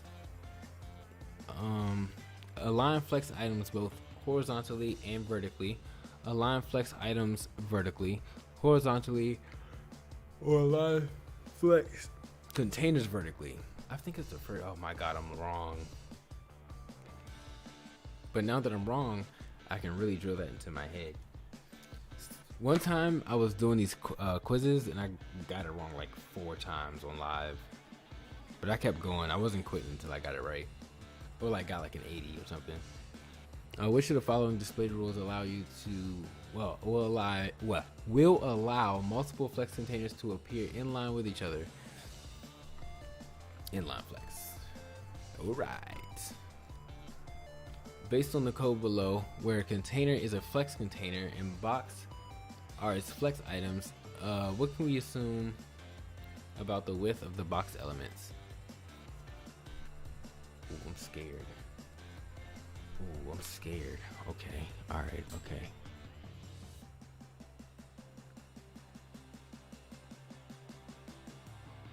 The width of the box elements will always display 300 pixels. The width of the box elements are invalid because the width of the flex items must be declared by the flex basis property. The width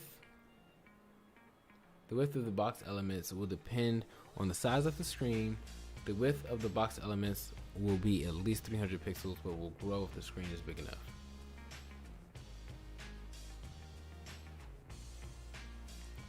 Okay, I'm gonna be honest, I don't know this one. But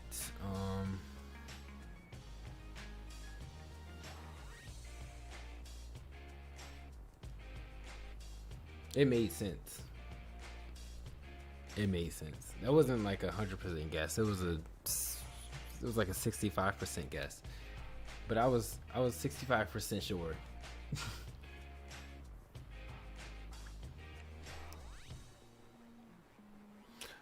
Which of the following choices will set flex containers, flex direction, flex property to column, and its flex wrap property to wrap?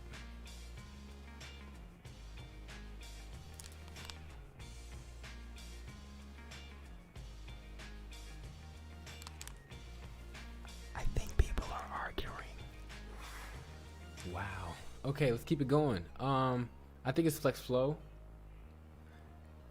Hey, Caution back. Hello, Caution. How you doing? Cause everyone knows it's Caution.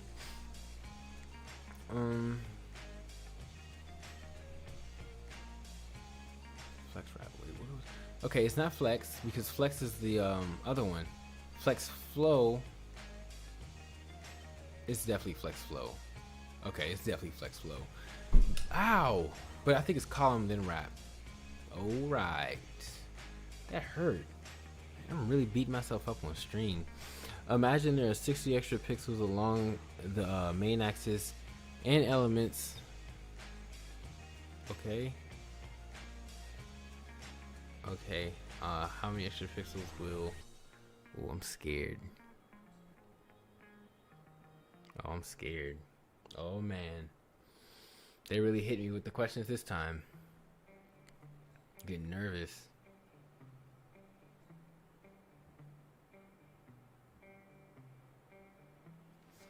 Okay. Oh, well, I'm wrong. Oh, man, I'm wrong. Oh, man, I'm wrong. Okay.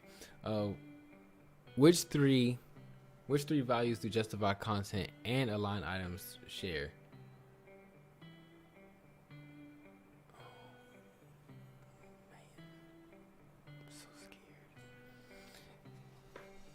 Okay, well, there's just no flex center.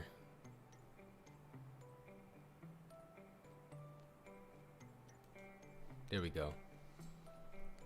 Which of the following justify content values positions all flex items in order with no additional spacing at the end of each row? Yeah, that was because of Durante.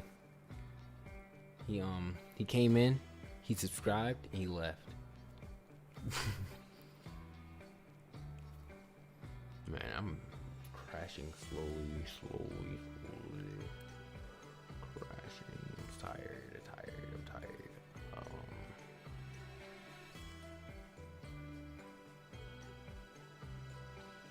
I'm sorry, I zoned out. Which of the following justify content values positions all flex items in order with no additional spacing at the end of each row?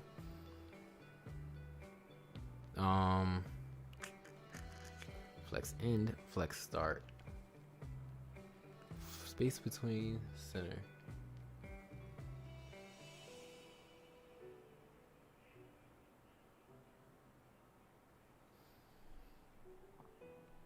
Oh man, I'm sorry. Failed again.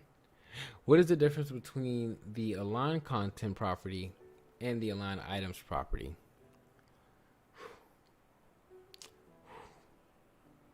Oh man. Oh man. So the align items property is used to align multiple rows, whereas the align content property is used to align a single row.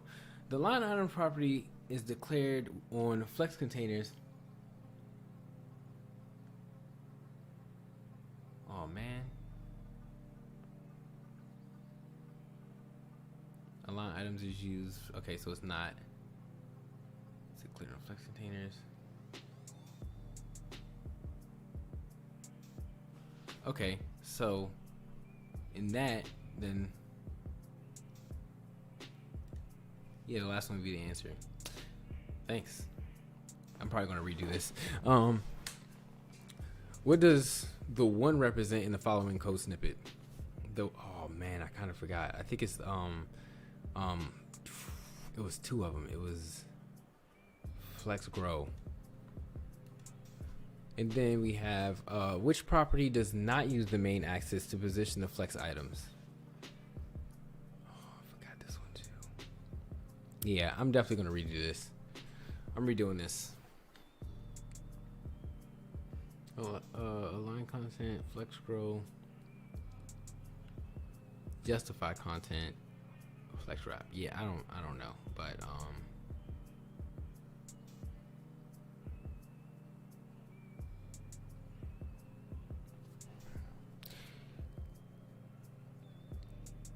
okay.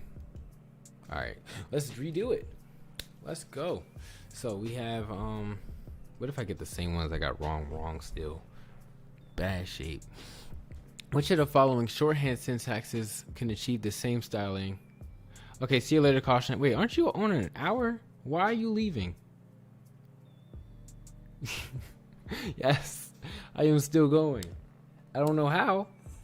You know, once I hit 6 hours, I'm halfway there. I'm just gonna throw that out there. Once I hit 6 hours, I'm halfway there. And I'm almost at 5. So that means that once I hit 5, I'll be at 6 soon. Oh, gets the same outcome. We got flex 2-1-120. What? I got it wrong? No, I'm redoing that. I could have sworn you said you have an hour. Let me scroll up. Like, it's right here. It says, where is it at? You said it.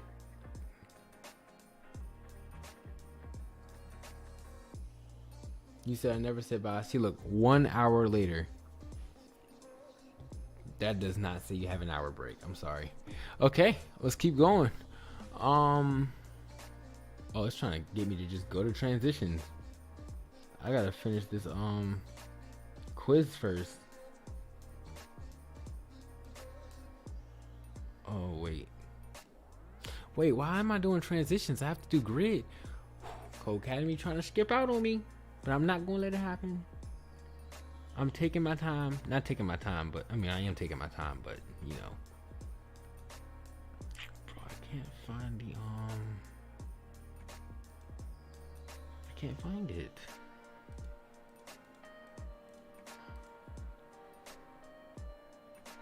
Bro, I don't know.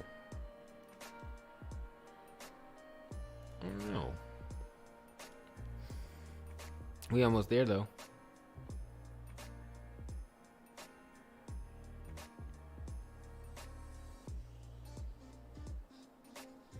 I really am. Wow.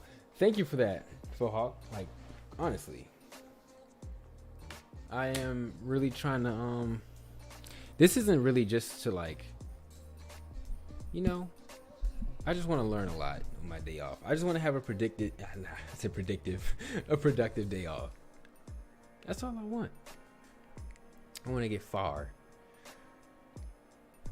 Okay, so imagine there are 60 extra pixels along the main axis, and elements alpha, beta, and gamma have the following flex row values.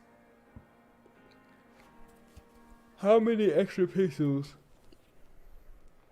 will each alpha have? How many extra pixels will element alpha have?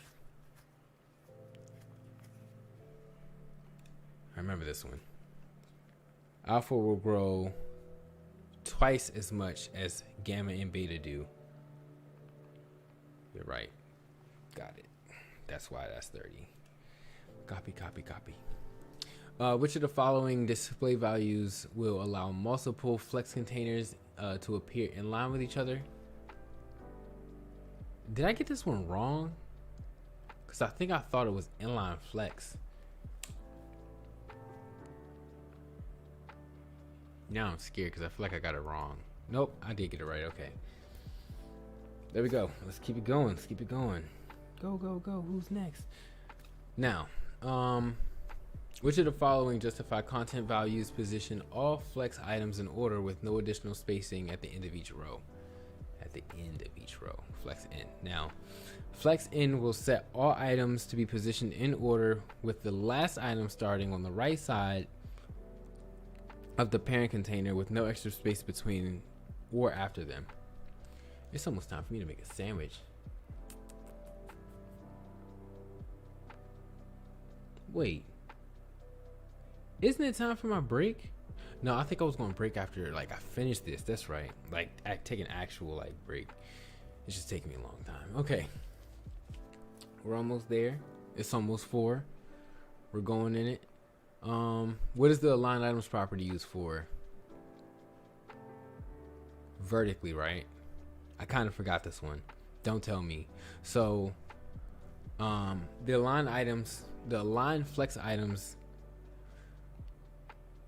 to align flex items horizontally, to align flex containers vertically, to align flex items vertically, to align both. Yes, there we go. Now, based on the code where the container, ooh, I think I kind of forgot this one. No, I remember. It was the width of the box will be, wait. The width of the box is in, nope. Oh man, it is the last one. Oh, I got it right the last time. What happened? Dang. Shoot. Phooey. Okay. The difference between align content and align items. Align items property is declared. No. Align items is used to align single rows, whereas align content is for. Nope. Read it backwards.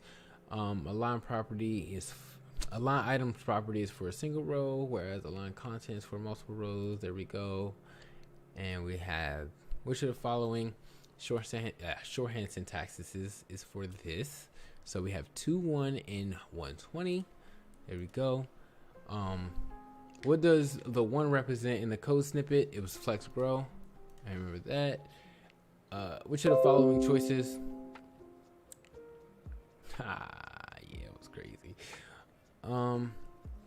Which of the following choices will set a flex container's flex direction property to column and its flex wrap property to wrap? Oh, I think I forgot this one. Oh man, no, I didn't. Flex flow, column wrap. And then I remember this one because it was flex start, flex end, and center. And which property does not use the main axis to position flex items?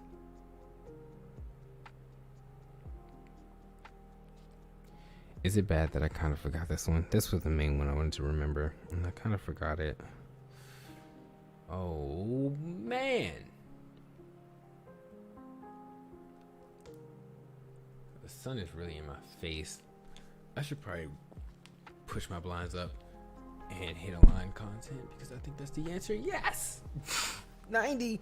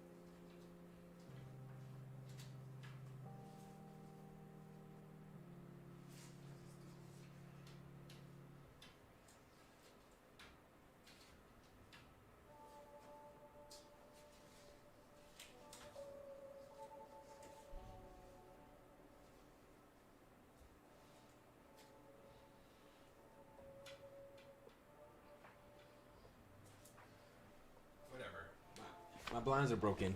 I don't care. Oh man. The least I can do is pull them down, I guess.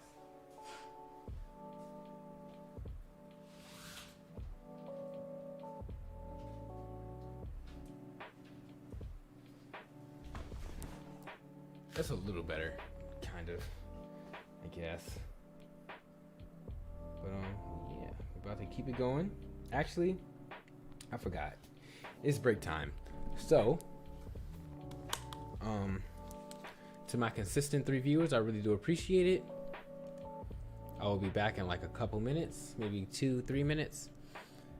I'm gonna head back to the syllabus. I didn't skip all of these, by the way. I went through all of these. Somehow I may have reset it by accident, but yeah.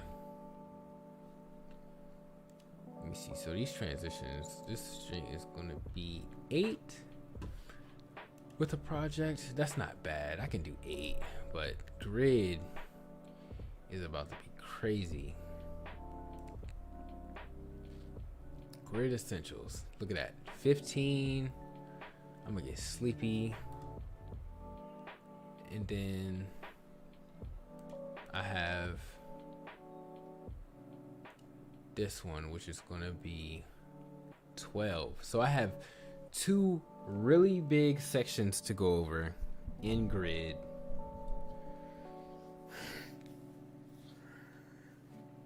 Why?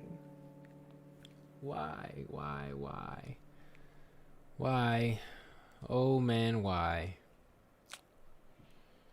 And then I can start doing JavaScript or something, but I will be right back. Give me a couple of minutes. I'm gonna make a sandwich. Yeah. My bad, I was thinking about what to hit. Okay, there we go.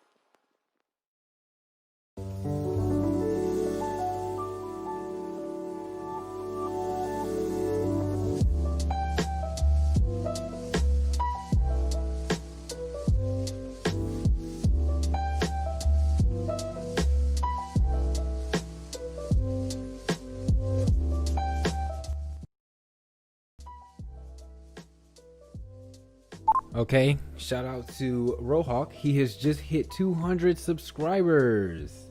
Bingo. Yes. And thank you for helping me. That's what happens. He just somehow hit 200 subs, like just now. You should be proud of yourself. Thank you for subscribing to me. Thank you for all the love and support. I'm back with another one. I am currently about to start going into Grid. Grid has 2 lessons, 3 projects, 3 projects, and 2 quizzes. I'm gonna be burnt out by the end of this, man. It's gonna be crazy. No problem. You looked out for me, I looked out for you. It's nothing. It ain't nothing. Let's get started with the grid. But I honestly don't know. Honestly, I might take a break from reading out loud until I finish my sandwich. So yes. So yes.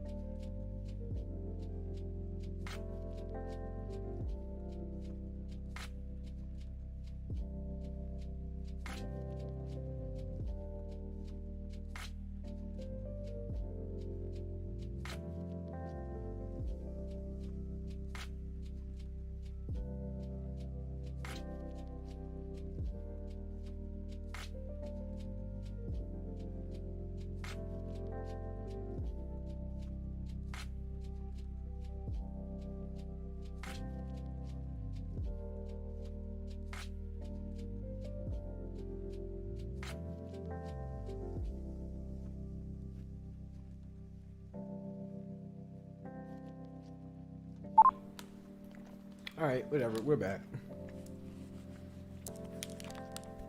With another one.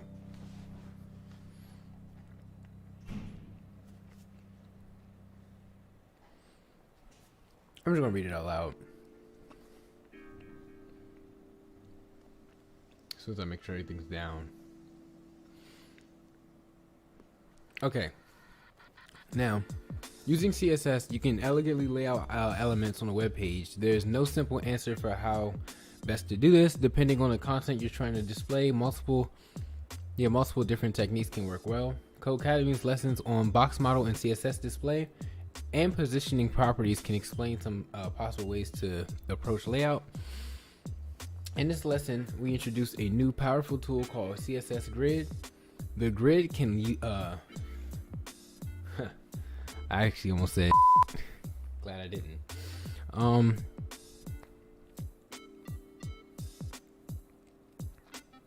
The grid can be used to lay out an entire web pages, whereas Flexbox is mostly used for positioning items in one-dimensional. In a one-dimensional layout. CSS grid is most useful for two-dimensional layouts, providing meaning tools for aligning and moving elements across both rows and columns. By the end of this lesson, you will understand how to use properties to create grid layouts.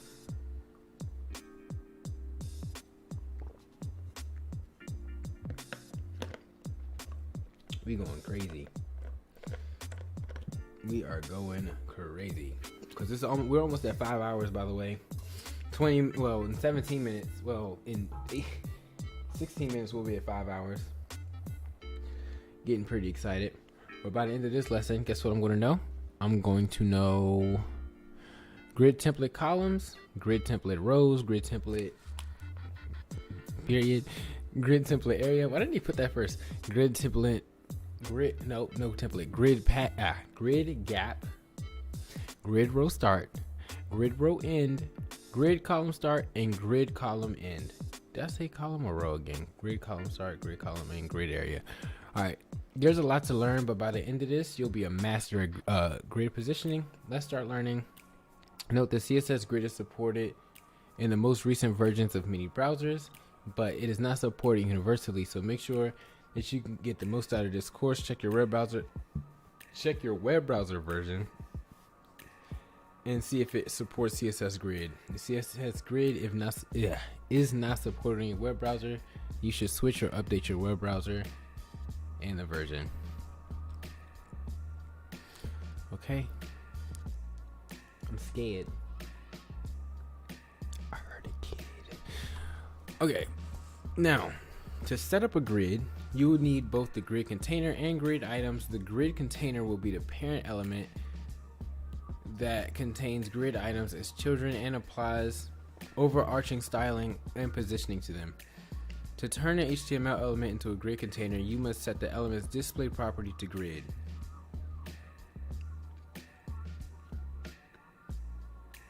Okay. Or inline grid. And then you can assign other properties to the layout. To lay out the grid. Okay. Copy. So to start, look at index.html and see all 7 items in the grid. The grid container is of class grid. Okay. This is the grid container. Nope. This is the grid container. Wait, what? The grid container is of class grid. Okay. Back in style.css, in the rule set. Okay, in the rules set for elements that have the class grid, set the display property to grid.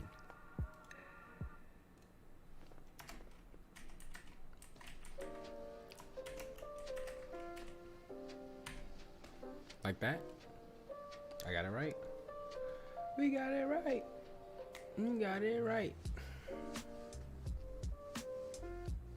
All right.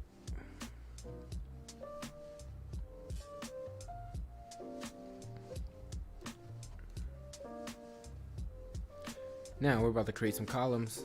Actually, hold on. I want to go back. It's probably gonna take me forever to finish. But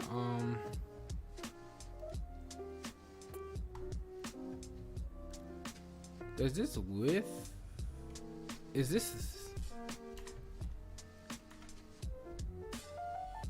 Yeah, it is. Yeah.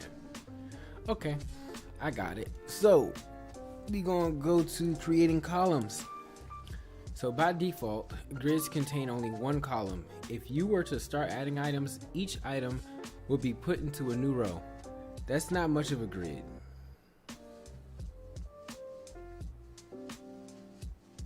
What? Oh, Okay, I got it. Okay, I got it. To change this, we need to explicitly define one number of rows and columns in our grid. The number of rows. We can define the columns of our grid by using the CSS property grid template columns. Below is an example of this property in action. Grid template columns. Okay. This property creates. Hold on, I'm sorry. This property creates two changes. First, it defines the number of columns in the grid. In this case, there are 2. Second, it sets the width of each column. It sets the width of each column. The first column will be 100 pixels wide, and the second column will be 200 pixels wide. We can also define the size of our columns as a percentage of the entire grid's width.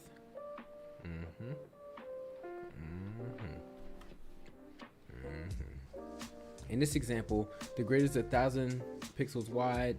Therefore, the first column will be 200 pixels wide because it is set to be 20% of the grid's width. The second column will be 500 pixels wide. We can also mix and match these two units. In the example below, there are 3 columns of width 20 pixels, 40 pixels, and 60 pixels. Okay. Okay. Okay. Okay. Ooh. Okay. Oh wait, I didn't read the last part. My bad. Thought I was done. Notice that in this example, the total width of our columns, 120 pixels, exceeds the width of our grid, which is 100 pixels.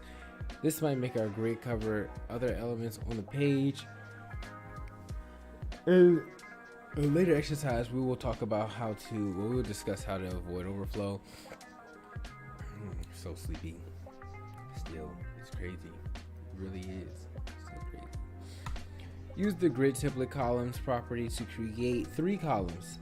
Set the first column to be 100 pixels wide, the second column be 50% of the grid, while the third column is 200 pixels wide. Notice that this causes our grid items to go outside the boundaries of the grid, and we'll learn how to fix this soon. So,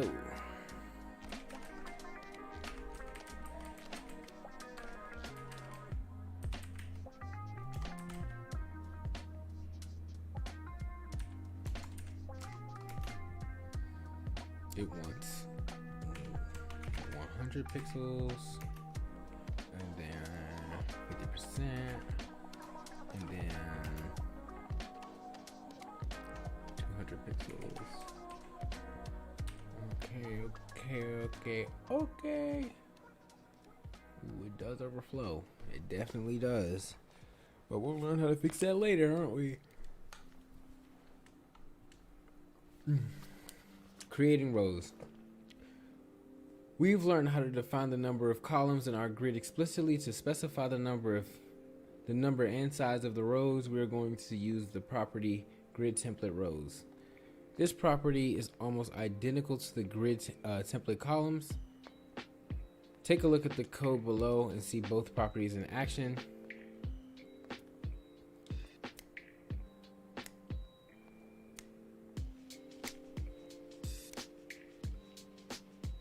Okay.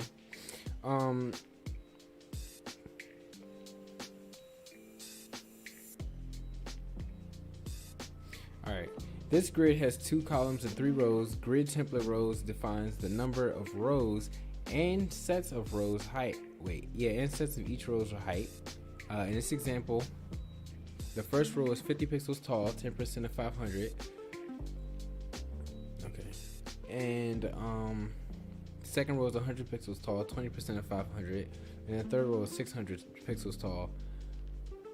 Okay.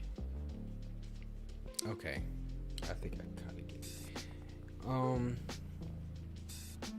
When using percentages in these two properties, remember that the rows are defined as percentage of the grid's height. In the column and the columns are defined as a percentage of its width. Oh man. By default, the rows are sized. Oh man, I'm tired, bro. I'm sorry, everybody.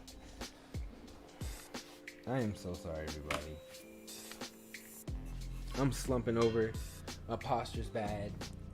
I'm not even drinking water. Just, I need coffee.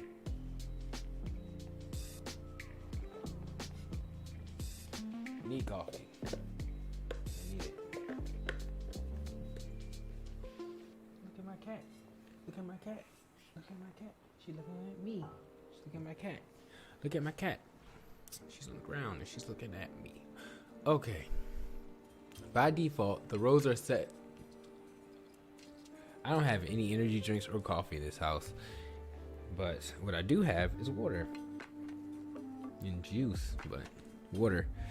By default, the rows are sized to fit evenly inside the grid. Let's manually change the size of our rows. Use grid template rows to set the first row to be 40% of the table's height, the second row to be 50% of the total height, and the third row should be 50 pixels. Okay, that's a nar, man. That's gnarlical. Just do it.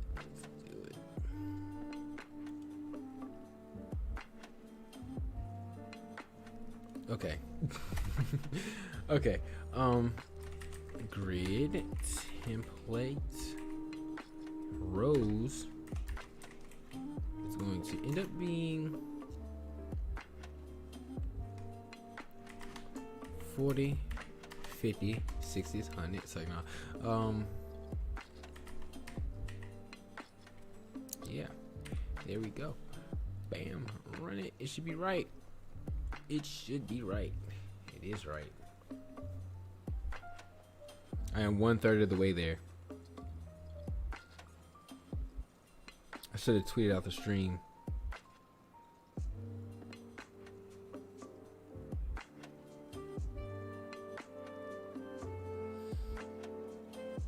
My bad. I'm getting notifications.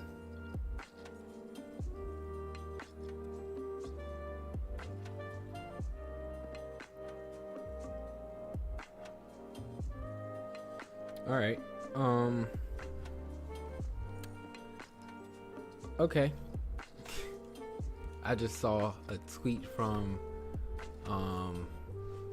a person that I watch, and he has a job interview.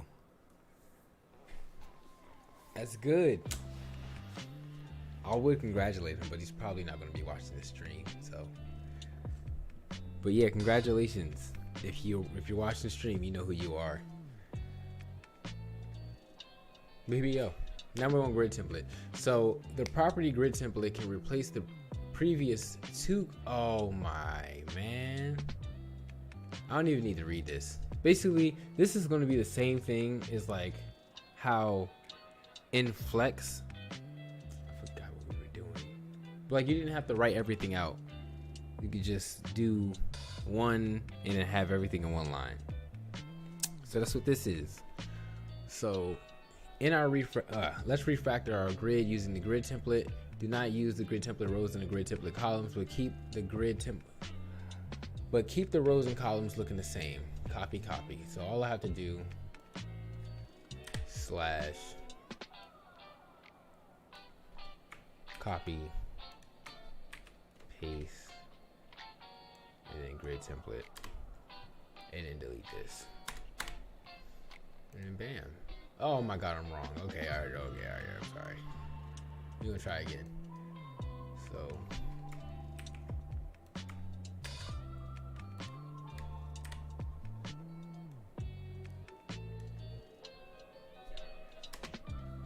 bam, bang. Oh, I got too many flashes in there. There we go. Told you, without even looking, just knew, because that's what CSS is.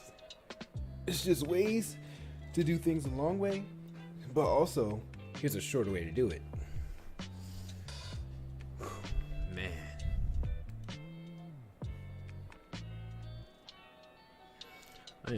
I'm sleepy.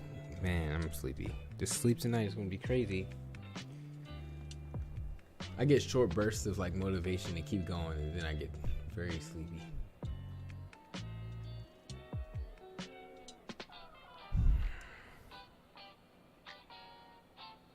I just want to do JavaScript. I'm so sorry. I just want to do JavaScript. Oh, what's the name? All right. Okay. Reposition myself. We're good. Here we go.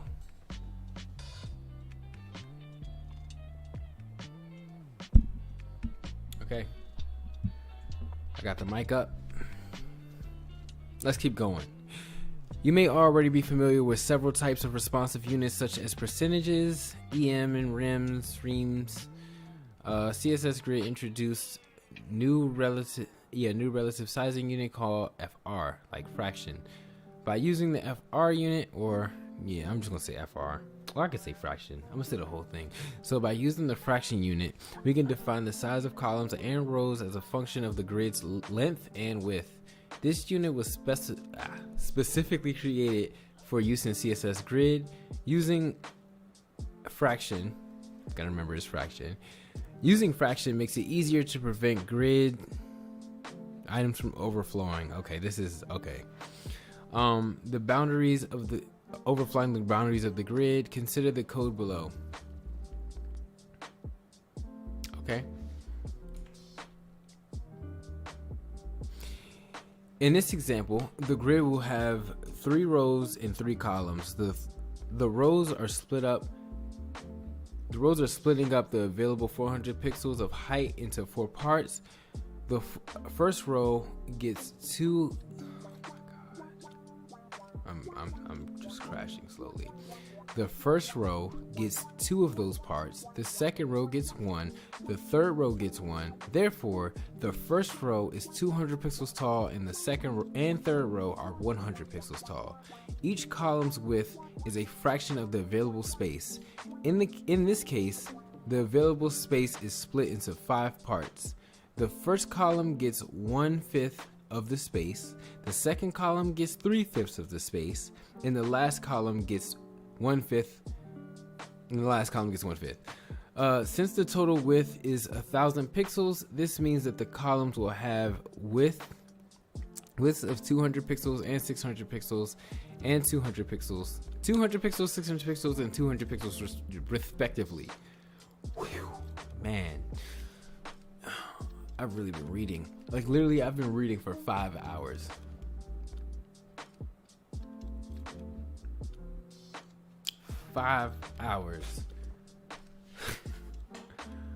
Oh, the things we do to perfect a craft, man. It's crazy. But we gotta keep going. It is possible to use fraction in other units as well. When this happens, each fraction represents a fraction of the available space. Grid, display grid, width 100 pixels, grid, template, columns, 1 fraction, 60 pixels, 1 fraction. Okay. Oh, wait, we just hit 5 hours. I'm sorry. So every time we hit a new hour, Bingo! we get excited. We just hit 5 hours of coding.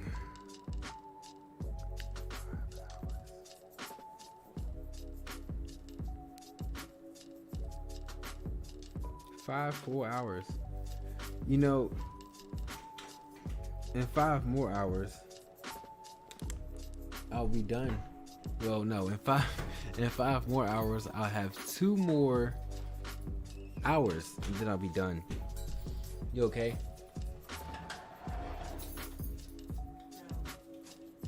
Customers? Your manager?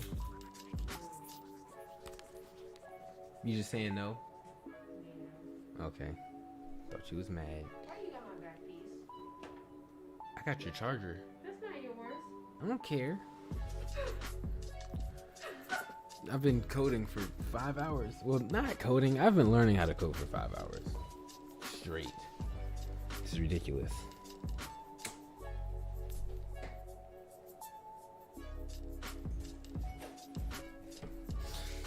Sorry, somebody challenged me to Rocket League. Okay. I'm going to keep it going. Don't cuss.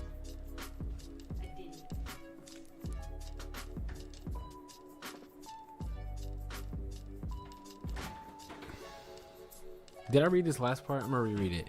Okay, phew. In this example, 60 pixels are taken up by the second column. Therefore, the first and third columns are 40. I know, you're so lucky. You should do it. Because the second I can go to sleep, I am. I stayed up till 3. And I wasn't going to stream today. I was going to stream tomorrow. You know what? Go find your bed and go to sleep. Go find your bed and go to sleep. Oh my God. Therefore, the first and the third columns have. You threw the boxes away? Yes. I was gonna use the packing thing and the thingy for the thing. You said the boxes were too small. But the fluff thing? Oh, Oh. my bad. And where's the box you said you were gonna give me? You just don't care. You in the stream. Everybody can see you.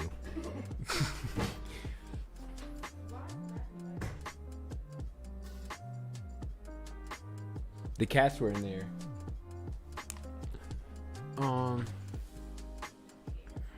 Therefore, the first and the third columns have 40 available to split between them. Since each gets one fraction of the total, they both end up getting 20 pixels wide. Being 20 pixels wide. I'm sorry, everybody. Change the grid so the middle column is still 50% of the grid, but the first column takes up 3/4 of the remaining space. And the last column takes up 1/4. Oh man. I'm nervous. I tell you, I'm nervous.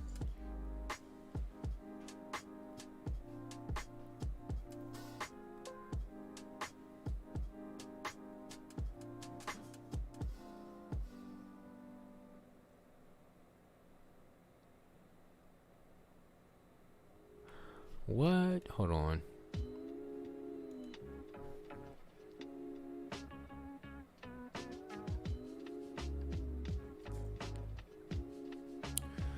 Oh man.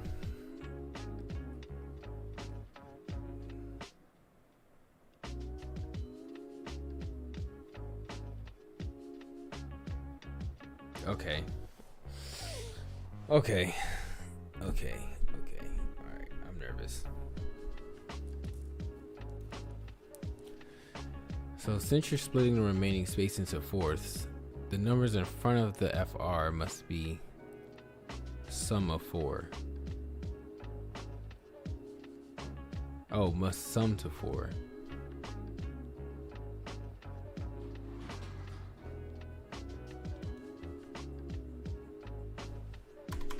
This might be wrong. I think this might be wrong.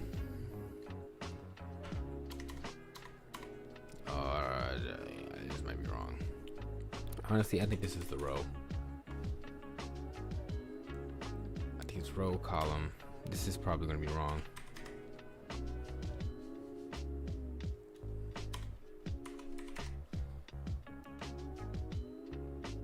Yeah, it's wrong.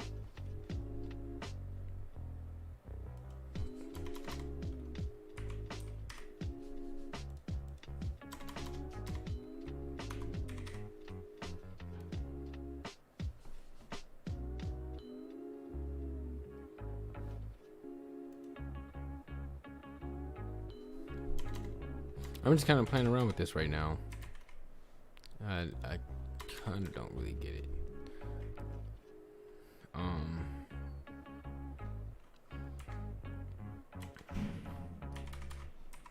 don't remember what the pixels were, but it definitely wasn't that. Okay, all right. So it's supposed to be one fraction.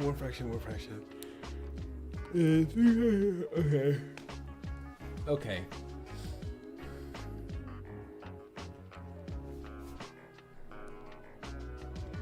Okay, now looking at what I just saw, how does that mean what I have? So it says change the grid so that the middle column is still 50% of the grid. This is the middle column. right?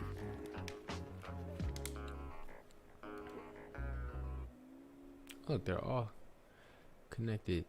Now, these are rows. Rows, okay. Now, we do columns, okay? This is how I'm trying to understand stuff. I'm sorry, everybody. Is the music still playing? There's no music playing. Oh, hold on. Alright, let's keep it going.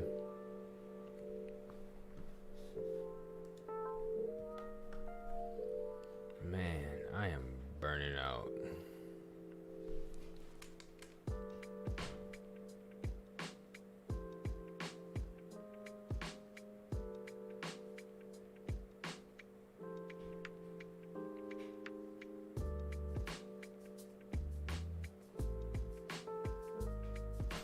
Okay, sorry, I got a text. Really crashing and burning. But I'm still there.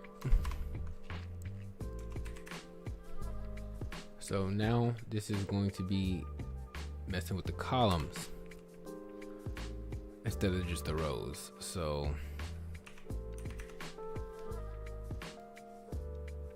see?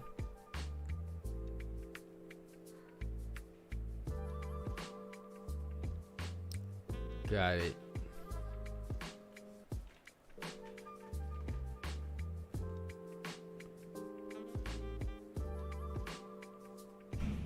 Okay. I didn't really do anything. I just kind of like copied the code and looked at why it was the way it was. And that is important. That is how you do it. You know? Oh, geez. You're not going to know everything, but what you do know, you will appreciate it. That hurt. Okay, so change your rows so that each row takes up. Oh. Yeah.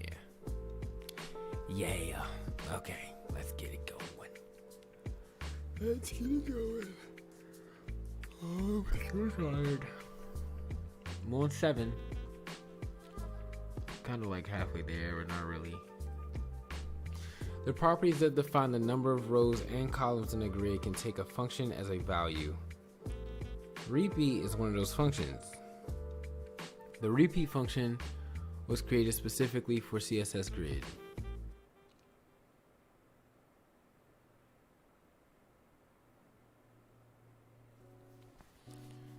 So the repeat function will duplicate the specifications for rows or columns a given number of times. In the example above, using the repeat function, we'll make the grid have 3 columns that are each 100 pixels wide. It's the same thing as writing. Okay.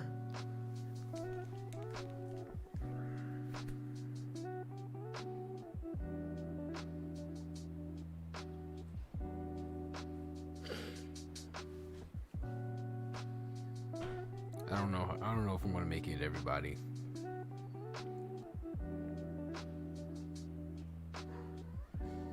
I don't know if I'm gonna make it.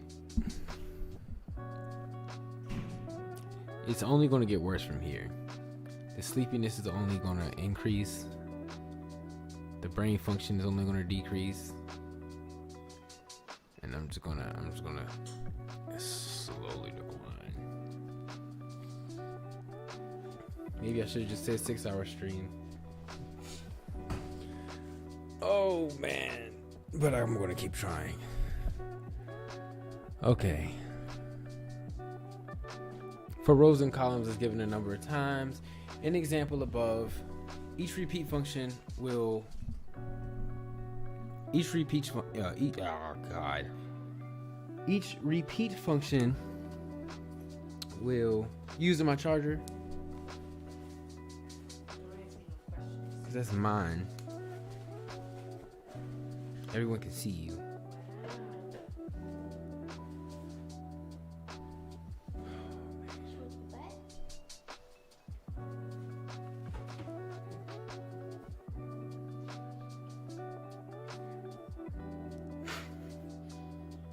everyone can see you.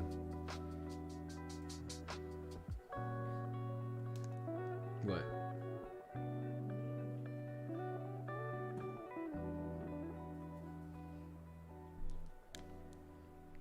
Sorry, everybody. I'm still on this. You know what?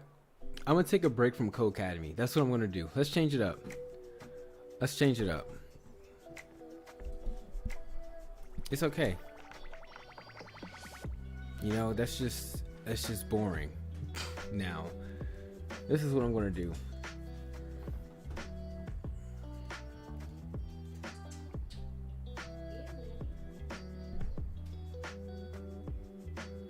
We're about to create something new. We're gonna start this. Okay, everybody. I'm gonna start my portfolio, like a mock website, I guess. And hopefully it goes well. I'm gonna try to use some Flexbox in it. Maybe, I don't know. It's new to me, and I haven't really practiced it yet. Except for what I did in Codecademy, but that's really just like reading it and just repeating what you read. So let's do this. We have a new file. I'm sorry, a new folder. And we're gonna name it. Oh God, we're gonna name it Jordan's Mock Website. Okay, now we're going to select this folder and we're going to have a new file, but in this file we're going to call it HTML. Nope, we're not going to name it HTML. We're going to call it index.html. Woo, wow, HTML. Okay, let's do it. Taking a little break. HTML5. There we go. Our title is going to be Jordan the CS, and that's the head. Now we have the body. Whoops. Now we have the body. So I'm going to open up my live server. Hold on, I'm about to mute myself, guys, but I'm gonna keep coding.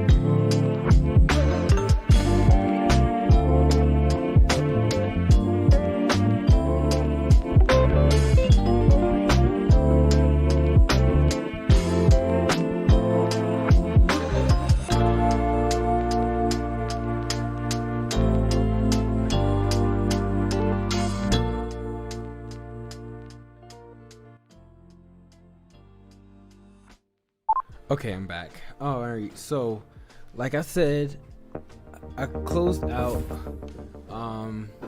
Whoops, that was which I didn't want y'all to see, but I closed out Codecademy because I was getting stressed and tired and bored. Dang it! I just kicked the PC again. Now I got this newfound burst of energy, and I'm going to start creating my mock website. You know, screw it. And we're going all in. We're going all in when we create this thing, bro. Let's do it. So far, I have this. Actually, bro, I'm just gonna. Dang it! There we go.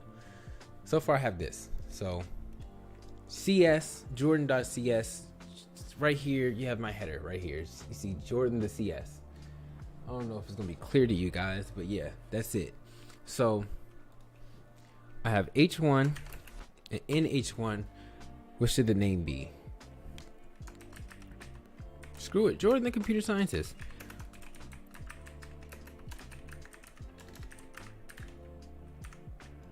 Okay, Jordan the computer scientist.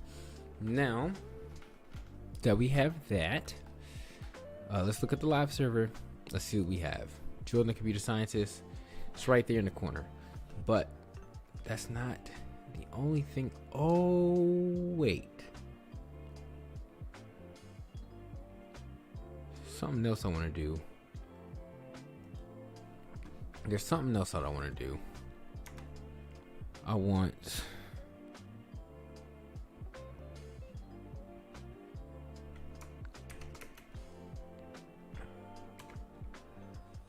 I think I can do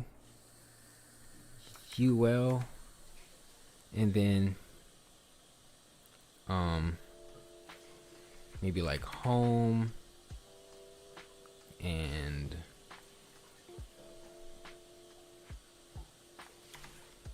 I'm sorry, I'm doing the syntax all wrong. It's LI and then maybe I could do home and under I can do LI. I might not get to JavaScript today, and that's okay because I made a lot of progress in CSS today. I definitely still do want to finish CSS though, but I might not get to JavaScript. It may be like a tomorrow thing. I don't know. Very sleepy, but I got home, music because I make music, and I at least want like 4. So LI. What else do I do? YouTube. Nah, that's like a channel thing.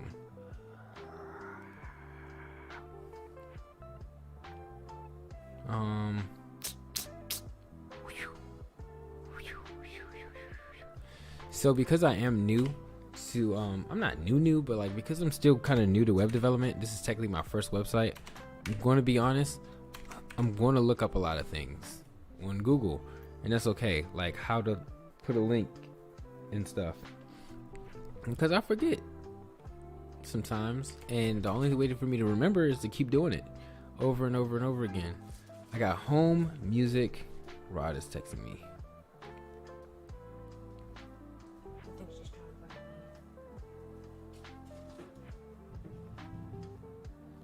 Okay, now I'll work longer on Saturday. That's good. I accidentally said some names, but it's okay. How you doing, Beastly Boss? Welcome back. I'm still going somehow. I don't know how. I kind of just like had a slight breakdown where I ended up giving up and then closing out Codecademy and then getting right into VS Code, trying to get this thing going. I'm just gonna make like a nice little mock website. You going to sleep? Yeah. Why'd you turn the TV on? I didn't. Oh, my bad. Sorry. Yeah, I know. So, home, music. Then why's the TV on? That's already in your accent. Leave me alone. What is the other thing? Oh, it's actually. I'm gonna just say projects. Screw it. And then I need like one more. Thank you. I really appreciate the support. Yeah, I mean, you don't have to stay the whole. Oh my god. You don't have to stay the whole time. but as long as you're here at some point, that's what matters. Let me turn the light on. It's getting dark. Oh, snap. There we go. Yeah. Soon I'm gonna have to be like, I'm gonna stay up.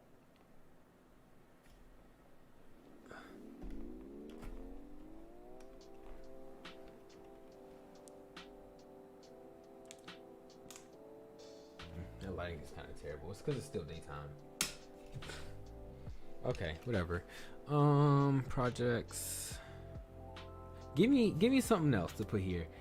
I don't know what else to put here. So I got home, music, projects, and cheese.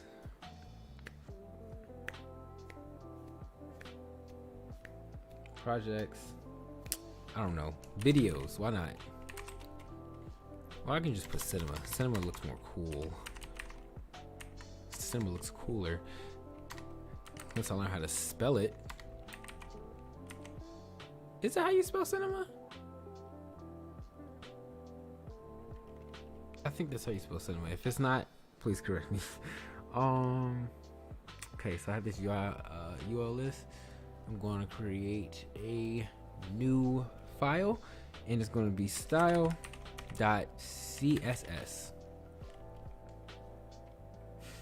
Thank you. You know when you like look at words that's spelled right and they look weird after you look at them for like a certain amount of time? It's crazy. It's crazy. It's crazy. But I have to link CSS to HTML, which I kind of forgot how to do. Kind of forgot where to do it, how to do it. But let's try to do it right here. So we have link href equals style sheet singular, and then rel, no, it's rel style sheets. The href is the style.css. so rel or rel or rel, I think it's rel. Herf. Oh, I typed herf. I deleted it. Thanks. Href, and we have style.css, and I'm missing one. I'm trying to do this off memory, but I think it's type equals text/css, and we close the link like that. Save it. We'll notice it's real if we do HTML. Hold on. HTML. Oh, wait, no. Oh, man. What am I doing? HTML. And then. Yeah, I'm going to do background color.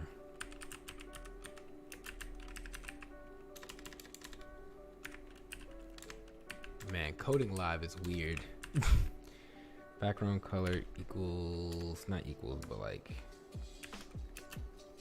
black. Or, you know what? It doesn't even have to be black. It can be like a grayish.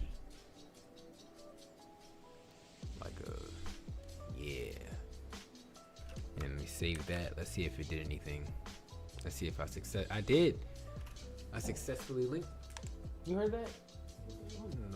What in the was that? Thanks for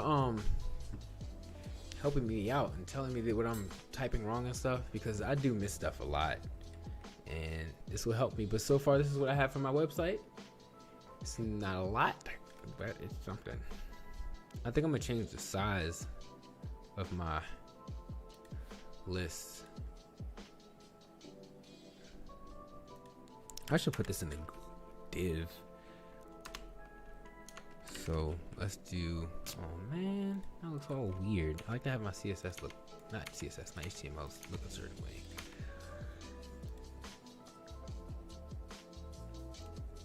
And I want to put that in the div too. So we have div, class, what do you call it? Menu buttons, I guess. I'm gonna just call it menu, whatever. And then under that, we're gonna have another div, and we're gonna call that. Nope. Oh man, I need the closing tags for it. Now we have another div. And it's going to be class equals what? Like, I'm gonna call it title, I guess. Once I spell it right.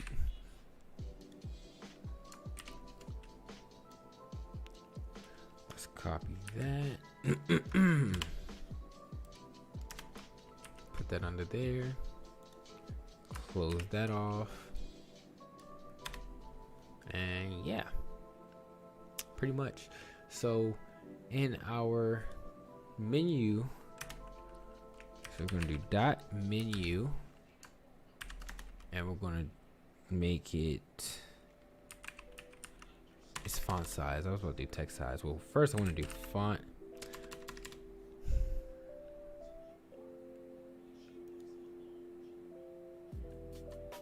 I can make them different. So font family,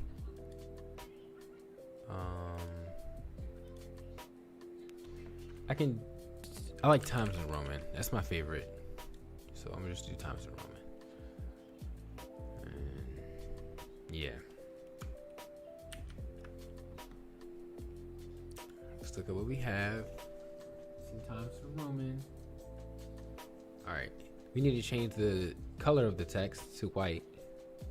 So in order for that to happen, the happiest moment of my YouTube career so far was honestly when I hit 100 subscribers, because not only did I think that wasn't going to happen as soon as it did, yeah, that's pretty much the reason why it was the happiest moment, is because, yeah. But if I ever reach 1,000, then that'll be the happiest moment of my YouTube career, because I never had 1,000 followers on anything. Like, I never had 1,000 followers, 1,000 subscribers, 1,000 likes. I've never had 1,000 anything, 1,000 views. So that would be something. That'd be really something if I did get there, which I'm a long ways away, but I'm almost at 200, so that's good. Okay, I was gonna change the text color. Can I do it? So if I go to HTML and I do color, and I just make it like white, is that good? Like, would that change it? Yes, exactly what I wanted. Let's go. Okay. And if I want to change like another font individually, then we can. That's what we do. So I'm going to try to practice this inline block thing, because I want the list to be horizontal. Well, you can't see what I just did, but I want it to be horizontal. So I think inline block is what I use. So let's try it, because this is how you learn. So we have, what did I name it? Let me just look at it. Menu. No, wait, what? Yeah, menu. Oh, I can just be in here then. Okay. Display inline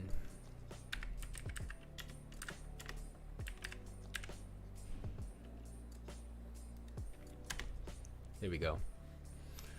All right. Oh, I didn't do anything.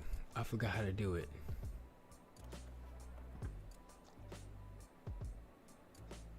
Like, literally forgot how to do it. I thought it was inline block, but apparently not.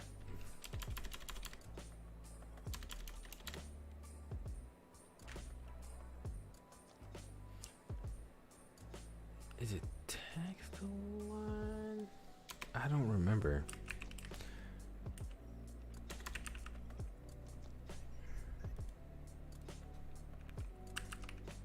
I doubt it.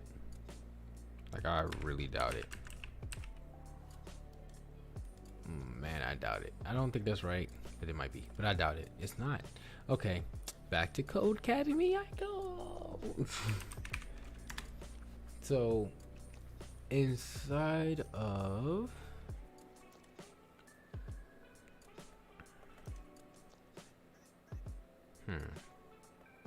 was it typography? I think it was typography. We had spacing, style, text transformation. Nope. Etc. Oh, maybe it was text align. Text align, right? It's not text align because that's not it. That's not what I tried to do. Oh, you know what? It's like that up here. So all I have to do is look at where favorite fonts and stuff is. Where is it? Favorite fonts, favorite fonts, favorite fonts. Oh, and they're all links. But basically, it's the header. So now if I go to the header, which is somewhere around here.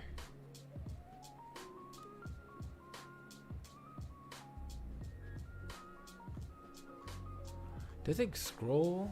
That's weird. You shouldn't do that. But yeah, it's a class, so it definitely does that. That's weird. Display, block, header, li, inline block. It is display inline block. I knew it. But I might have had it wrong. Maybe I need to do li with it. Nope, this didn't work. Oh, you want to know why it didn't work? I didn't change. Yes, I did. No, I didn't, because this is still text align. It needs to be display. I'm really hoping this works. If it doesn't, I'm gonna cry. Let's check it, and it worked. It is now side by side. Now let's do some spacings. Let's space them out, which I also kind of forgot how to do. That's the reason I'm doing this.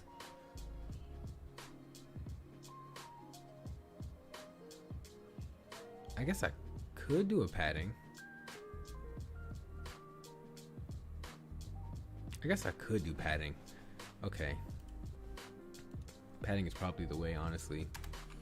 So now I have padding. It is padding. Oh, and I want like a little line above them. Oh yeah, it's gonna be cool. Padding left. I don't know. I'm just gonna do 20 pixels and see what happens.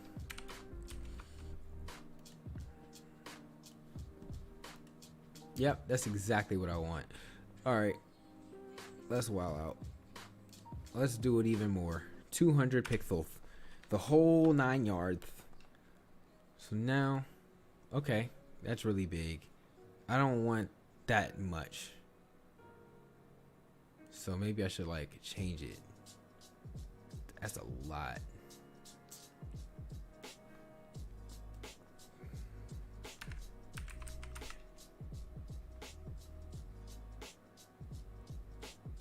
Yeah.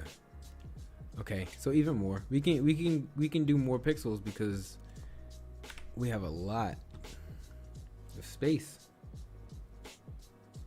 Okay, that's too much. What's the next step from 200? Like 5, 600? Nope. 500. 400?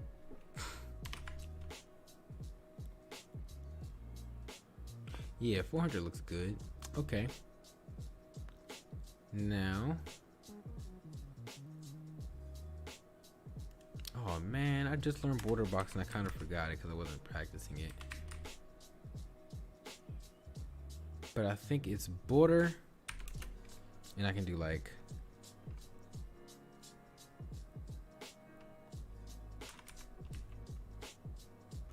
No, I think I should have a pixel. So like maybe at least 1 pixel.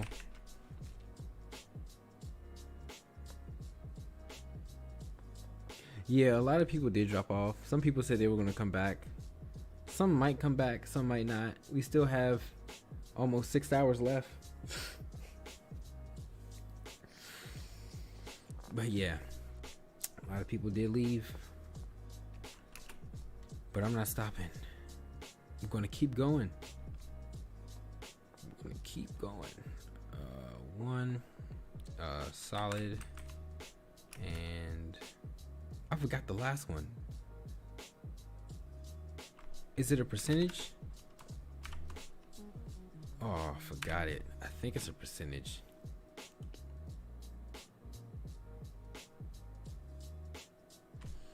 Oh man, I forgot the last one. Let me go back to Code Academy.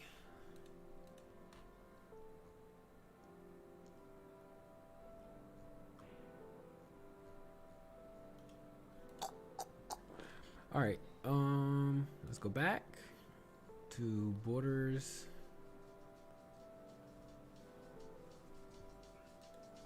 Boxes are defeated. Purpose always fleeting. I pose questions to the ceiling like an answer gonna come. To this Had to change the song. They keep playing terrible music sometimes.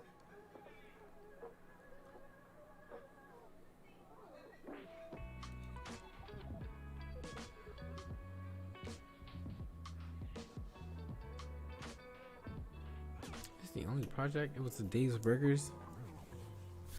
Actually, I could probably use it.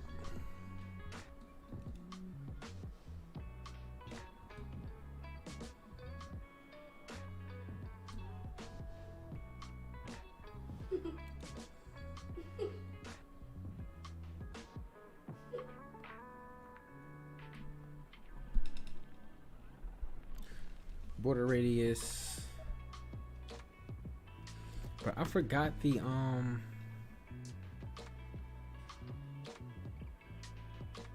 forgot it.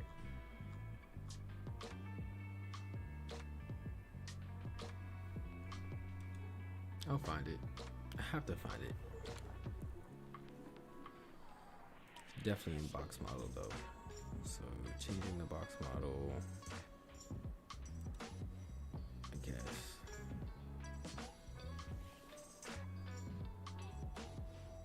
Here it is.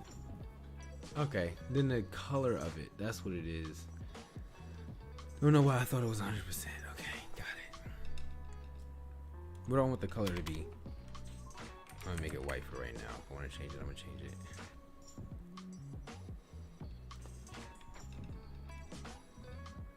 Oh, I think I wanted it around all of them.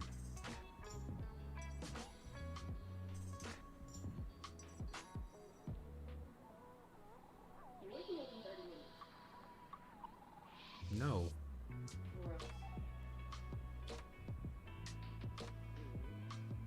I could probably put them around all of them. I probably messed it up because I have the list right here. Yeah, it's because of the list.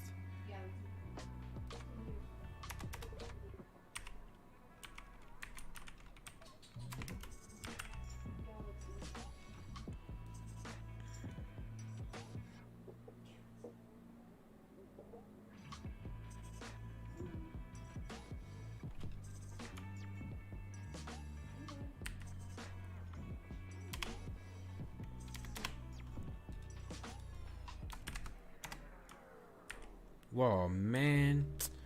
Oh my God. Oh, man. There we go. Let's see what happens. Okay. It's not what I wanted, per se. But, let's head on back. Get that padding. Not the padding. The,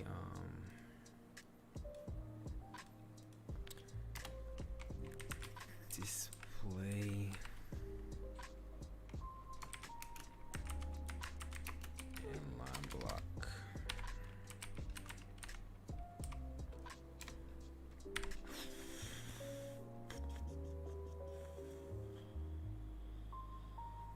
borders run all of them, so.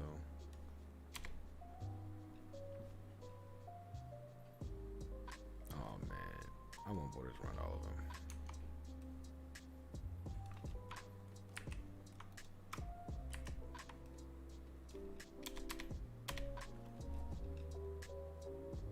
There we go. That's how I want it. So I have to take the padding and move it to down here. Oh man, I just be messing up, man.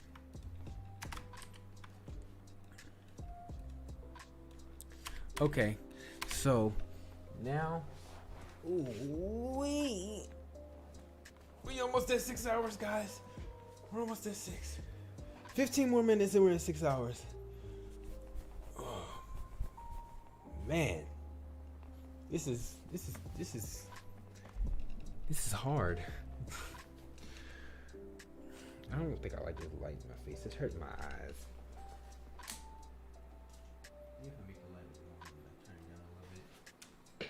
Yeah, it's still kind of bright though.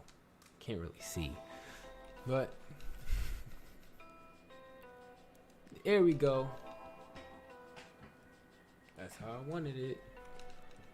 Well, I want it bigger, so let's just change the font to bigger, more bigger.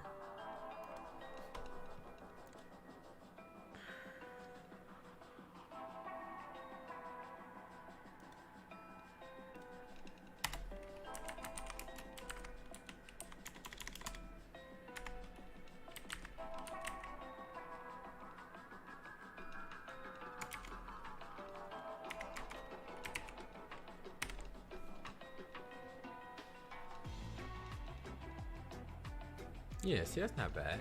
That's not bad. Yeah. Look at that. Look at that. Look at that. Yeah, I know. I know. It took me so long to get to 6 hours. And I just now got to be halfway there.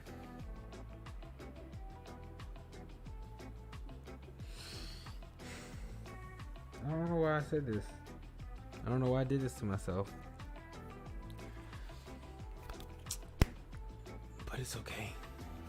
I'm about to take a picture of myself and put it on my website. So I'll be back. Hold on.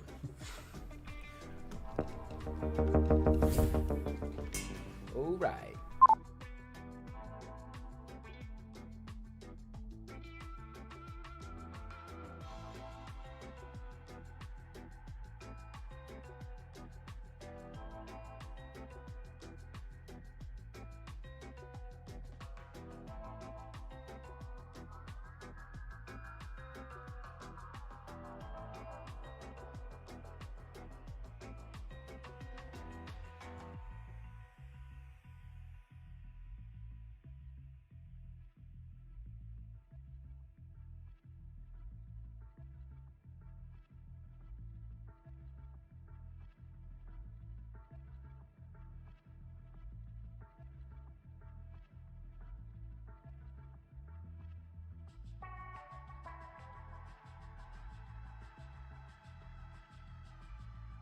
Alright, I'm back. Just let me download this picture and then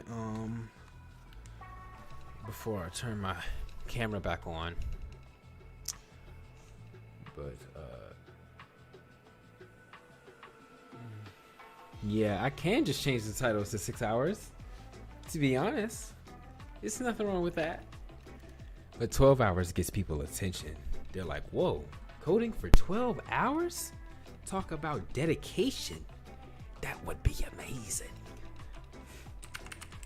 That would be amazing.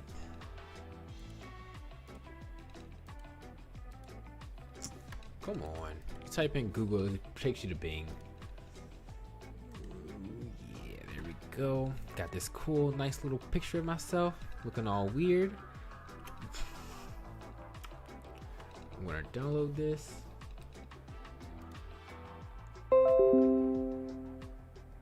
Thanks. Well, not thanks. I didn't make it, but thanks. Because I did choose it. Alright. Time to Bring the live back. What's going on? I just downloaded my picture. So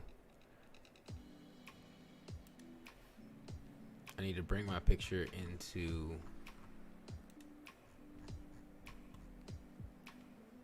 Jordan's mock website. Oh man, so dumb sometimes. Hold on, I don't know what this link is. Hold on. Actually, I could just do intermission because that doesn't show my screen. All right, what's this link? Okay, it's the one I want. Just had to make sure. Sorry.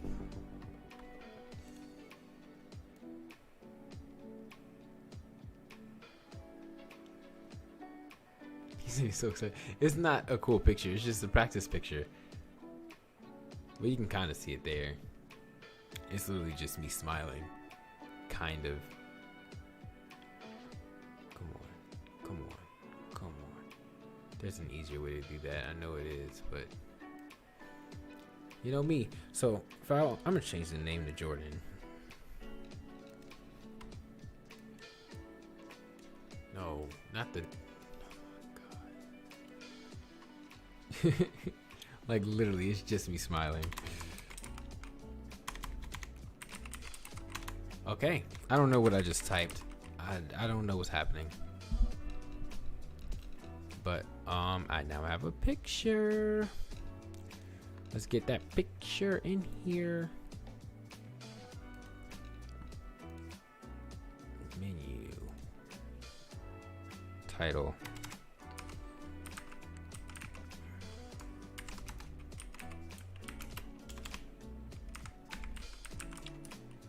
Man, I didn't watch TV all day. That's crazy. But I got that text align in the center. So now Jordan Computer Scientist is in the middle. Well, it doesn't look like the middle. But, oh man, I still gotta figure all that.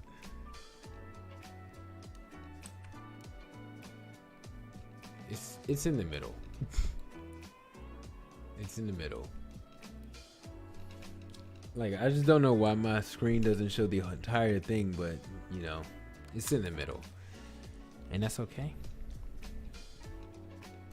Gonna add my picture now.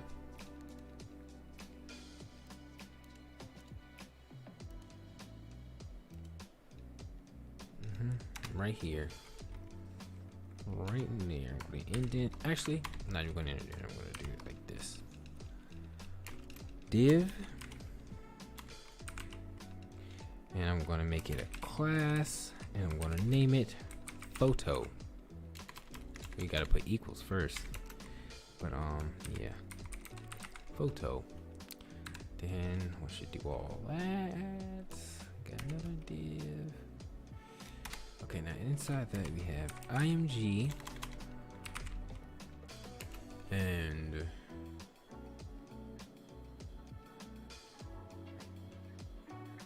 source. Sometimes I forget. Equals quotations Jordan dot JPEG, and then we have to close it. And it's self-closing. And if you look, there's an extremely big wall here. Yes, that is my wall. I have cinder blocks in here. I think it's nice. Yeah, that's me. That's me. Okay. Let's change the size of that.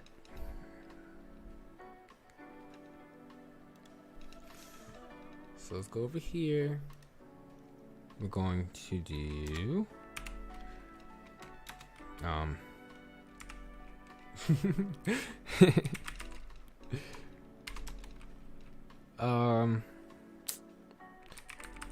height is going to be 400 pixels, and then my width has to be a bit longer, so